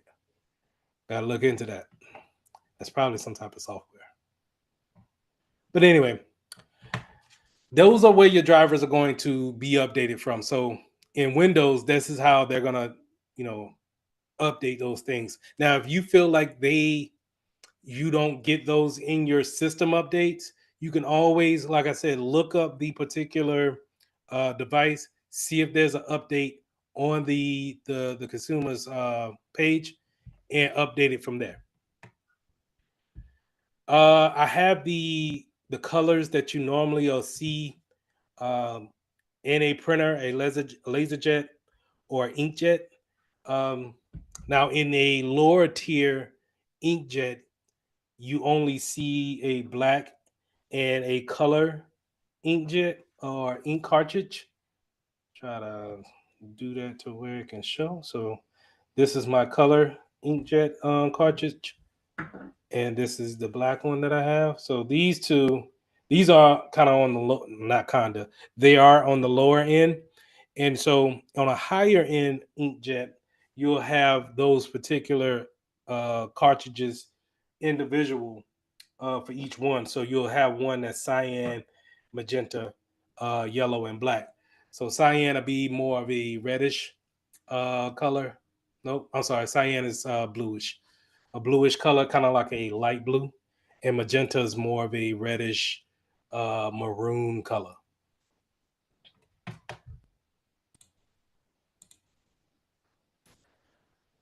Now we already talked about updating those drivers, but let's go ahead and let's look at the printer properties and what else we could see on those type of things. So going back to my printers,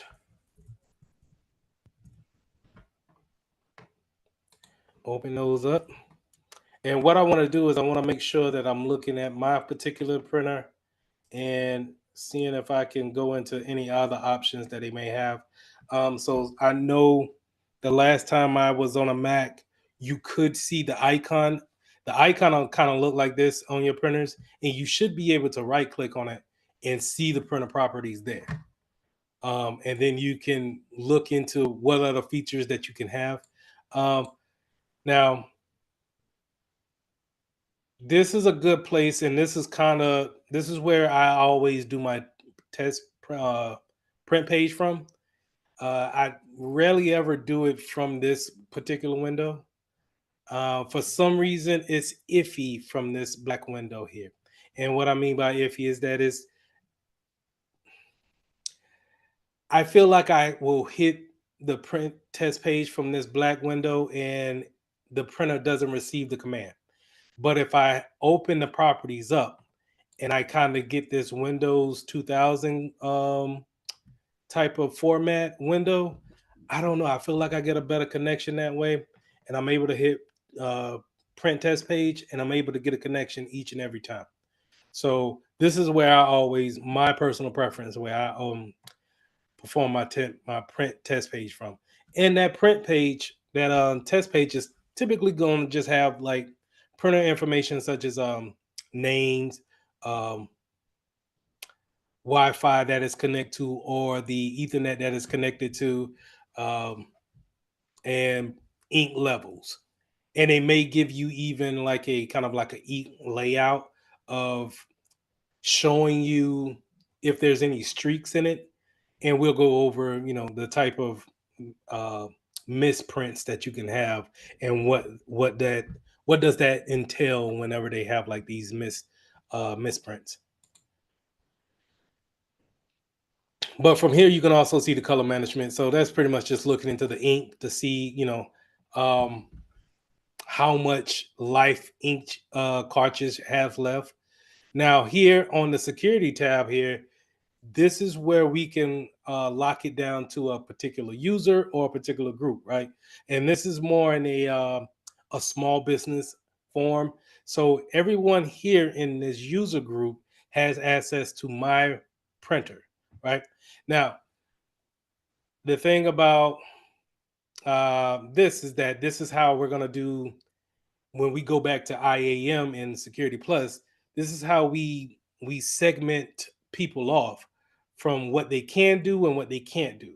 So if I don't want you to print to my printer, then you're not allowed in this particular group, right? So especially my administrator group, um, and I'm not putting my individual account here on my group either. But even if I do have you up here, it goes a little bit further to where now I can put the permissions of what I want people to do. So even if I have to put you in the group, I can say, hey, the only thing you can do is print, um, but Lee can do all of these things. Now, special permissions may be for like a contractor that comes in, maybe someone that needs to perform maintenance on that particular printer. Maybe we give them special permissions. But for the most part, your administrators are going to probably be having all of the assets that's needed on that particular device. So they can manage the machine as far as like controlling the print queue, maybe adding and removing the particular printer, and then managing the documents is that managing the print queue, like I said. So we can open up this print queue and we can see exactly if this computer was networked, we could see everyone who's printing a job at that particular time. So going back and keeping it all tied in with cybersecurity, what does that entail when it comes to someone snooping on the network and they're able to see the job queues here? Then maybe if I'm seeing someone of importance, right? They have a high title. If I could see their print queue, maybe I can then get a good understanding of when to go to the printer and pick some stuff up that's probably going to be valuable um, to my research. Or maybe I can now understand that I'm in the right vicinity and I can start looking for more clues and details of how do I get to that high profile person and get onto their computer by using the printer as a pivot point. Okay.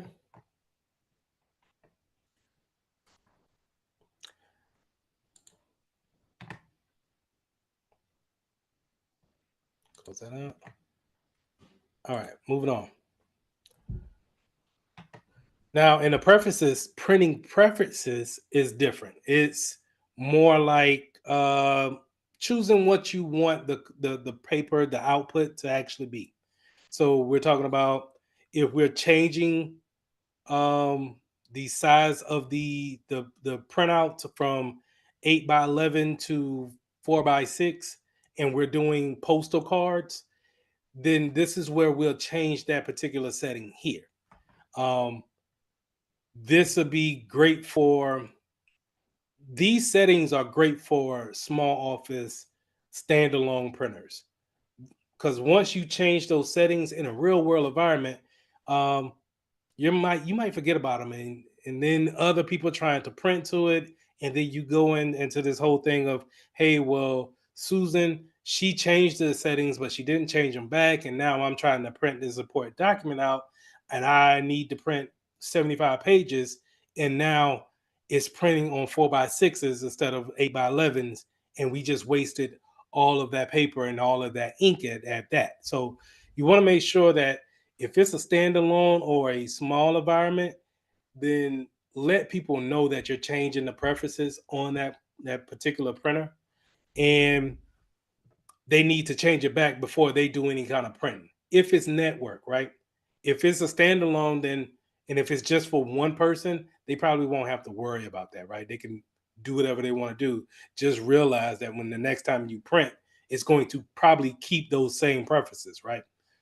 Also, orientation is a big thing too. So keeping it portrait or landscape, um, it could just end up in frustration. That's all. Where you're looking to print something in portrait, and if it comes out in landscape, then it's just not fun doing that. And in a cubicle setting, when you're sitting down and someone changed the preferences on a printer, and then when you get up and look, and oh man, I just printed this whole 20-page paper out and it's all in landscape and I needed it in portrait. So just keep those things in mind. Excuse me, when you're talking about network printers. Now, having a print server is great for IT for the IT department when it comes to managing those printers, seeing what's online, what's off, seeing if there's any type of print jams, if we need to run out and get uh, ink cartridges to replace certain things on the network. It can really give us a insight on all of these type of elements going on when it comes to our printers. Now, this doesn't necessarily mean that everybody should have access to the print server. Of course, not. Of course not. That should only be available for admins. Now, just because that person's a department head in that particular business or in that group, that doesn't mean that they get access to the print server. That is a IT department um, product, and you're responsible for that. Now, you're responsible for adding people to the print server or adding printers to that in order to see it, but it's not, a department's head to be over the print server so they can manage that their job be printed first in the print queue. That's not why we have those things for. Um, you want to make sure that when it comes to the print sharing aspect of it, is that if it's calling for a printer to be shared out amongst let's say 15 or more people, that we have it properly networked to everyone's computer, or everyone in that same department is able to see that computer. So we want to make sure that they're on the same or similar network, right? At least a network that they're able to talk to, right? Um, we can't really have them on a totally different um, IP addressing and be able to see that printer, and then more importantly, send a job over the network in order for it to be printed. Give me 1 second.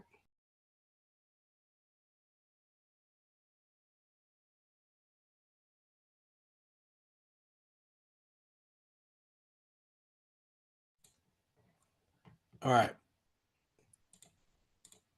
Moving on. Printer security.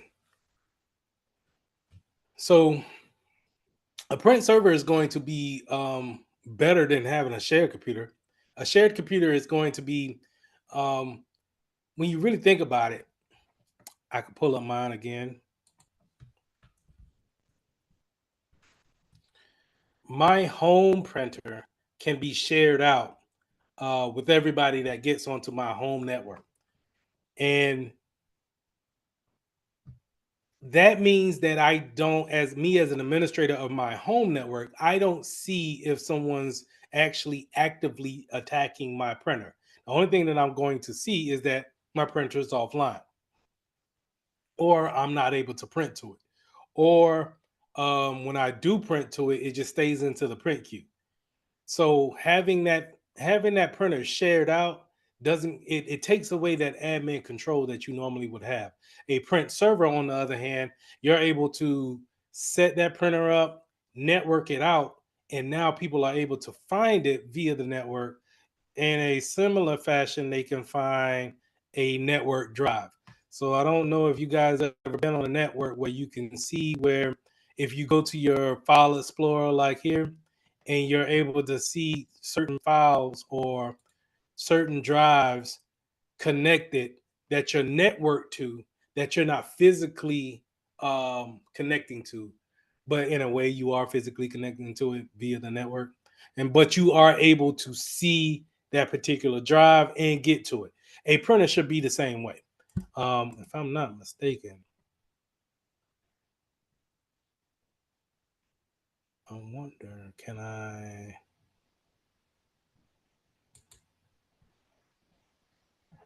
In this particular setting, we used to be able to add the printers here, and you'll be able to see all of your network drives and printer drives that were networked. I wonder if they changed that for Windows 11, but I don't see an option for it. Oh, here it is. Add a network drive. Nope, I don't see that. But we used to be able to add a printer here, a network printer. So you could be on the first floor, but yet you wanted to print on the third floor. You should be able to go here with a print server, and having that network printer on the network like that, you'll be able to go to these options, add, just like mapping a network drive, I can map that printer, and just in case the printer on the first floor is not working, I can always change the default printer over to the one that's on the third floor and then print to that one. Okay. Also, from a cybersecurity standpoint, having an audit log is always going to be a great thing. When it comes to logs, I always want you to remember that your logs always tell the story of what's going on and what has happened. And so having no way to record these logs or somewhere to store them is not great practice. I'll say that. Okay, so whether you probably need to buy the storage in a business standpoint of it, and we're talking strictly business standpoint here. I'm not expecting you to keep your logs, your audit logs of your printer in your home or for your personal printer. I'm not expecting that. But in a business setting, you want to make sure that those logs are audited and at least kept for a year, right? At the least. So you can always ingest those things into what we call a SIM. A event manager is basically what it is. Okay. So you always want to keep a record of the audit logs. Now, with these smaller inkjets, you have the capability of having scanners, and I'm sorry, some of the laser jets, they do have this feature as well, where you can now use it as a scanner. And I would think that scanning is probably more popular than printing nowadays, to where now we're in the, instead of printing and the output to go into our file somewhere, we're probably trying to scan things to make it into a digital product in order to send it via email or whatever digital transfer we want to use. So when it comes to the network services that I got highlighted here, the most popular one is a scanner, right? So I mean, a email. That's where I use my printer. That's why I really kind of got my printer for. I didn't really care about the the quality of print jobs that I had, because I knew I wasn't going to really need to print like that, especially for remote jobs. But scanning, I needed that to be a feature that I needed. And so emailing those scans as soon as I scan a particular document is a major plus for me.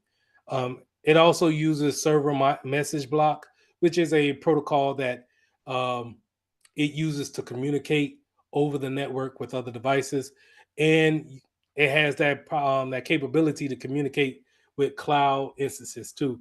So um, the way I look at the email and the cloud, they kind of go hand in hand. Where if I'm scanning from my personal home to my email, my Yahoo email, then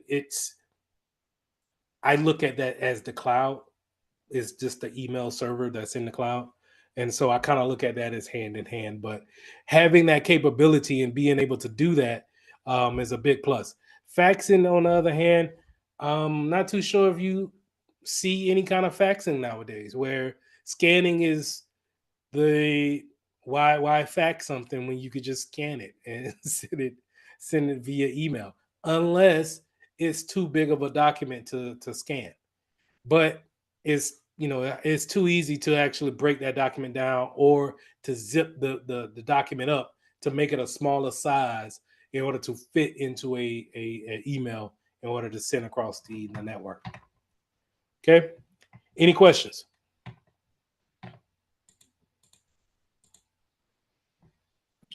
I have a No question. question. Yes, sir. Yeah. So I've been trying to set up accounts, like whereas like for this printing job within the server at my work study job, Hmm. so that we can control who's printing and who's not supposed to print. But the only thing when it comes down to like trying to install it to like the devices that we want to allow to print, I've been So having that's issues with that. hold on. So You said the problem is that locking it down to what device you want them to print on. Yes. But you have it to where the username, I mean the user account has the ability, the permissions to print. Yes. So I created two different accounts. One that's just like for the work study students, then the other one is for the admin, of course. So when I activate it where it's required to use like a certain code, it's like you can't print it off. Like you can't print once you activate it. You can type it in, but you have to only scan or like scan something and print it. You're not allowed to like it's not gonna come through the server or anything like that, like the internet. Okay. This is what I'm gathering. Give me 1 second. How come I don't have that?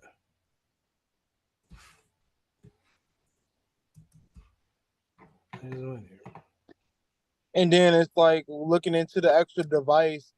From what I was seeing in the instructions, like tutorial, it says that it's the way to add the password to the device, the certain computer, but it's not working. I just don't see it on the computers I'm using.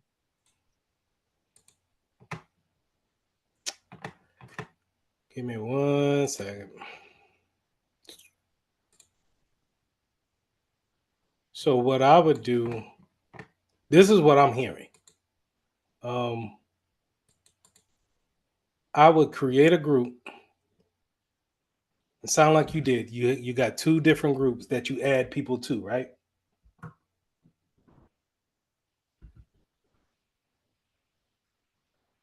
And if you got two different groups that you add people to that can, like your work study students, let's just say it got 5 people that can print, that you want to print.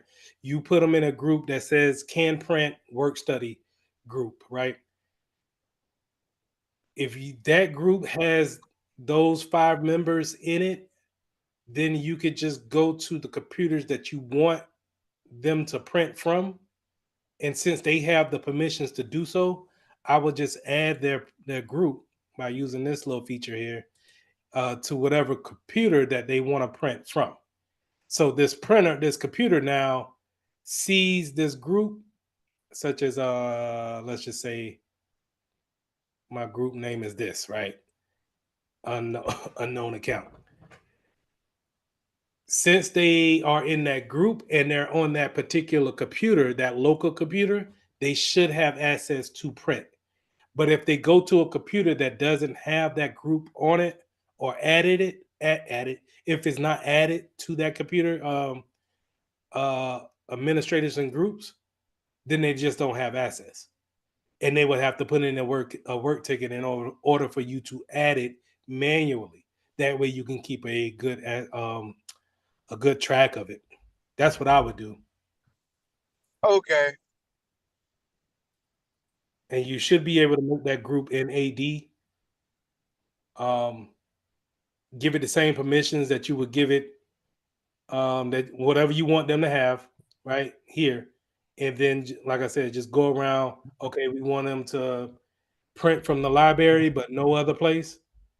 Just make sure you hit those computers, and or if they make a request to you, sometimes what I do is I let people make the request to me so I can know their work schedule, or where they want to actually want to print from or want to work from, instead of trying to hit all of the computers and give access. You tell me, you put in a ticket and say, hey, I need the ticket, I need the computer in the work study in order for me to print. I need to print from that computer. Okay, give me a day, and then I'll add that group to that printer, to that computer, and then I close that ticket. That way, I have a paper trail of the ticket you requesting, and I can write that down in our notes saying that, hey, no, this computer can print because I added it via this request. Okay. Okay. All right, let's get into the processing now of the laser printer. So I'm pretty sure A plus Core One is going to ask you about this process. So it would behoove you to commit it to memory. The reason why I'm not too enthused about it is because I don't know this process like that. Um, this is this happens every time you are looking to print something on a laser printer. So these are typically a bigger printer than a inkjet, um, and they have a lot of more moving parts. So what is really actually doing is taking this laser here and shooting a image onto this drum here and using the toner and the fuser in order to basically use heat to imprint the print image onto the piece of paper. All right. So in the beginning, they have the in the beginning they got the processing factor. So it's looking at the things coming from the is looking at the print job coming in from the print queue, and then the charging um, feature of it is going to warm this whole process up. And so a lot of times if you see like an old laser jet printer, it can you can actually feel kind of some heat coming off of it. But this is where the process is starting at, and it's going to use a laser in order to send that, like I said, a image around this drum, using toner as kind of like a powder toner in order to overcoat the laser image. And then the fuser is going to use heat in order to and press and use something what they call fusing that particular image to the paper. Now,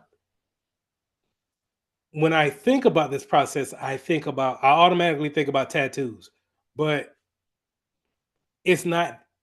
It is kind of that, but it's not that. Where you know it's an overlay and then it's using heat to actually apply the image.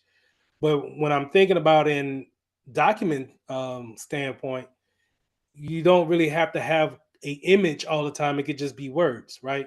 And that laser putting that image down on that drum, it using heat to transfer it down the paper, um, it gets a print quality that's way higher than a inkjet. Um, and but the process is a lot more complicated, especially when it comes to things breaking and wearing down. So the reason why I went to this slide here is that you see these little rollers here. When I was working for a bank, these rollers would give me problems because these are notorious for sticking paper together. They are notorious for just kind of wearing out, creating bad print jobs. And so when you get that, going back to our first couple of slides where it tells you coming out of the box, um, keep when I told you to keep those different items that come in there, you may get extra rollers that come along with that. Um, you want to keep these rollers and change them out if you need to. Here's the thing about that. If you change out the rollers, that's not necessarily fixing the issue. And so you could typically be there. What was typically maybe a 30-minute job could end up being a 2-hour job trying to troubleshoot what's the issue. It could be the rollers, it could be the whole fuser that needs to be replaced. It could be the toner that needs to be replaced. It could just be the paper probably needed to be adjusted more. Um, I you could probably see the frustration in my face just thinking about it. I didn't necessarily like it, but printers, and in our case where we was at, um, you would have printers ordered and then have them stacked up as far as like having some back ordered so you can just go ahead and replace them all. Because in the real world, replacing all of the rollers, the fusers, and the ink, and you still get a messy type of a print, you would just be better off just replacing the whole printer. And then if you have the budget to do so, you probably could. All right. So a lot of times I would try to fix those issues by changing out those different components, but it's not a guarantee that it's going to work. In this picture that you see here, these are a good example of the different cartridges that you see. It could be a defaulted cartridge that you have on it. Maybe one cartridge is low on ink and therefore causing the transfer to be off a little bit, so you get a you just don't get a clean print all the time. We'll go over what you'll see. Sometimes you'll get a light print. Sometimes you'll get a double print, a smeared lines, and it's just very frustrating, honestly. Now, loading the paper is one thing, and that's typically not a big deal. But when you're talking about having that tray, and if it's not really set right for the paper, um, that could cause the load of the paper when that printer kind of snatches that from if this is the stack of paper, it's going to snatch the first paper off the top, and if it's not properly seated, it could end up in a bad print as well. So you kind of need all of these things to work right in order to get that real good print product. But when they're working fine and they can work for long periods of time. It's just trying to get those things to work right when they do go wrong. Because in the cases that where I worked at, if they're printing out an auto loan or a mortgage or some type of policy, you're talking about they need maybe the max is maybe 200 pages at a time, and it's able to do these things. It's just can it do these things on a regular basis? But these were big objects to actually work on when it came to working in that particular bank that I was at. Now, cleaning the printer, I never cleaned the printer, but I would consider changing out those parts, being cleaning of the printer. Cleaning the printer. You could change out that fuser. You could change out some of the toners and some of the rollers, and then use air can air in order to clear out any kind of dust, debris that may be in there. And having a maintenance kit is great, but it's just the rollers, really. It's just the rollers and the fuser. And so it's really not it's really not solving. If that doesn't solve the issue, then you're probably going to need a new printer before you waste any other time trying to do something or getting that particular vendor on the phone. I would just say just replace the printer with another one, honestly. Inkjet printers are normally going to be in a small office, your home setting. And the big thing with them is going to be they print head. And this is where I showed you guys my cartridges. They're going to typically look like this. Get that picture. Get in there. There it is. And what happens is that it uses a heating process too, right? But what it does is that it heats up just into this little cartridge, and it drops little small dots on the paper in order to create the image. And these little dots are not visible. They just look like smooth lines to us, but it's a lot. I think that the maintenance on an inkjet is a lot more manageable. But when you're talking about using it for a multitude of people, then it's not plausible. Um, Again, you're probably running through the material a lot quicker, and you're probably going to be breaking down a lot faster than what you would on a laser jet. But replacing the cartridges is going to be fairly easy. These are typically numbered to where you can go and get them at your local Walmart or CVS store. Um, but they are expensive. I got to admit, don't really like that. But when it comes to other maintenance, it's going to be pretty much seeing if the alignment is there. And a lot of times you could do the alignment via the settings, the software that's installed. You don't necessarily have to go in there and manually push things around until they snap in or click as what you would do with a laser jet. It can, it's not troubleshooting free, but it is less maintenance that you have to do, in my opinion. I really haven't had to do much on inkjet printers other than make sure that the software was set up and that that person sees it on their particular computer, right? So, um, moving on, you have thermal printers. So, thermal printers are smaller printers that are typically used for postal uh stamps, not stamps, but these labels.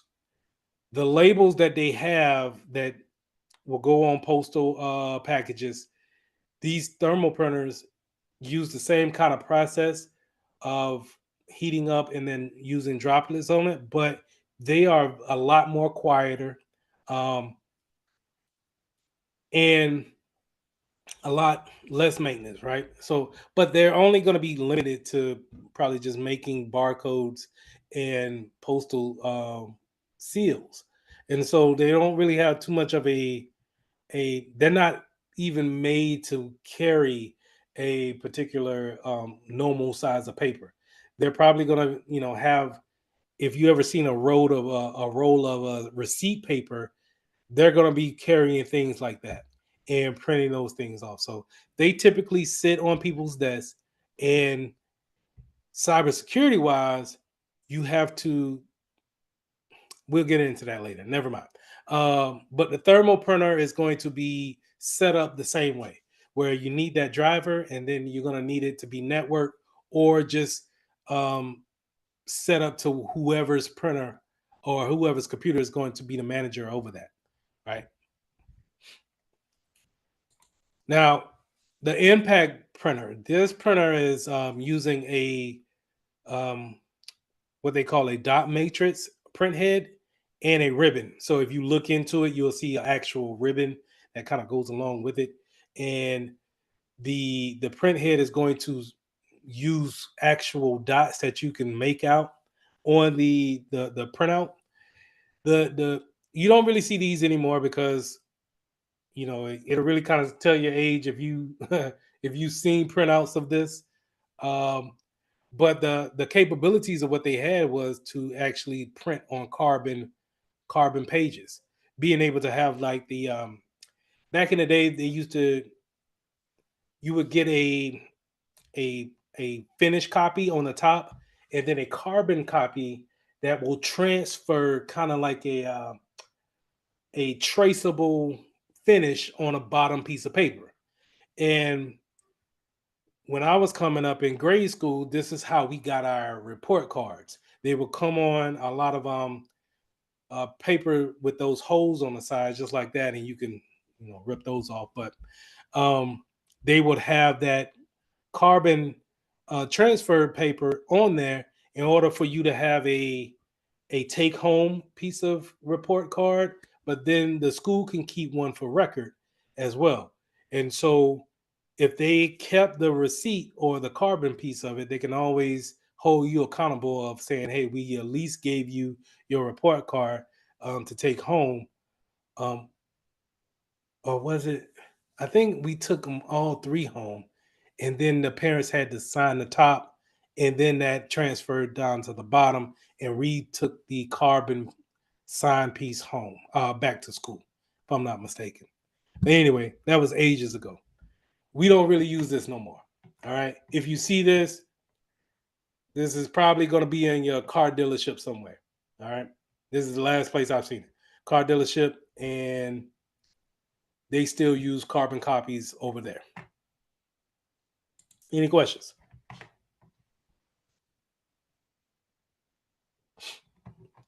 All right. Troubleshooting. So connecting issues. This is notorious when it comes to printers. I feel like they go into a deep sleep and they kind of fall off the network. But normally when you are physically connected to a printer, you typically don't have to worry about not having connect issues with it. But if you're wireless or networked to a computer, to a printer, in a business standpoint, if you're on that case and a printer server is managing that printer, 9 times out of 10 is going to probably be on the network and you don't have problems connecting to it. Where I see the connect issues is that where it's a standalone or a home printer and it's just maybe it doesn't check in with the router or the modem and it gets a new DHCP IP address, therefore causing it to drop off of what you already connected to, right?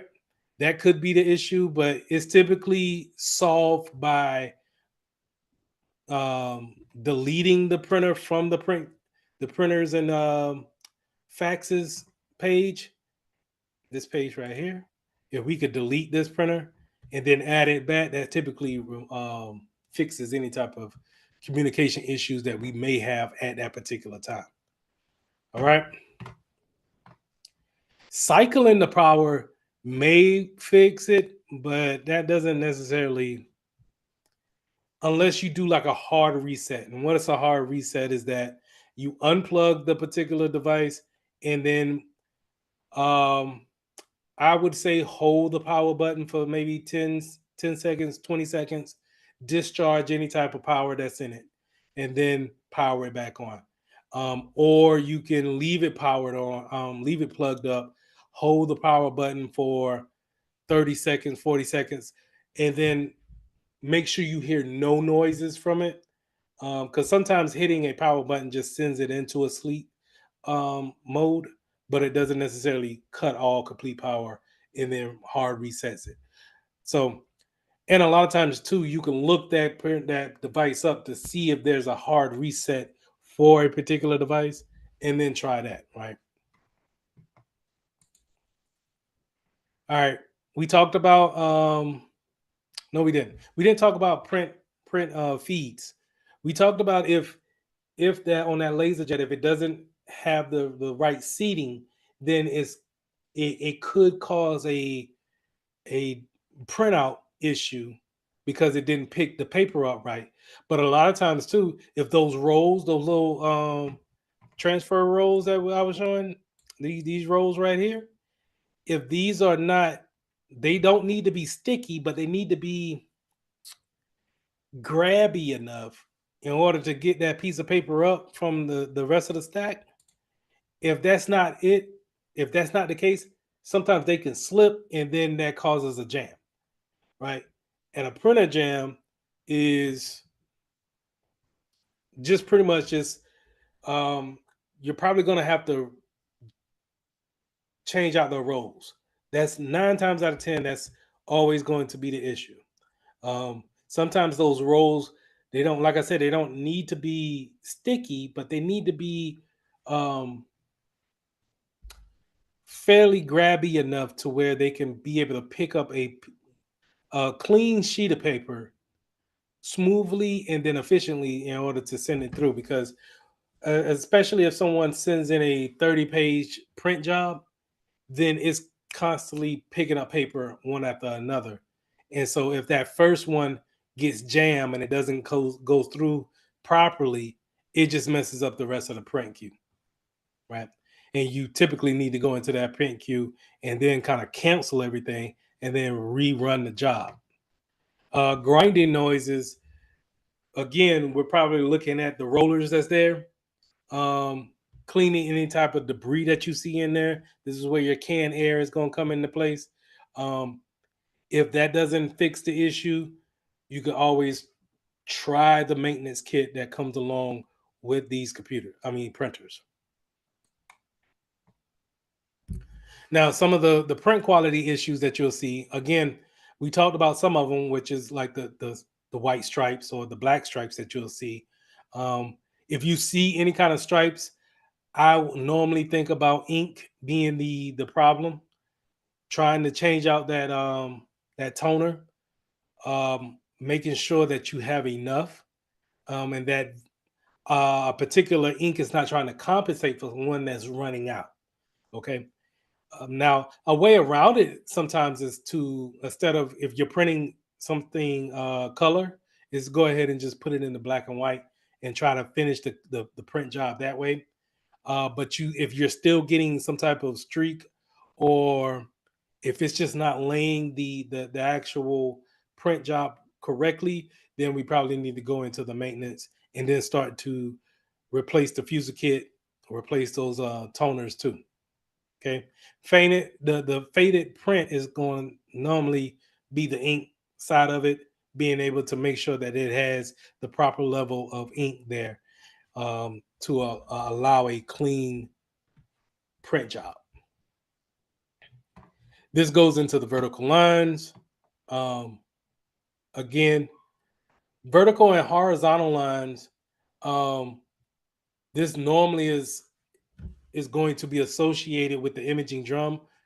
I haven't necessarily seen too many issues of that, of the drum being the issue. It has been some cases where if the drum is the issue, you probably are calling out the service tech for that printer in order for them to change that out. Those are not coming normally in a maintenance kit. You're probably going to have to either order that if it's out of warranty, or have someone from that particular company come out and install that, because it is under warranty and you don't have to pay for that particular part. All right, toner, not fused to paper. This is where you print, but you just get kind of like a blank pieces of paper. Replacing that fuser is probably going to be the main corporate in that print quality issue. That double-sided print, not double-sided, but it looks like it's a echo print, where it's just kind of, it's readable, but it's double, right? So it kind of looks like that a little bit, and just not a clean print. You're talking to image drum.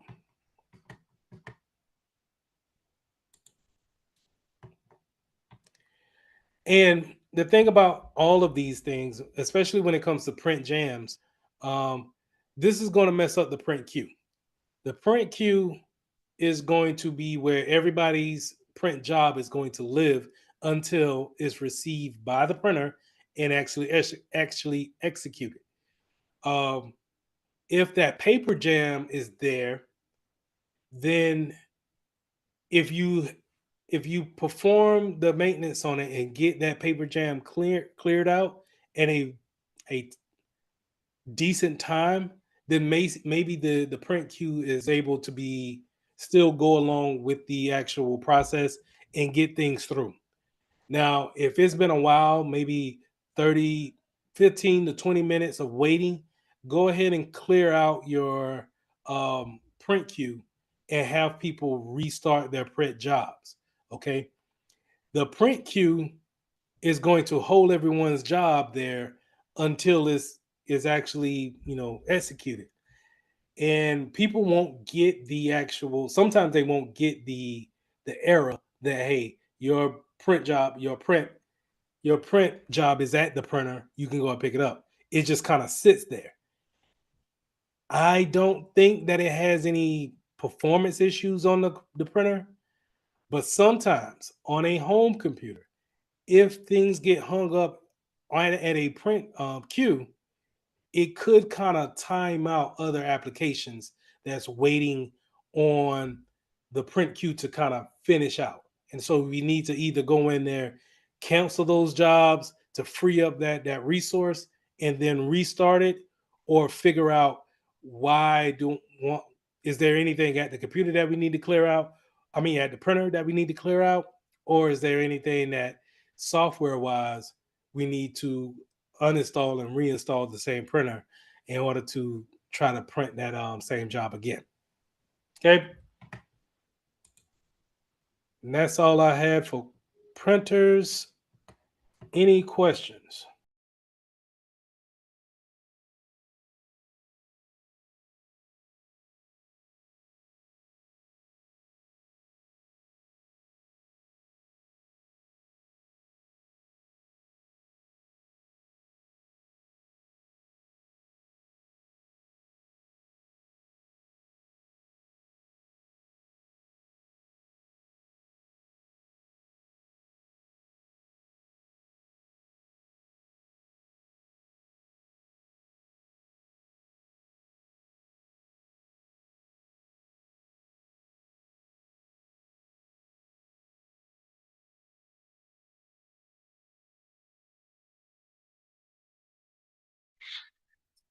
Hey, Mr. Mitchell, can you hear me?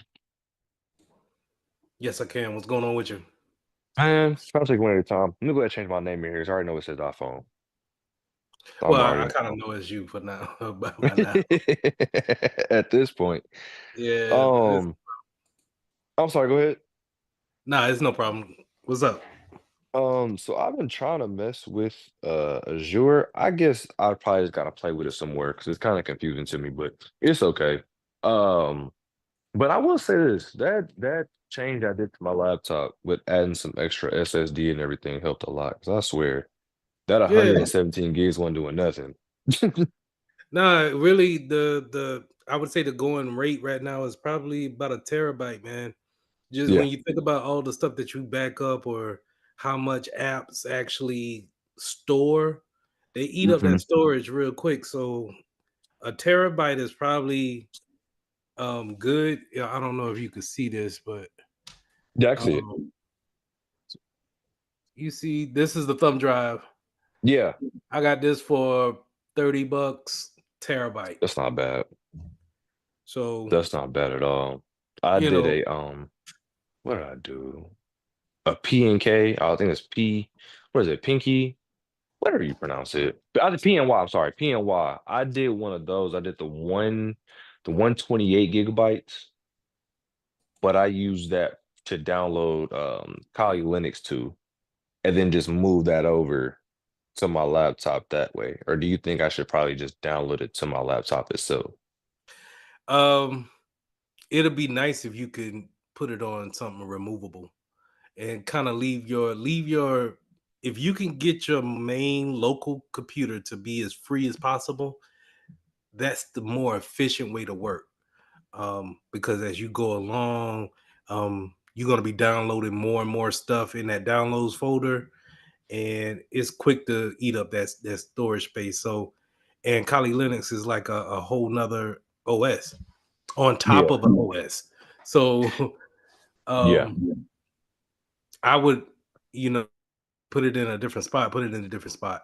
But just, Okay. and whenever you spin that virtual machine up, you might have to go ahead and connect it in order for it to work. I've seen that Hmm. plenty of times too. So, um, that's when you want to consider maybe going into the cloud. Um, that's what I'm looking at. Well, I got a Microsoft account and they give me a terabyte worth of storage, but Yes, you guys sir. have Microsoft. That's why I just don't understand why you can't get into Azure. It's weird. I tried using my student account. I used my personal and it finally let me in to do it, but I don't know if it's because A&M doesn't have Azure, but it comes as a package. So I don't know. I agree with you. That is kind of weird to me. I have no clue. Like I feel like it should just be something that under your personal account, you should have access to an Azure package. So Hmm. even if you were to create a Gmail right now, Hmm. which doesn't cost you anything, you should be Yeah. able to take the same Gmail email and sign up for Azure and use the free credits that way. Yeah. No, I agree with you. I agree with you. I just went ahead and used my personal and it worked. Like after I did that, I had to finish with some things a little bit, but because what I try to do is I got at least I got at least about 3 emails. One of those, two of those are personal emails, but that's because I'm not gonna lie to you. One of the emails just had so much stuff on it. It was like so many emails. I was like, let me just make a, a backup email that gets all my important stuff, and then all the crappy stuff I don't really care about can go to that one. And I got a dummy email if I got to use it for something. But that Right. dummy email's for like, if my subscription runs out on Hulu, let me get another free month on this dummy Yeah. account. Yeah, you gotta do what you gotta do, and I don't blame you. If Yeah. you given like always make sure you have your professional email Yes, sir. at whatever brand you want to use, whether it's Gmail, Yahoo, um, whatever, Yes, because sir. that's gonna go on your link. That's not LinkedIn. That's gonna go on your resume, Hmm. and so just make sure you keep something that says Savala.Patterson at Yes, sir. gmail.com or whatever your favorite number. You just don't want it to be well. That's just my preference. That's my No, I preference when agree. I got out of the military. So some people may like to have numbers behind it, but if you could just put like, even if you don't want to put your first name, you want to just put S. Patterson, Okay. that'll be fine too. That's a nice professional way of doing something, and it's going to probably be open for Gmail. You know what I mean? Makes sense. Makes sense. So the funny thing about this is I can't do the one that I want to do because my dad's name is Savalas too. So it's Well, you can always put the yeah. junior at the end too. Yeah. I mean, it's always ways around creating different logins. Um, you can always use the first three letters of your name, Yes, Patterson. sir. Um, Hmm. it's so many different ways, but you know, you just want it to be professional looking on Of your course. resume. Um, just so we can get past the first step of getting past HR, which Yes, sir.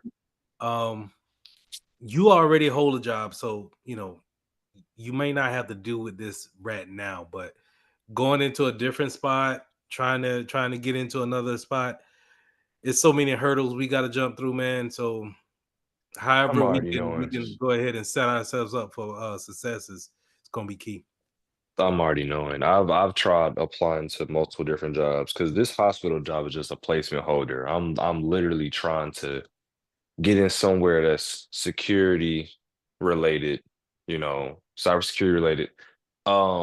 And the crazy thing is, what I do at the hospital, I do registration, which you would think still works in logistics because I'm putting things in files, going against HIPAA's laws and requirements, making sure I got paperwork and stuff like that for doctors to see, putting stuff on file that actually makes sense. But I've used that for my resume and all kind of stuff like that. I even have friends that works in Lockheed Martin, Northrop, all that stuff like that. And they were like, hey, there's a position out there, apply for this. I put in the position and like I don't get anything back or I get a rejection. So it could just be the resume because the robot reads it and picks what it wants to pick out. Because I Yeah. just get so confused. Well, that's the that's the second hurdle that you guys got to jump. I mean, the first thing is getting the qualifications right, right? Hmm. And then to jump into the whole workforce and actually get your resume set up to where it works in certain areas. So when you're saying stuff like Lockheed Martin or let's say Boeing or these government contractor jobs, Yes, sir. um, you may want a certain style of resume for that. But then Okay. if you start to fill out an application for, let's say, Bell South or Spectrum or Yeah. AT&T, something real public like that, Hmm. then you might want another style of resume. Makes So what sense. I'm saying is that you see some resumes that have your profile picture on it and they look real, like a graphic designer type of build. That Hmm. might not fly over with the military intelligence company that's holding a $45 billion contract with the US government that they Yeah. want to just kind of keep it straight up and down. So you want to make sure that you have a resume um, built for that position. So that's a whole nother thing that you got to do. Look at what they want and then tailor your resume to show, hey, I can do the things that you're asking in the duties that you're listing in your job posting. You could do those Yes, things. sir. That's one way of getting past. Well, the one thing you really want is just that initial interview. That, hey, I'm gonna send your name or up to the hiring manager. If they can get you on the phone, then it's on Savala, the person, to uh, show that, hey, I'm a likable person and I'm Mm-hmm. willing to work. You could be malleable, as they say. Um, and that's the whole nother a whole nother beast. So it could be draining at sometimes to find your job. And like I said before, once you find your job, you may feel like you're underpaid or they're not using you to your full potentials, and then you want to move. Mm-hmm. And then that's a whole nother thing. So it's another journey after getting the certifications. That's the thing about it, is that you study so hard to get these certs and you're qualified, but then you realize that now you have to separate yourself from everybody else. Like, to give Yeah. you another example, once you get your certifications and you put them on your resume, now you got to separate yourself from someone like me who, Mm-hmm. you know what I'm saying, I'm gonna put my resume in right with yours for this $200,000 job, and I got the experience to go along with it. How do you separate yourself from my resume? Yeah. So you got to think about those things, and just, it can make you lose some sleep a little bit, but it can also kind of make you look in different spots to see who else is hiring. Makes sense. That makes sense. I was always told, just keep applying because there's so many people getting into tech nowadays. Like it's a big booming business. But the good thing about it is, regardless of the situation, you'll always have a job. It'll always be a job that's out there. So that's the good thing. Is I think it is really one of those things you can't get discouraged because there's so many people applying to one position, multiple people. And that's obviously not the only position out there. I think it's just a mental thing to not get discouraged, to just keep, you know, spam button, spam button, spam button. I I hear you, but then when, you know what I'm saying, when you on like application 200, You get you know, tired. No, you ain't lying. You get tired. At that point in and time, you like, man. I was leaving one job. I had to quit. I had to quit this job, and my whole backstory, just a real quick and irrelevant story. And hey to everybody else that joined. I'm gonna get started in just a second. But a backstory of why I joined the military is because I had a bad habit of quitting jobs when I didn't like a particular situation. I would just quit them, and Mhm. I knew I couldn't get along in that with that quality, and so I joined a job that I couldn't quit unless I go to jail, right? So I joined the military, right? Odd reason, but I did it. They worked that out of me, and I got out of the military, got me a job working with a bank, but this was 2016. Um, the world was kind of, and people started talking crazy at work. So I was like, yo, I just gotta go. Right. And I didn't have my security plus at that time. I didn't have any certifications in security at that time. I was just trying to really take the test and get my bearings under me. But long story short, I was out of work for 4 months, and I had to use a 401k in order to pay bills and stay up on that, and support family and everything. So um, it can weigh up on you um, more than you know, and sometimes the world can just come crumbling down. So if you can, like the situations that you guys are in, where you could set yourself up for success, go ahead and try your best to do it now, and try to lock in a nice spot now where you can got a nice transition into it, and really um just try to, manage the success after you get it. But just know, transitioning from one job to the next might be really quick, or it might take a time to do so, because at the same time, while I didn't have my certifications, I didn't write my resumes right and all that. So I had to learn by experience and just kind of taking my cuts and my losses at the same time.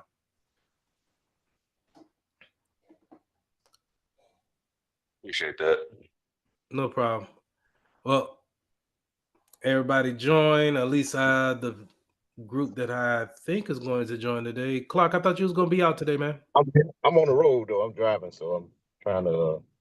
I just pulled over at a gas station, so Hey, don't trying pull to. over for me, man. Like if you if you need to drop, go ahead and drop and travel and do what you got to do. Okay, but yeah, I'm listening. To piggyback off what you were saying about the resumes, there's companies out there that will write it. As far as they charge a significant amount of money, but they know how to write your resume. That where the government look for these keywords, and Yeah.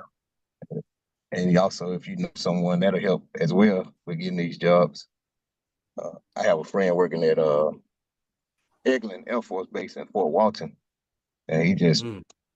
recommended I get the cert, even just the A+. Like he can kind of help guide me into a position remotely. I believe But that. but yeah, look for some resume writing companies, and they will assist you with setting up your resume and adding those keywords that computer, like you were talking about, Mr. Lee, it'll pick up. Yeah, because the HR they use this. Typically we think that our resume is going to go to somebody's email and then they look at it and then they decide for the hiring manager if they want to give you a call. More than likely it runs through, they get maybe let's say um, 10 resumes, 20 resumes. They run them through a program. That program is going to use intelligence, machine learning to pick out the best person for the job.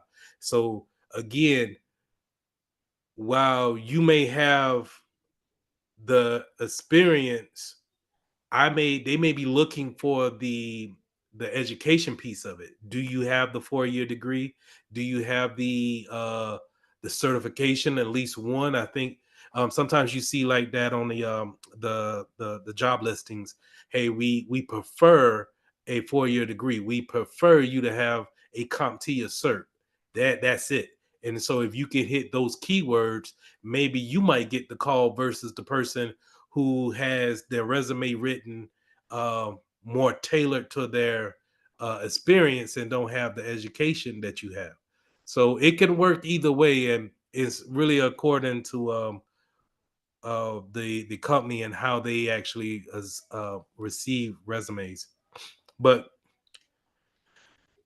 good thing to bring that up to say that you do have some companies that'll help you out with resume writing. Yes, sir. It's kind of expensive, but I think that'll be a good way to go. I haven't tried it yet, but save some money and try it. Yeah, and that's the thing too. When you see, you got a lot of ghost job postings out here too. And just real quick, I know we're kind of getting on topic a little bit, but it's good conversation to know. I'm gonna pull up LinkedIn real quick. These ghost jobs are really nice to look at, but then you'll see that they don't really intend to call you back. So Savala, you were saying how you'll put in the application and they may give you a generic, it looks like a generic email saying, hey, we received it. If your qualifications meet, we'll give you a call back. Right. Yeah. So you'll see something like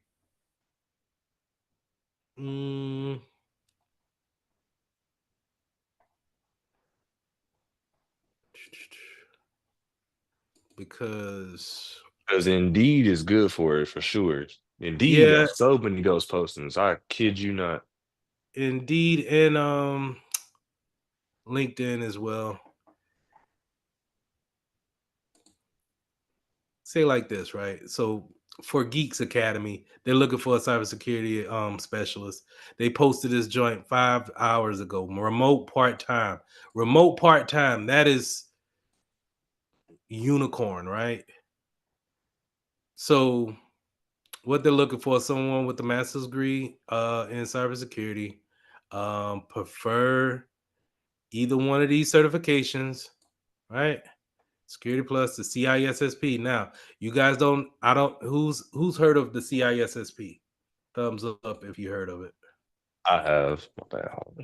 All right, that's the big dog, right? That's something that you got to have at least 8 years in cybersecurity to in order to take it and actually be crowned that certification. And then you got CEH. Sorry. Now here's the problem with this posting is that none of these certifications match the amount of experience that it takes to get them.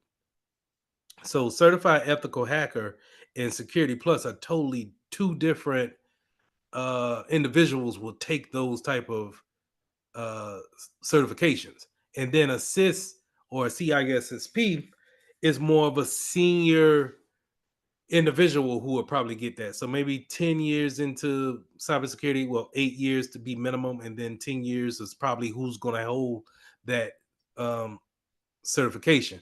But what I'm trying to say is that this is a little bit confusing, and then for it to be remote and part-time is a little bit confusing.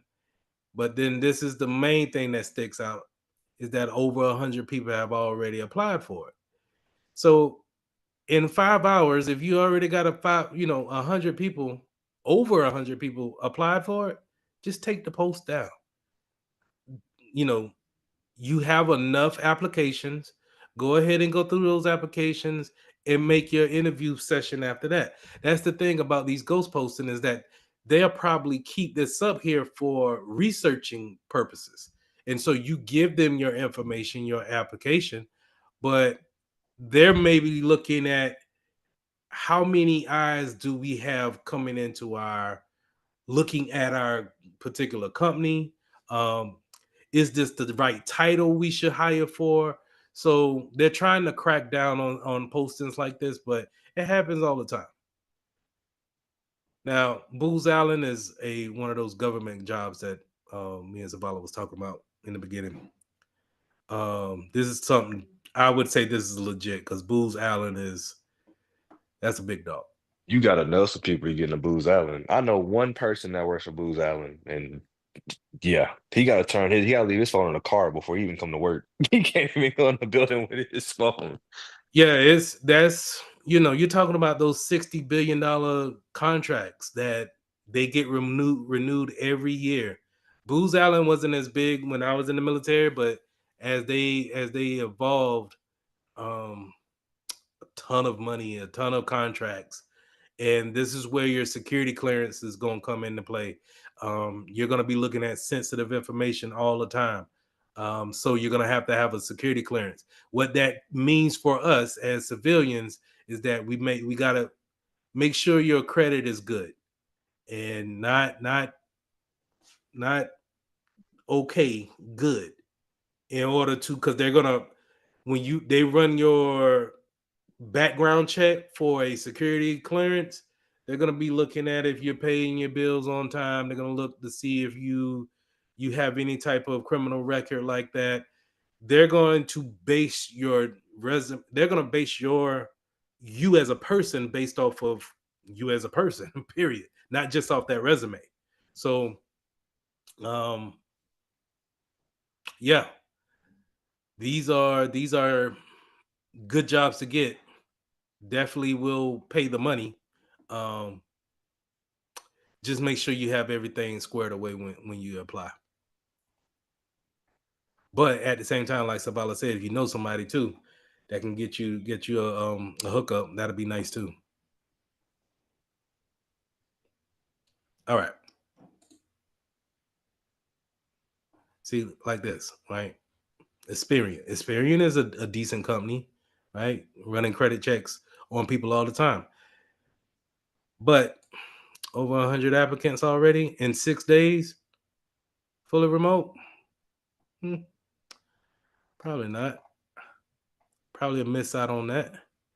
What they're looking for a bachelor's, 8 years in experience, a bunch of jargon, stuff that we went over. So you all are familiar with this type of most of it, so I'm not expecting you to understand what Splunk is, but you have seen me use Wireshark.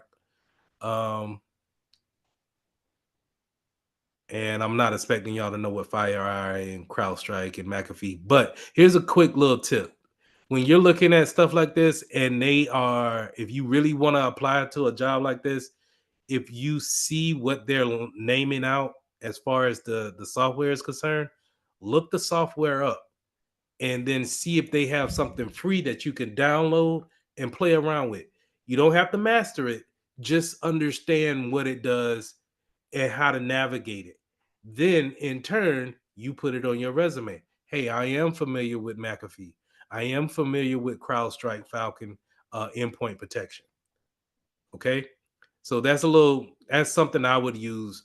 Here's the little sore thumb or something that sticks out to me that is not right. Holds a security management certification. Well, they want you to hold a big one. So as far as the certification, so I'm not really mad at that. I don't see anything with the security plus. So this is a senior position, but still, they probably need to take it down with the 100 applicants. Any questions before we get started? I do got one question, and then I'll shut up. No, you're good. So my overall goal, job wise or like career wise, is to try to work cybersecurity alongside the Space Force. Mhm. But what would be the requirements that you would think, or what would the experience have to entail? Because I'm pretty sure that's like one of those top tier things that you would just be a basic, you know. So let me get it right. You want to join the Space Force? No. As a civilian, I know they have civilian jobs working alongside them in cybersecurity because I was doing some research on it, but I didn't know what the qualifications would be. If Are you you knew, familiar with USA Jobs? I am. My dad's military, and my mom, she works for the government, so they've been telling me to apply to USA jobs too. And so have you looked to see what if the Space Force is hiring or if they got any listings? Yeah, but it seems like I'm not gonna lie to you. Half the stuff on there is I wouldn't say I don't understand it, but I don't understand it, if that makes sense. Okay. And that's kind of it's vague because maybe Mm, you do understand it, yeah. but you're just since it doesn't automatically resonate in your mind, you may Mm, think that maybe I'm not following what they want. yeah. Yeah. Um, First thing I would say is they're gonna probably hold on. You got your bachelor's already, right? Yes, sir. I'm working on my master's now. So you'll probably be around the GS 9 or 11. Okay. Um, as far as what the qualifications are. Hmm. Um, so what I've seen with USA Jobs now, fair warning, I am not successful with USA Jobs. I'm not. I've been applying for USA Jobs or with them since 2011, and Me I only too. had one callback. So I've been unsuccessful with them across the board. I cannot get my resume right. To Clark's point, they wanted a certain way. They kind of wanted in a block format, meaning like APA style or something like that, where it's paragraph formatted, and they want certain keywords in there. From what I've heard, that's the word on the street. I don't know that to be true because everybody who's telling me that is also not successful with USA Jobs. The people who are successful that I've talked to, they know someone in it to let them know that they're hiring for a particular job, and then they go and apply for it. So let me see. The one thing that I would do is look at the department. I don't even know if the Department of Space that's under that would be the Department of Air Force, I will believe. That should be them. Yes, sir. And then what I heard is that when you look at this, when they have a job opening from 2024 all the way to 2025, they're not looking to fill this position. So I've heard that you should look for something that's close together in dates, such as maybe this one. This is 2 months out. As maybe too much, in my opinion, but this will be perfect right here, right? So this is closing or is already closed. This is closing today. And we want to see this, but this is probably in your field after you get your master's. Because it's a GS13 in my, yeah. So here's the thing. Hold on. I would have to read it to see exactly what they're asking for, because this is how I think they would actually want their resumes written out, in these paragraph forms versus bullet points is what I'm used to. When you saying that you don't understand what they're asking for, is that what you're saying right here? Like, Yeah, vaguely. Like I'm like, granted, I'm a very intelligent individual, but I think what it is, at some point in time, my brain gets lost in what they're really looking for. Like necessarily, okay, cool. You say you want the certification, but how much years of experience are you expecting for this person to have? Or what background are you really wanting this person to uphold before applying to this position, if that kind of makes sense? I would say is up here in the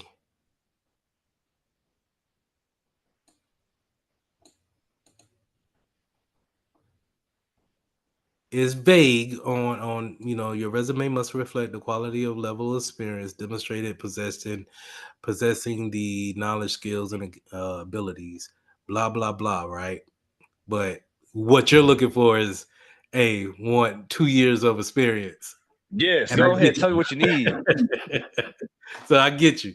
But okay, so that would deter you from not putting in the application because you don't get a straight answer. I would probably tell you to not do that and just go ahead and put it in, because you just maybe you don't know. But when you start to look at what they want here in the knowledge, skills, and abilities, understanding the cyber defense and offense techniques such as IDSs, alerts, firewalls, network traffic, you know that. Um, Knowledge of technical characteristics, understanding operating systems, equipment, configurations, system software rules, you know that. Uh, knowledge and the use of operations, a wide variety of cryptography codes and equipment used. Now here's the thing, doesn't say that you need to know how to actually configure it. You just need to know that it's there, the knowledge of, you get what I'm saying, you know that. Yes, sir. um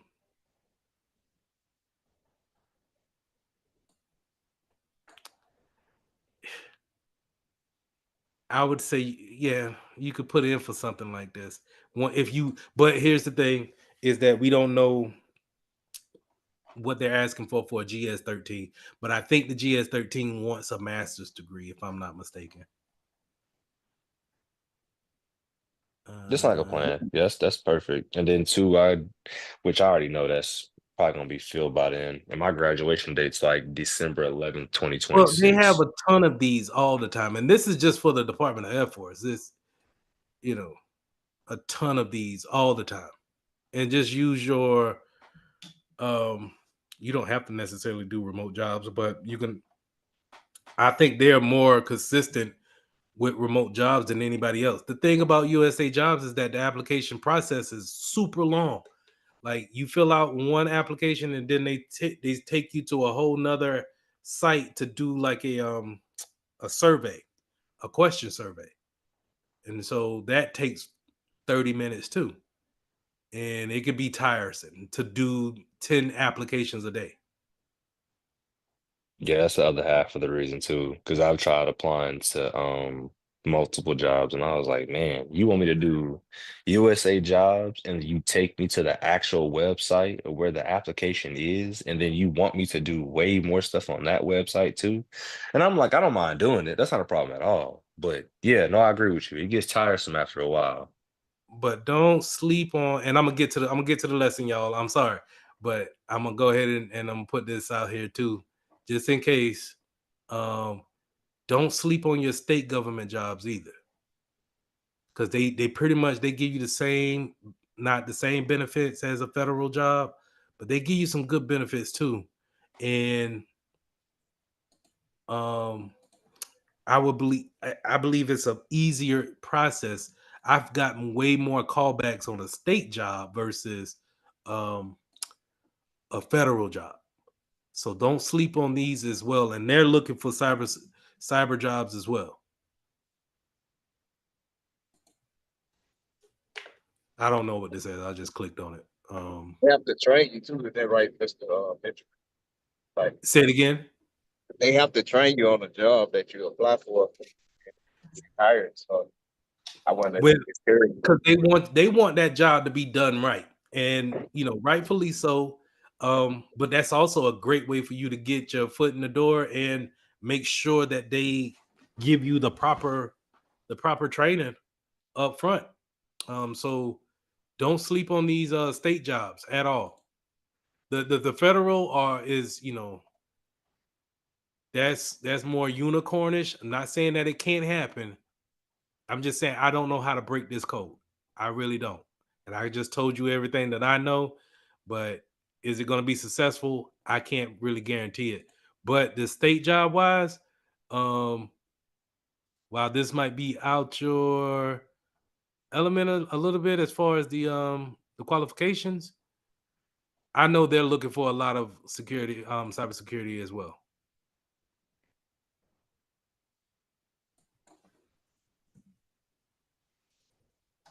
Thank you. I appreciate that. No problem. Seeing what y'all got.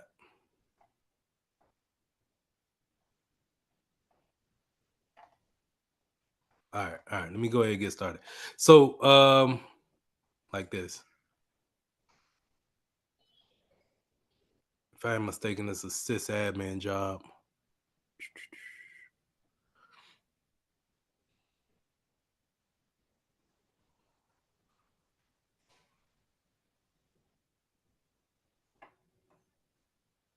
Unless they got the wrong title. But anyway, all right. Let's jump into lesson 8, mobile devices.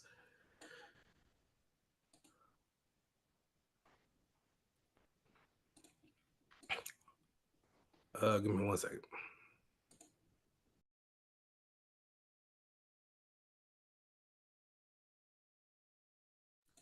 All right, lesson 8, mobile devices. They started off talking about mobile devices and the screens that they use. So over the years, as mobile devices have gotten popular, they have used a variety of screens.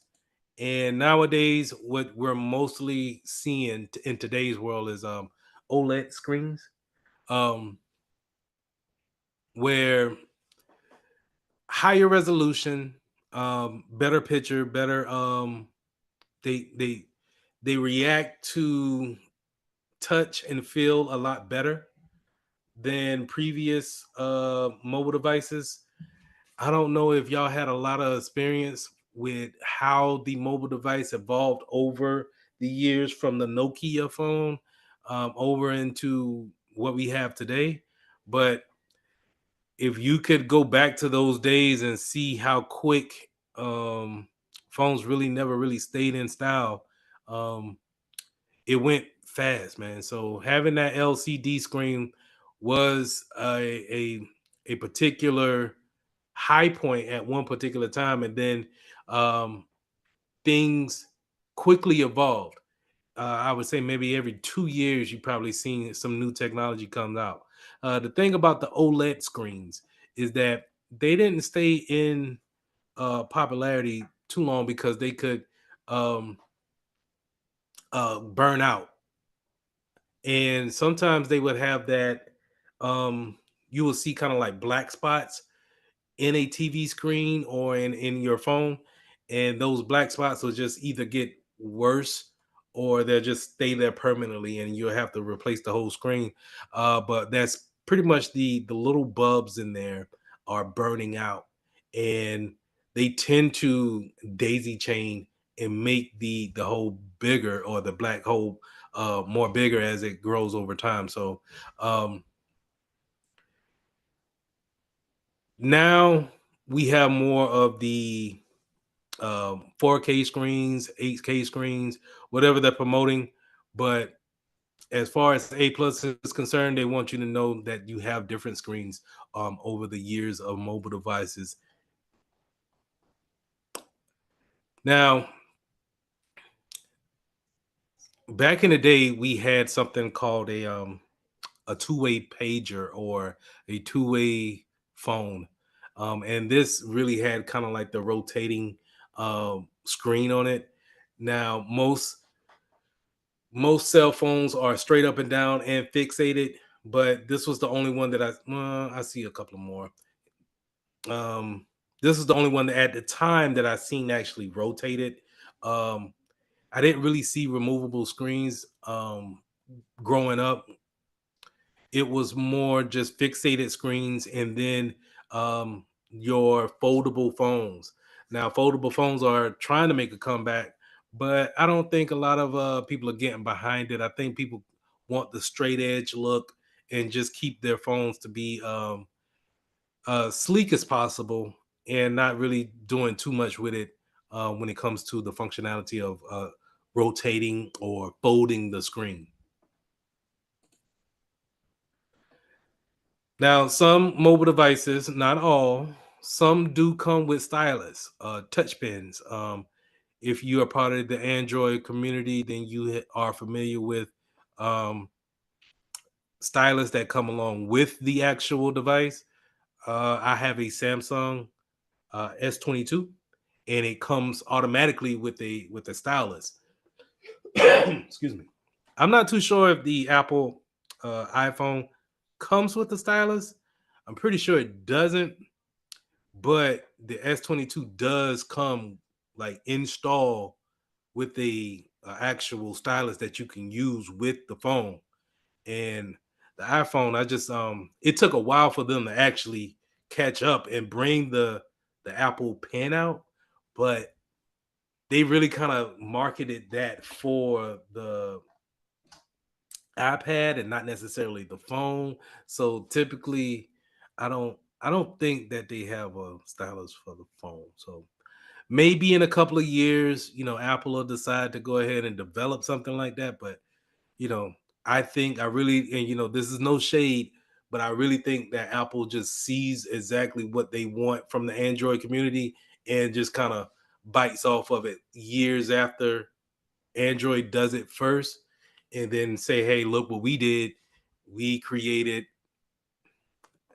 and everybody goes wild for it, which is whack. But anyway, uh, microphones and speakers and webcams. So when it comes to the different features that your mobile devices can have, it can be just like your laptop or desktop, where your desktop you actually have to plug in a lot of these features, microphone and external speakers. All of these things can come into a mobile device and essentially be your computer. Another thing that Android devices do is a feature called Samsung Dex. So Dex is a good way to have a computer lodged into your actual phone. So if you guys are not familiar with Dex, pull it up over here, And so whenever you could take a USB 3.0 and plug it into your phone, and what it does is that when it connects to your monitor, it creates a desktop image that you can actually be more productive and do a lot of more work that you would get done on a tablet or a laptop. You can actually just get it done on your phone. So I don't think the Apple community has that just yet. I know the iPad can have a docking station for it, and therefore it can connect to a monitor. I think I'm pretty sure it can, but it's not going to give you an iPad feel, and it's definitely not going to have the functionality of a Samsung Dex.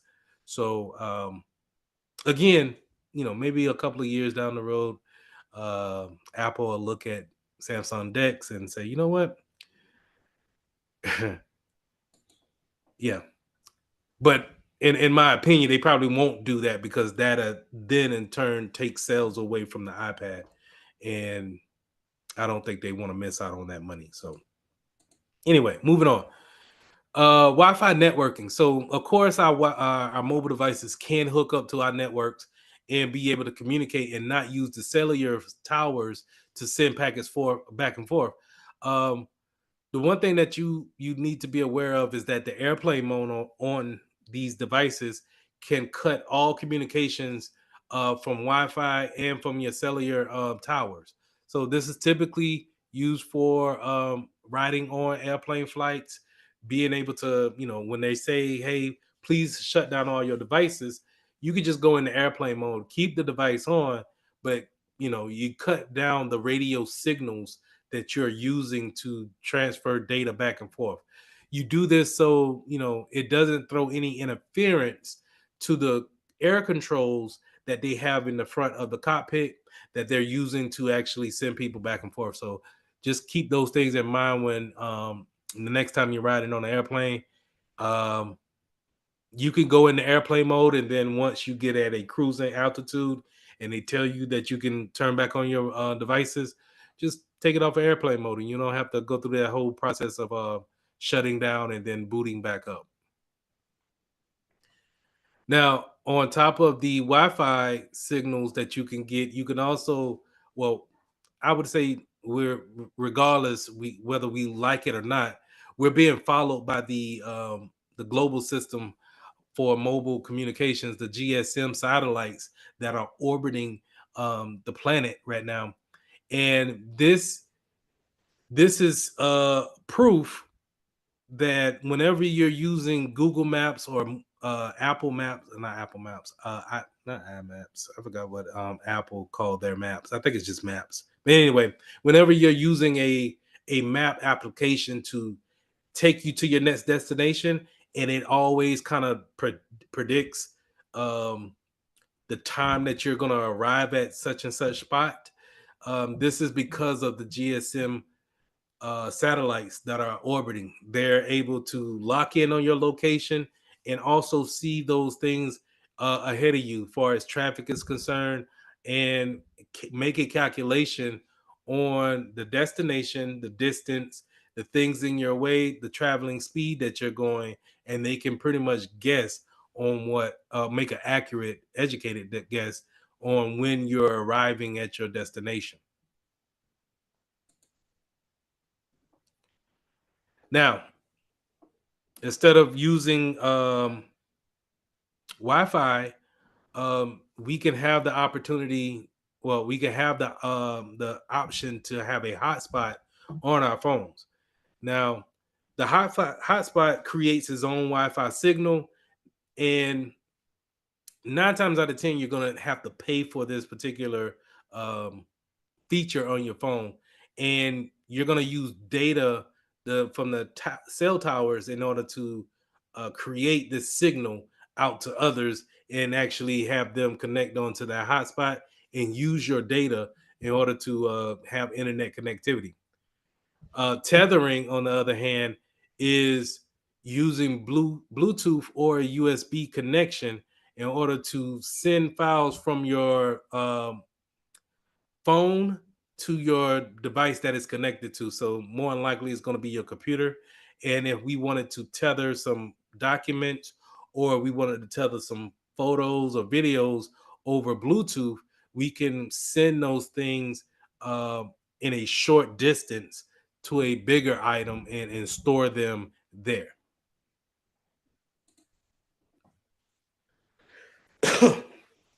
Excuse me. Now, 9 times out of 10, when it comes to tethering, you probably going to be connecting via a laptop port. And a lot of times when you're connecting your mobile devices, you're going to use that laptop port in order to connect them up and actually have data transferring back and forth. It's actually better to have that physical connection versus trying to break um, files down and send them over airwaves. So to send them over a cable will be a lot better.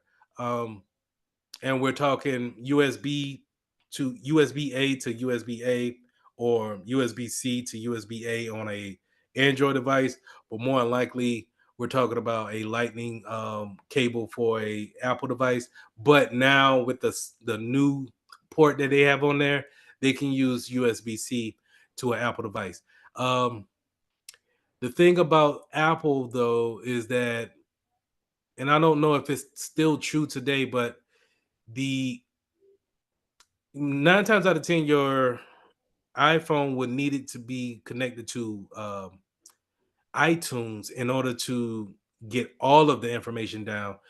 You used to be able to connect it, and a Windows machine will see the folders for your Apple device, and they can copy some things over, but they're not able to see and have a better user interface if they didn't have the iTunes install.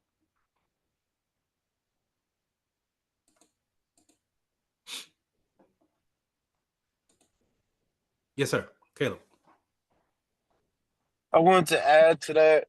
So it's true now, but I'm saying so now you have to have iTunes or have Mhm. a MacBook or yeah, MacBook or anything like that in order to do anything as far as on your computer, like reset a phone, back up a phone and stuff like that.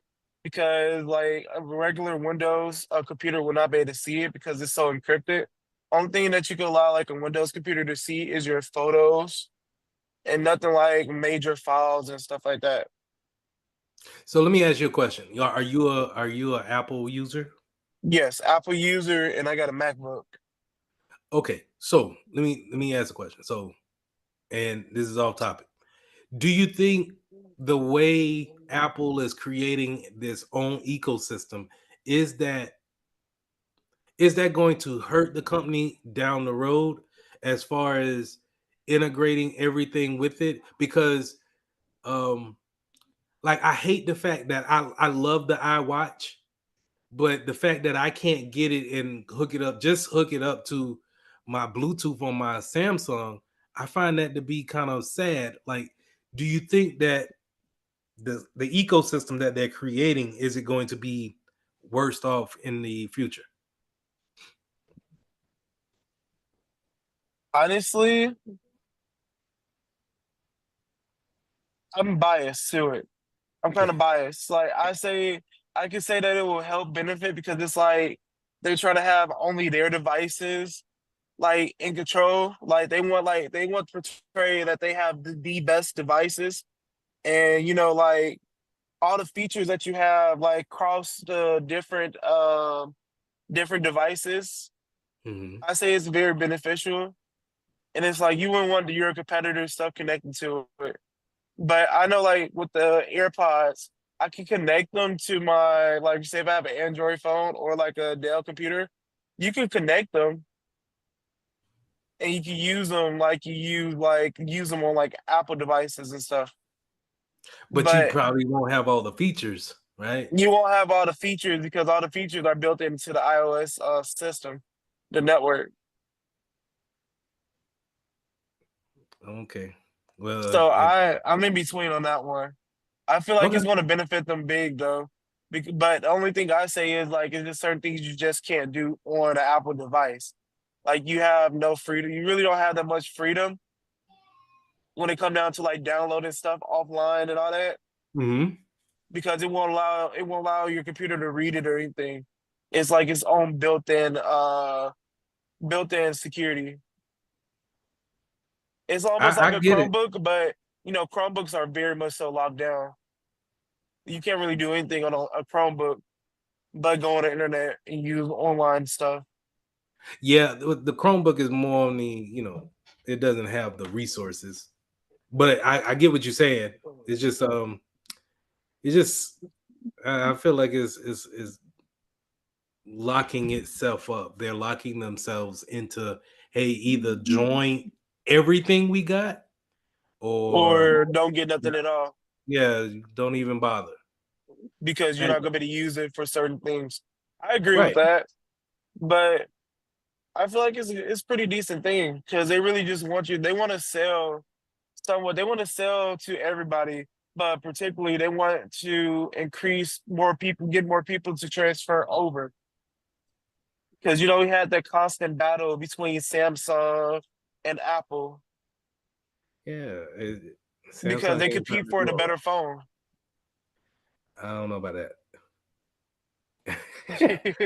Majesty, what you got? I was gonna say that, even though I do be Team Apple down, like I be in that comment section on here, like defending them 10 Yeah, I times. see. I will say, like, I feel like Apple specifically, I would say is more like, I think the exclusivity that they have is more of a luxury standpoint than anything. Because I mean, I think of it like, like BMW cars. Like, when you have a BMW, a lot of people say don't get those cars because when it comes to those complex repairs, it's like the only people that you can truly get help from is you got to go back to that the dealership or go to some place that's BMW certified. So I don't know. I just feel like it's like that type of exclusivity that is what gives people so much, enticement to Apple, I guess. Also, it's like from a more technical standpoint, though there aren't that many features necessarily, the features that Apple give are primarily aesthetic and or UI related. Like for the everyday person, Apple gives them everything they want, and as long as you have the funds to necessarily keep up the Apple ecosystem, it's like they give you what you want. I would say it's like an everyday person who's just like a normal person, they're not really doing anything advanced on their phone. Apple is amazing because Wait, Apple wait. integrates itself in like every single system that they I own. just showed you that when you get Samsung Dex, it's a whole nother laptop in the phone, and you get a stylus. So, See, and you can, but you can do the same thing for iPad. For iPad, you can do like a but that's wireless. the thing. You have to buy the iPhone and the iPad, and Mhm. I have to get the connector piece to push everything together. And let me ask, It's but not I like can put it on it's a wireless. regular desktop, right? Like a regular monitor. I could put it on that, right? Yeah, it's like so this is actually a new feature that they just came out with the recent update. It's as long as they're connected to the same Wi-Fi network, you can actually like emulate your laptop on your iPad and vice versa. You can emulate your iPad or iPhone onto your MacBook through Wi-Fi connection. This is recently new though. Like this is just like I'm saying like this released like a couple months ago, like I want to say like 2 months ago. So it's still freshly new, but I'm just saying, like, like you said, you got to buy a lot of extra stuff. But if you have the luxury and the money to do so, it's like having Apple in a certain, I want to say it's a flex because like everybody has Apple these days, but that's like bare minimum luxury for a lot of people. Like I remember back in the day, having an Android was so distasteful. Like when iPhone just became popular, it was like so embarrassing to be like, oh, I still got an Android. When everybody's having that iPhone, especially when iPhone was dropping those colors left and right. Yeah. So I think most of the appeal is just from a general consumer standpoint. And that most of the advanced interactions that people are, getting on them about isn't applicable to the everyday person. I I would say I agree, but I don't. Um, I'm sorry. Apple is low key a cult, and they it's low key. It's low key. It Can I You speak on can't, that if you part? get the iPhone, they want you to get everything else. And they purposely separate it like that. But anyway, um, Can I add on to that? go ahead. I don't know if anybody mentioned it. I had to walk off to do something, but I know the conversation. But Mhm. honestly, from starting on the iPhone, 10 to now to the 16, I think they just selling us software at this point. And we don't get any headphones no more. We don't get even with headphones, like you got to buy the external jack, you know, charging ports and all this kind of stuff going out. Right. Yeah, that right there, So now I honestly feel like it's just because their main point, their main marketing was what? AI. It's the This same, time, yeah. it's been the same phone, just like man, so that's the only thing that kind of made me miss Android sometimes. They didn't have the creativity, especially when I switched over to iPhone. I could do a lot more things, but yeah, it's just iOS is every year the same phone. Good point. The one thing and I forgot about that is that if you keep your iPhone long enough, they'll just give you the OS that they're going to upgrade to, or that the new one is coming out on. They'll just push it down to you, even if you got an older phone. The thing about that is that we went over end of life, end of service, is that over time Apple is going to stop updating those old phones and make you come up. And Majesty, you got a point when you say it's a luxury feature, because they make you spend the money. Like, and that's the thing about that's okay. Going back to when we was talking about the stylus, right? I wanted the stylus. I just wanted, they marketed the stylus so good, and I knew the iPad was a great product. I really do think the iPad is great.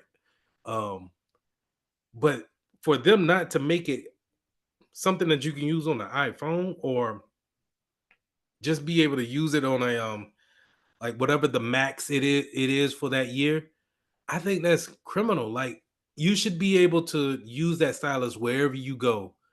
But I think they do that on purpose to make you look for the next thing. And then all of a sudden, for like iPhone 20, they're gonna be like, hey, check this out now.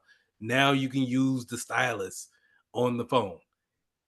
And Android users will be sitting here from 10 years ago and saying, hey, we've been using stylus on the phone. Catch up. But it's just, their marketing is top notch. I'll give you that. They make you want their products, but I really do think that it's just when you buy into it, to the whole ecosystem, I think the whole ecosystem works great. Like when you buy your iPods, I mean your earphones, you don't have, there's no configuration that you have to do. It just automatically works. It looks for your phone, it connects. It looks for your laptop or your desktop, it connects. And everything else that goes along with it. So I like the ecosystem. I just hate that the ecosystem doesn't allow anybody else into the group. And I, I don't know. I don't know. But good combo though. Anybody else got anything to add about that before we move on? Yeah, I was asking, do you think that's considered to be like social engineering? Like the way they made it so culty? If we want to get into the, what what I used to call Illuminati, if you want to get into the Illuminati talk, yeah, yeah, yeah. Well, just by even them having their own messaging systems to where if I got my friends and we make a group chat and it's one person that makes the whole group chat green, everybody's mad. Like stuff like it's gonna And make the the thing person is, it's gonna make that person feel like he got a good iPhone now. right, and so now I have to spend, and I'm not spending small money. I got to spend at least $600 to be okay for the least the next 3 years, okay-ish. And I ain't even bought nothing to go along with it. I ain't bought a case for it. But to your point, now they have, I think Apple just pushed the software out to where now everybody can stay blue in the bubble. But that lets you know just right there where how the marketing goes of people be just being like Magic to say, it's you don't want to see the green. It's a green bubble. It's like it. I don't know. Yeah, I think it's some kind of it's low key a cult. That's all I'm gonna say. And I'll be wanting to go back to it. Honestly, I really do want the 16. But even I don't know. You guys work with Apple CarPlay and Android Auto. See, I'm a car person. I'm really a car person like that. So Android Auto is flawless, but is Android, so people don't want to mess with it like that. I think people are amazed with Apple CarPlay, but I have had some hiccups with wireless CarPlay where it doesn't really connect over Bluetooth as well.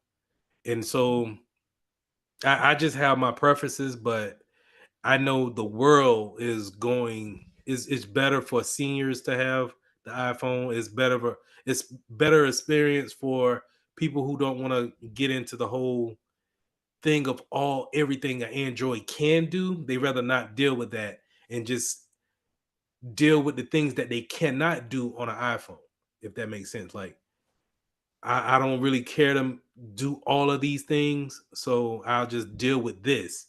And it looks good. That sound like And shade, Mr. Lee. say it again.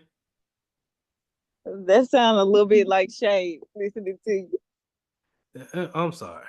I'm sorry to all the iPhone users, but it is just. Am I not? I'm sorry. Let me stop. Let me get off the subject. They be shade every day. Mr. Lee be like, Android, Android, Android, but iPhone. Oh, I just showed you you got a whole another laptop in your phone. You know what I'll be doing at school? If I had an Android phone, I wouldn't need a laptop. I would just need never mind. Anyway, I'm sorry. Let me get back in the character. Bluetooth and wireless connection. Um,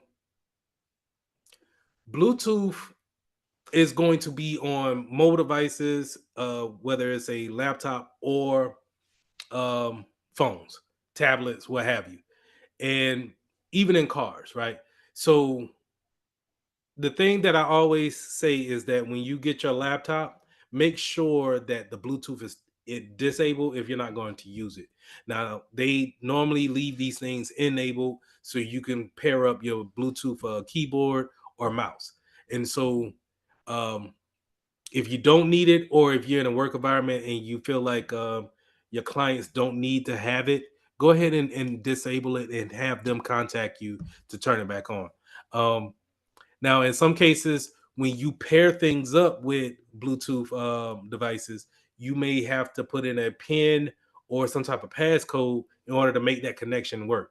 You typically want this, but I've noticed that in some cars, they ask to verify a PIN, but they don't necessarily tell you to put in or input a PIN. A lot of headphones do this now too, where they'll show you, hey, these headphones are available. Go ahead and click on it. But that's where they don't have an input. Like the headphones don't have an input for you to put in a code in order to make that connection. So they will make you verify with a button or some type of third party integration in order to make that connection happen. Now, Bluetooth, and then I would say the cousin of it is near field communications, NFC. This is where your tap to pay comes in to play at. You could do it on watches as well as credit cards, debit cards. Is having a little chip in that card, being able to use send information over radio waves in a short distance, and using to pay certain prices or for certain products. All right, moving on to port replicators and docking stations. So I don't know if you guys are familiar with docking stations, but this is where we can plug our devices up, our mobile devices, and then have a larger screen, a larger surface to work on um, when we connect monitors to them. Not every device is going to be able to use a docking station. I'm not going to say who doesn't have the ability, but some of us don't. Um, and that's okay because we still use them nevertheless. And docking stations may not work for every device, right? So this one in the middle is for I think this is a Dell docking stations. They have this connector here at the bottom, and that bottom connector snaps into place on the bottom of a laptop, and then um, it now takes that circuit to the ports that you see here on the back. So now we can hook up a VGA cable to a monitor as well as a DVI cable to a monitor and have dual monitors set up. We can also have a outlet for our microphones and our speakers as well. Um, Now, docking stations nowadays look totally different, and 9 times out of 10, this one doesn't even have a USB import. They have one USB import input on this docking station, so this is terribly old. Um, 9 times out of 10, what you see today is something that's similar to here, where this phone is connected to, where it has an input, but then it comes out with USB ports on the other side that's either going to run to your docking station. It may just be a replicator of ports on the other side too, um, for charging up things or plugging in different devices. But the main idea is that we're using our mobile device as the computer unit and being able to have it as a production product. So let's talk about apps. So the mobile apps. So we are all familiar with the iOS store and the Google Play Store. The reason why we want to bring these things up is that um, the the both of these stores have authorized applications that we can download on our prospective devices. So you remember back when we were talking about cybersecurity, Security Plus, we were talking about jailbreaking and rooting a particular phone, the iPhone, and that is a way to where now we can get unauthorized applications that are not sold or stored in the app store. We can get them that may be only for Google Android app, so we can now put them on a iOS device. So that's where you want to keep your apps that you allow on your devices to come from these stores, because now you can hold the particular store accountable for any type of software issues that you may have with that company that developed the software, and then with the store that actually gave you the opportunity to download that application.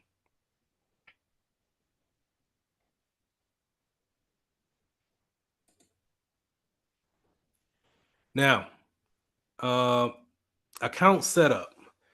So it's different for what side of the fence you're on, right? Your Apple ID is going to be something that is near and dear. And I would say, hey, you probably need to keep up with that password. Um, my experience with the Apple ID is um, it is very tough to keep up with that password. And if you lose it or you have to change that password, and it might have changed, but the customer service is it was subpar as far as getting things in a timely manner. I think I had to put in a ticket to have my password changed, and then I had to keep an eye out for an email that came days later to let me know that, hey, it's time to actually, we got your request to change your password. Now you can change your password. So I don't know if it's different now, but I definitely, it's there to keep an accountability of what you can put on your device. So a lot of times when you're downloading those apps, it will reference the username and password of the Apple ID in order to allow those things to happen on your on any Apple device, which is great, right? When you're talking about security, that is top notch. Um, for your Android users, it's similar, but it's a little laid back and is not as secure as the Apple products. I must admit, the the Samsung account can be a little flimsy at times. I'm not gonna lie, and I'm not gonna talk more about it. It's not up to par to an Apple product, and I can admit that. All right.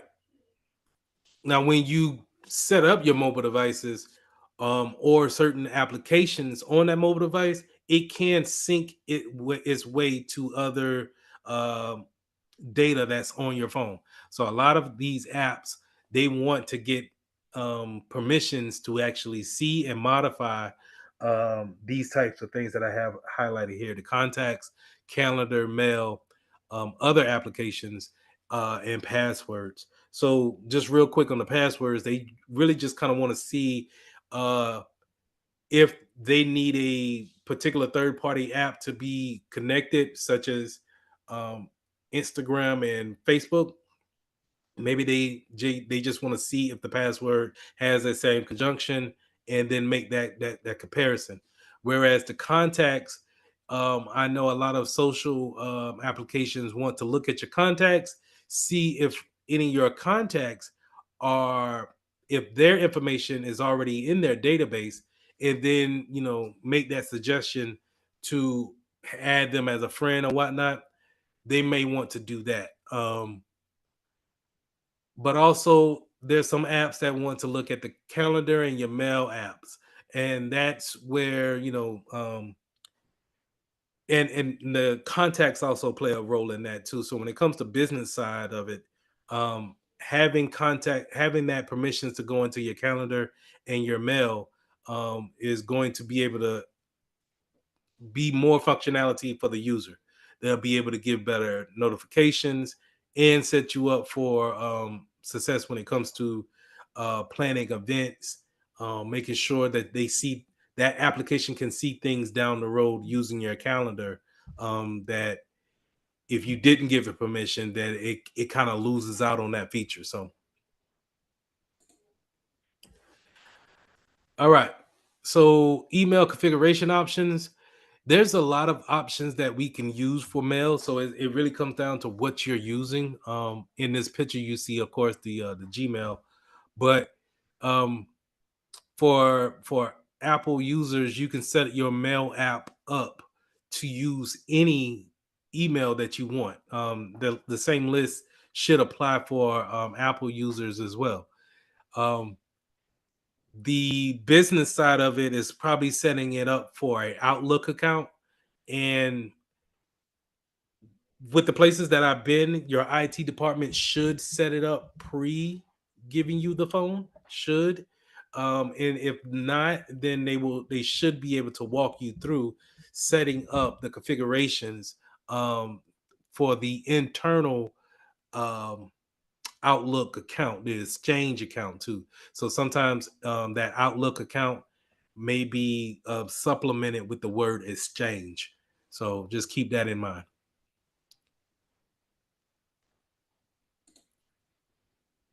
All right. Once you get your account set up, it does do several synchronizing all the time, really.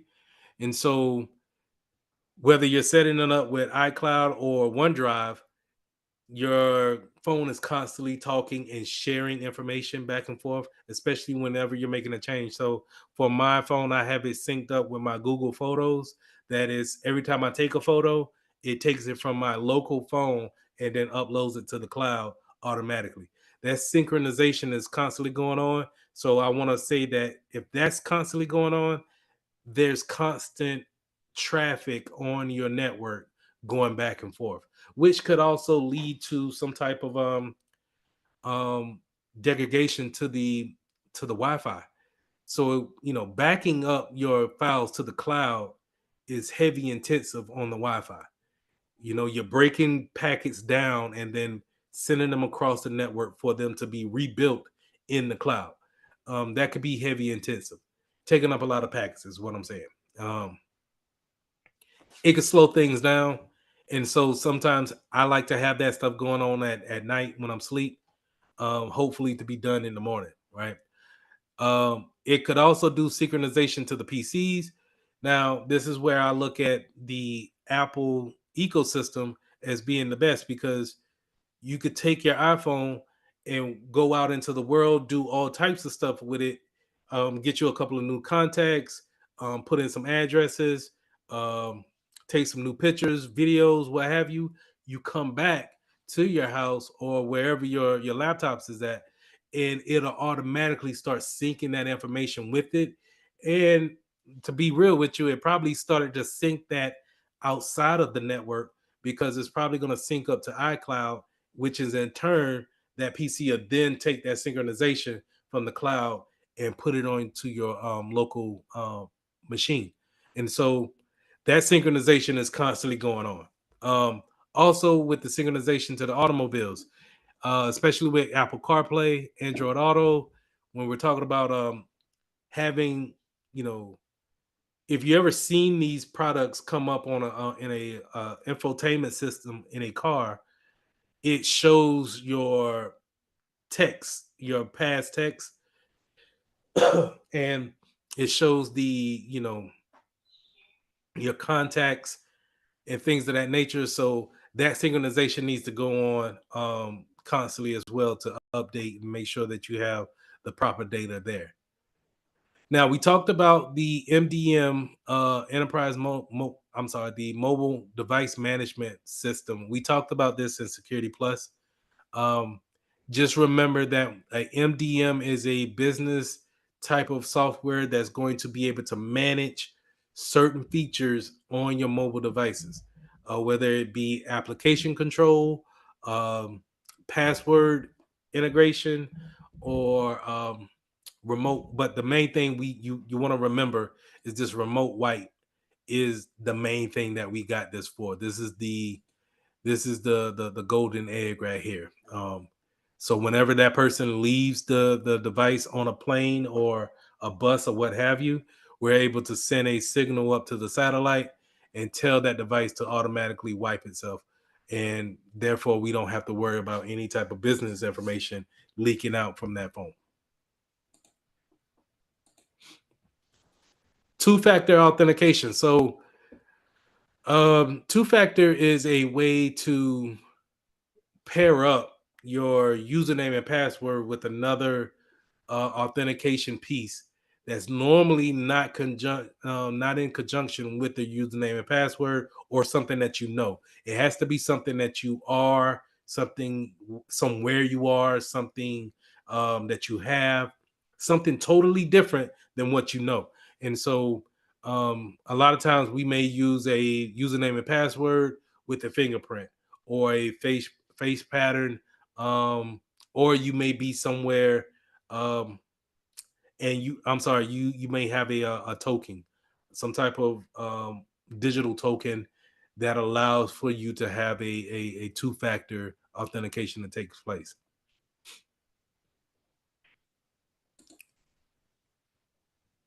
All right, so we kind of talked about this with the GSM piece, the geolocation. Um, when we're talking about geolocation in a business setting, we're talking about having a particular IP address just for our mobile devices. And so whenever they come within a particular area, they fall under certain rules. Now, the geolocation also can um, it can be associated with the satellites that's orbiting the Earth, as and be able to locate those devices wherever they may be. but this is normally can have the option to be turned off and on. A lot of times you'll see it here in the Apple settings. You'll see it here with the location services. You could turn this off. Excuse me. You could turn that off, but then you won't be able to use your maps, or certain applications won't even function unless you turn your location services on in order for it to track where you're at. So keep those things in mind. um, what I like to do is that if I got to have I don't like to have location services on for every application that I have. If I'm going to use my maps, I want it to be on that particular app and saying, hey, I want to use location services when I'm actually using that app. So if I'm not using the app, I don't want it just tracking me whenever and for no reason. That's how we get the when I showed you guys where how my Google Maps was tracking me for so many months. That's how you get that to show up. And in Android, you'll go to your location spot here and turn that off if you don't want. So you can turn it off, and then whenever you fire up that application that you want to go to, it'll ask you saying, "Hey, do you want to turn on your location services for this particular app?" You can then go in and say, "Yeah, I want to just use it for this whenever I'm using the app." Any questions so far?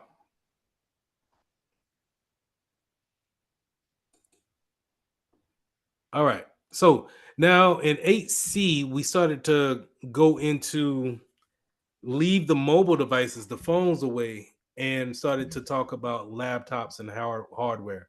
So we're going to talk about laptops as being mobile and being able to be on the go as well. So let's jump right into it.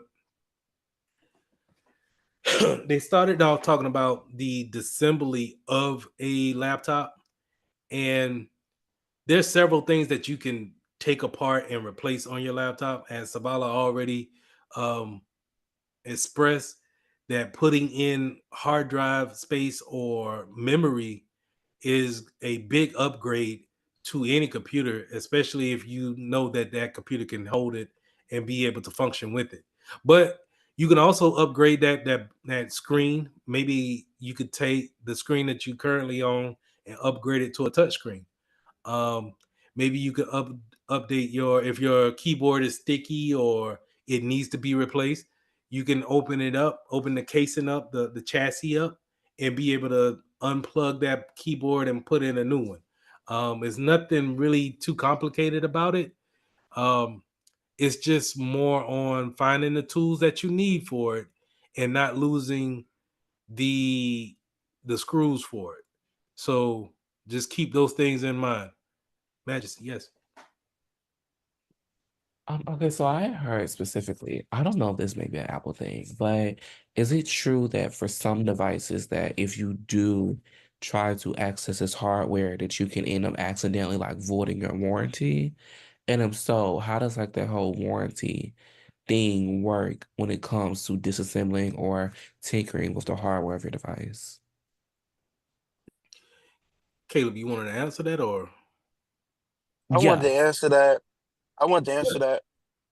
The whole thing is that you're not supposed to like do any self repairs or let an authorized person tamper with your phone because it goes into a log. You know how they tell you to turn off your Find My and stuff before you give them your device because if you don't, it can freeze it or damage your system. I've never been told that, but probably so. You never been told that? Yeah, they tell you to do. I go to the Apple store most of the time. So they tell you to turn off your Find My stuff and location services and stuff. Well, location service, iCloud basically, so that it won't damage like the device as they go into it. The whole thing is that if you do it yourself, kudos, but it will void your warranty because it's like all of the pieces that's on your device have a certain serial number or a certain code on them. Okay, And I understand. you remember when I said those that code that Caleb was referring to? Sorry. They are probably linked to the MAC address on those particular devices. And I constantly show that whenever I pull up the CMD. But what I would ask you to do is, if you feel like it's out of date, I just simply typed in Apple warranty coverage, and it took me to this site. And I'll put this in the chat. I would check my warranty to see if I'm out of warranty or if I'm still in. Now, if I'm still in, I'm taking it to the Apple store, because just let them work with it, especially because if you're talking about a laptop or either any device from an Apple the product, you're probably going to have to get a hair dryer in order to melt the glue, in order to pull the product apart, in order to start making the changes. Um, if typically, if you're within the first 3 years of a product, I wouldn't refrain from trying to do any type of upgrades or warranty. Not warranty, but any type of uh maintenance to it, because I'm going to void that warranty more than likely, especially if you buy it with a warranty on it or you get an extended warranty plan. But if you don't care about that and you're not going to take it to the Apple store anyway, then find out what you're trying to replace on it. Make sure that you got the proper part number, which is also, I don't know if Apple has a particular part number lookup site.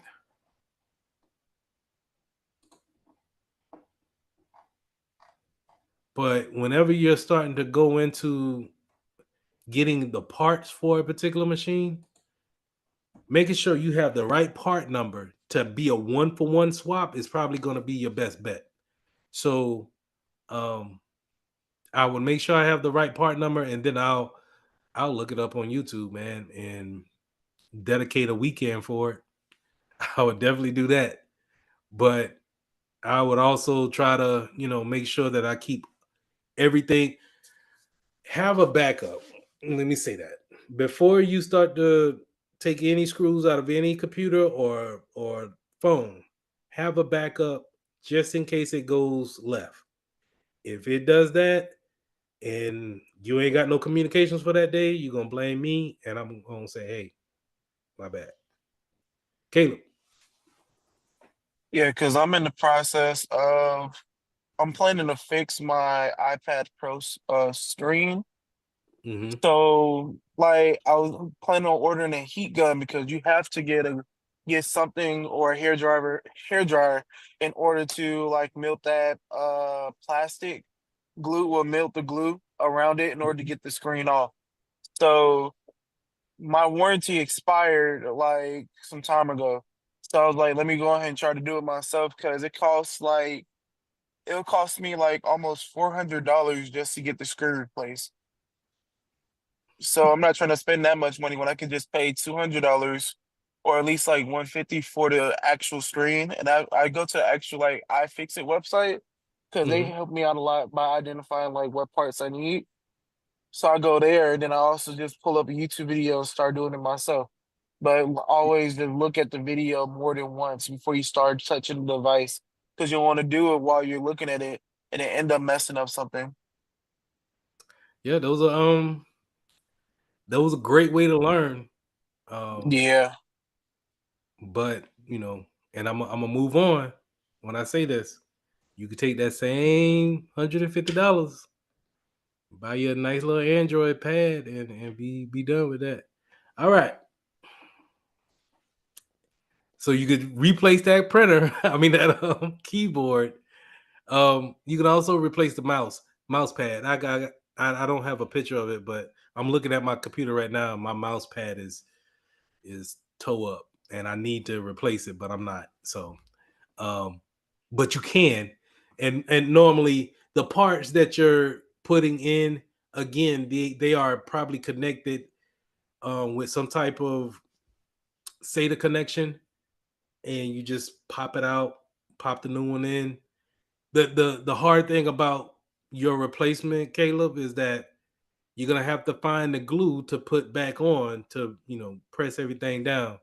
So um yeah, uh, it'll be better just to take it to a technician, but at the same time, there's no better way to getting experience than to actually try it and get it done yourself. Yeah, I just want the experience. And that's the good thing about Apple products is that if you fix it and you fix it right, then you're able to sell it for more than what you fixed it for, get all your money back, and that you spent on repairs. Now, a main thing that goes wrong in these type of computers, laptops anyway, battery replacements. Um, when we leave our laptops plugged up for a long time, that tends to burn out our batteries, and it either won't hold a charge for too long, or whenever we unplug that particular device, it turns automatically off. And so that's an indication that we need a new battery. In a lot of Windows machines, you see this battery here. They have a hinge that we could just press and then pop that battery out and order one off of Amazon and get it and just put it back in.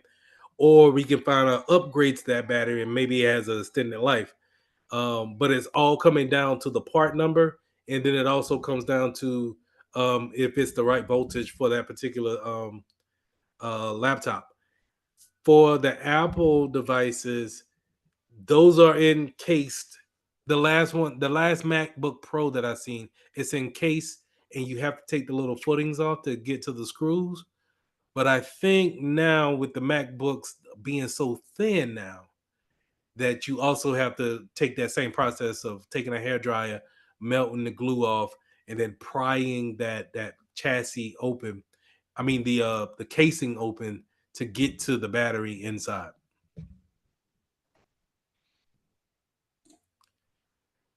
Now, um, you can upgrade the RAM in your PCs, and we talked about this in I think lesson 1 or 2.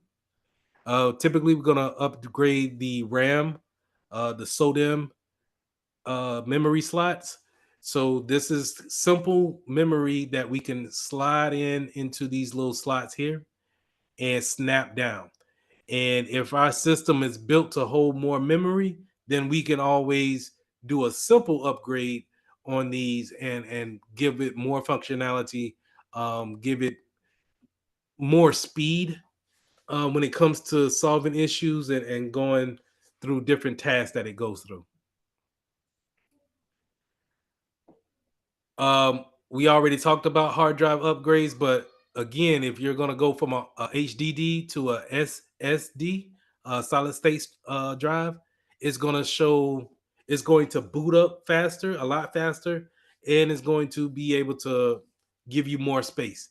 So, um, if it makes sense to do so, do it.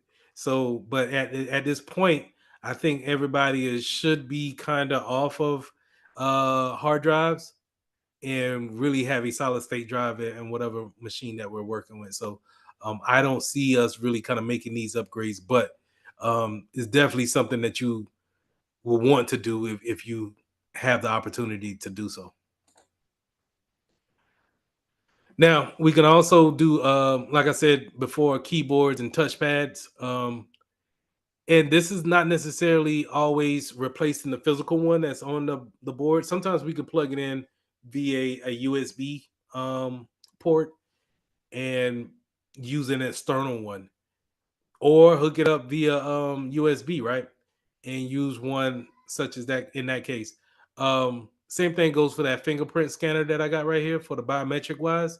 Um, if we are working for a company that's looking for more security and want to add a biometric feature, then we can always buy a fingerprint scanner, hook it up via USB port, and have that feature that way. Okay.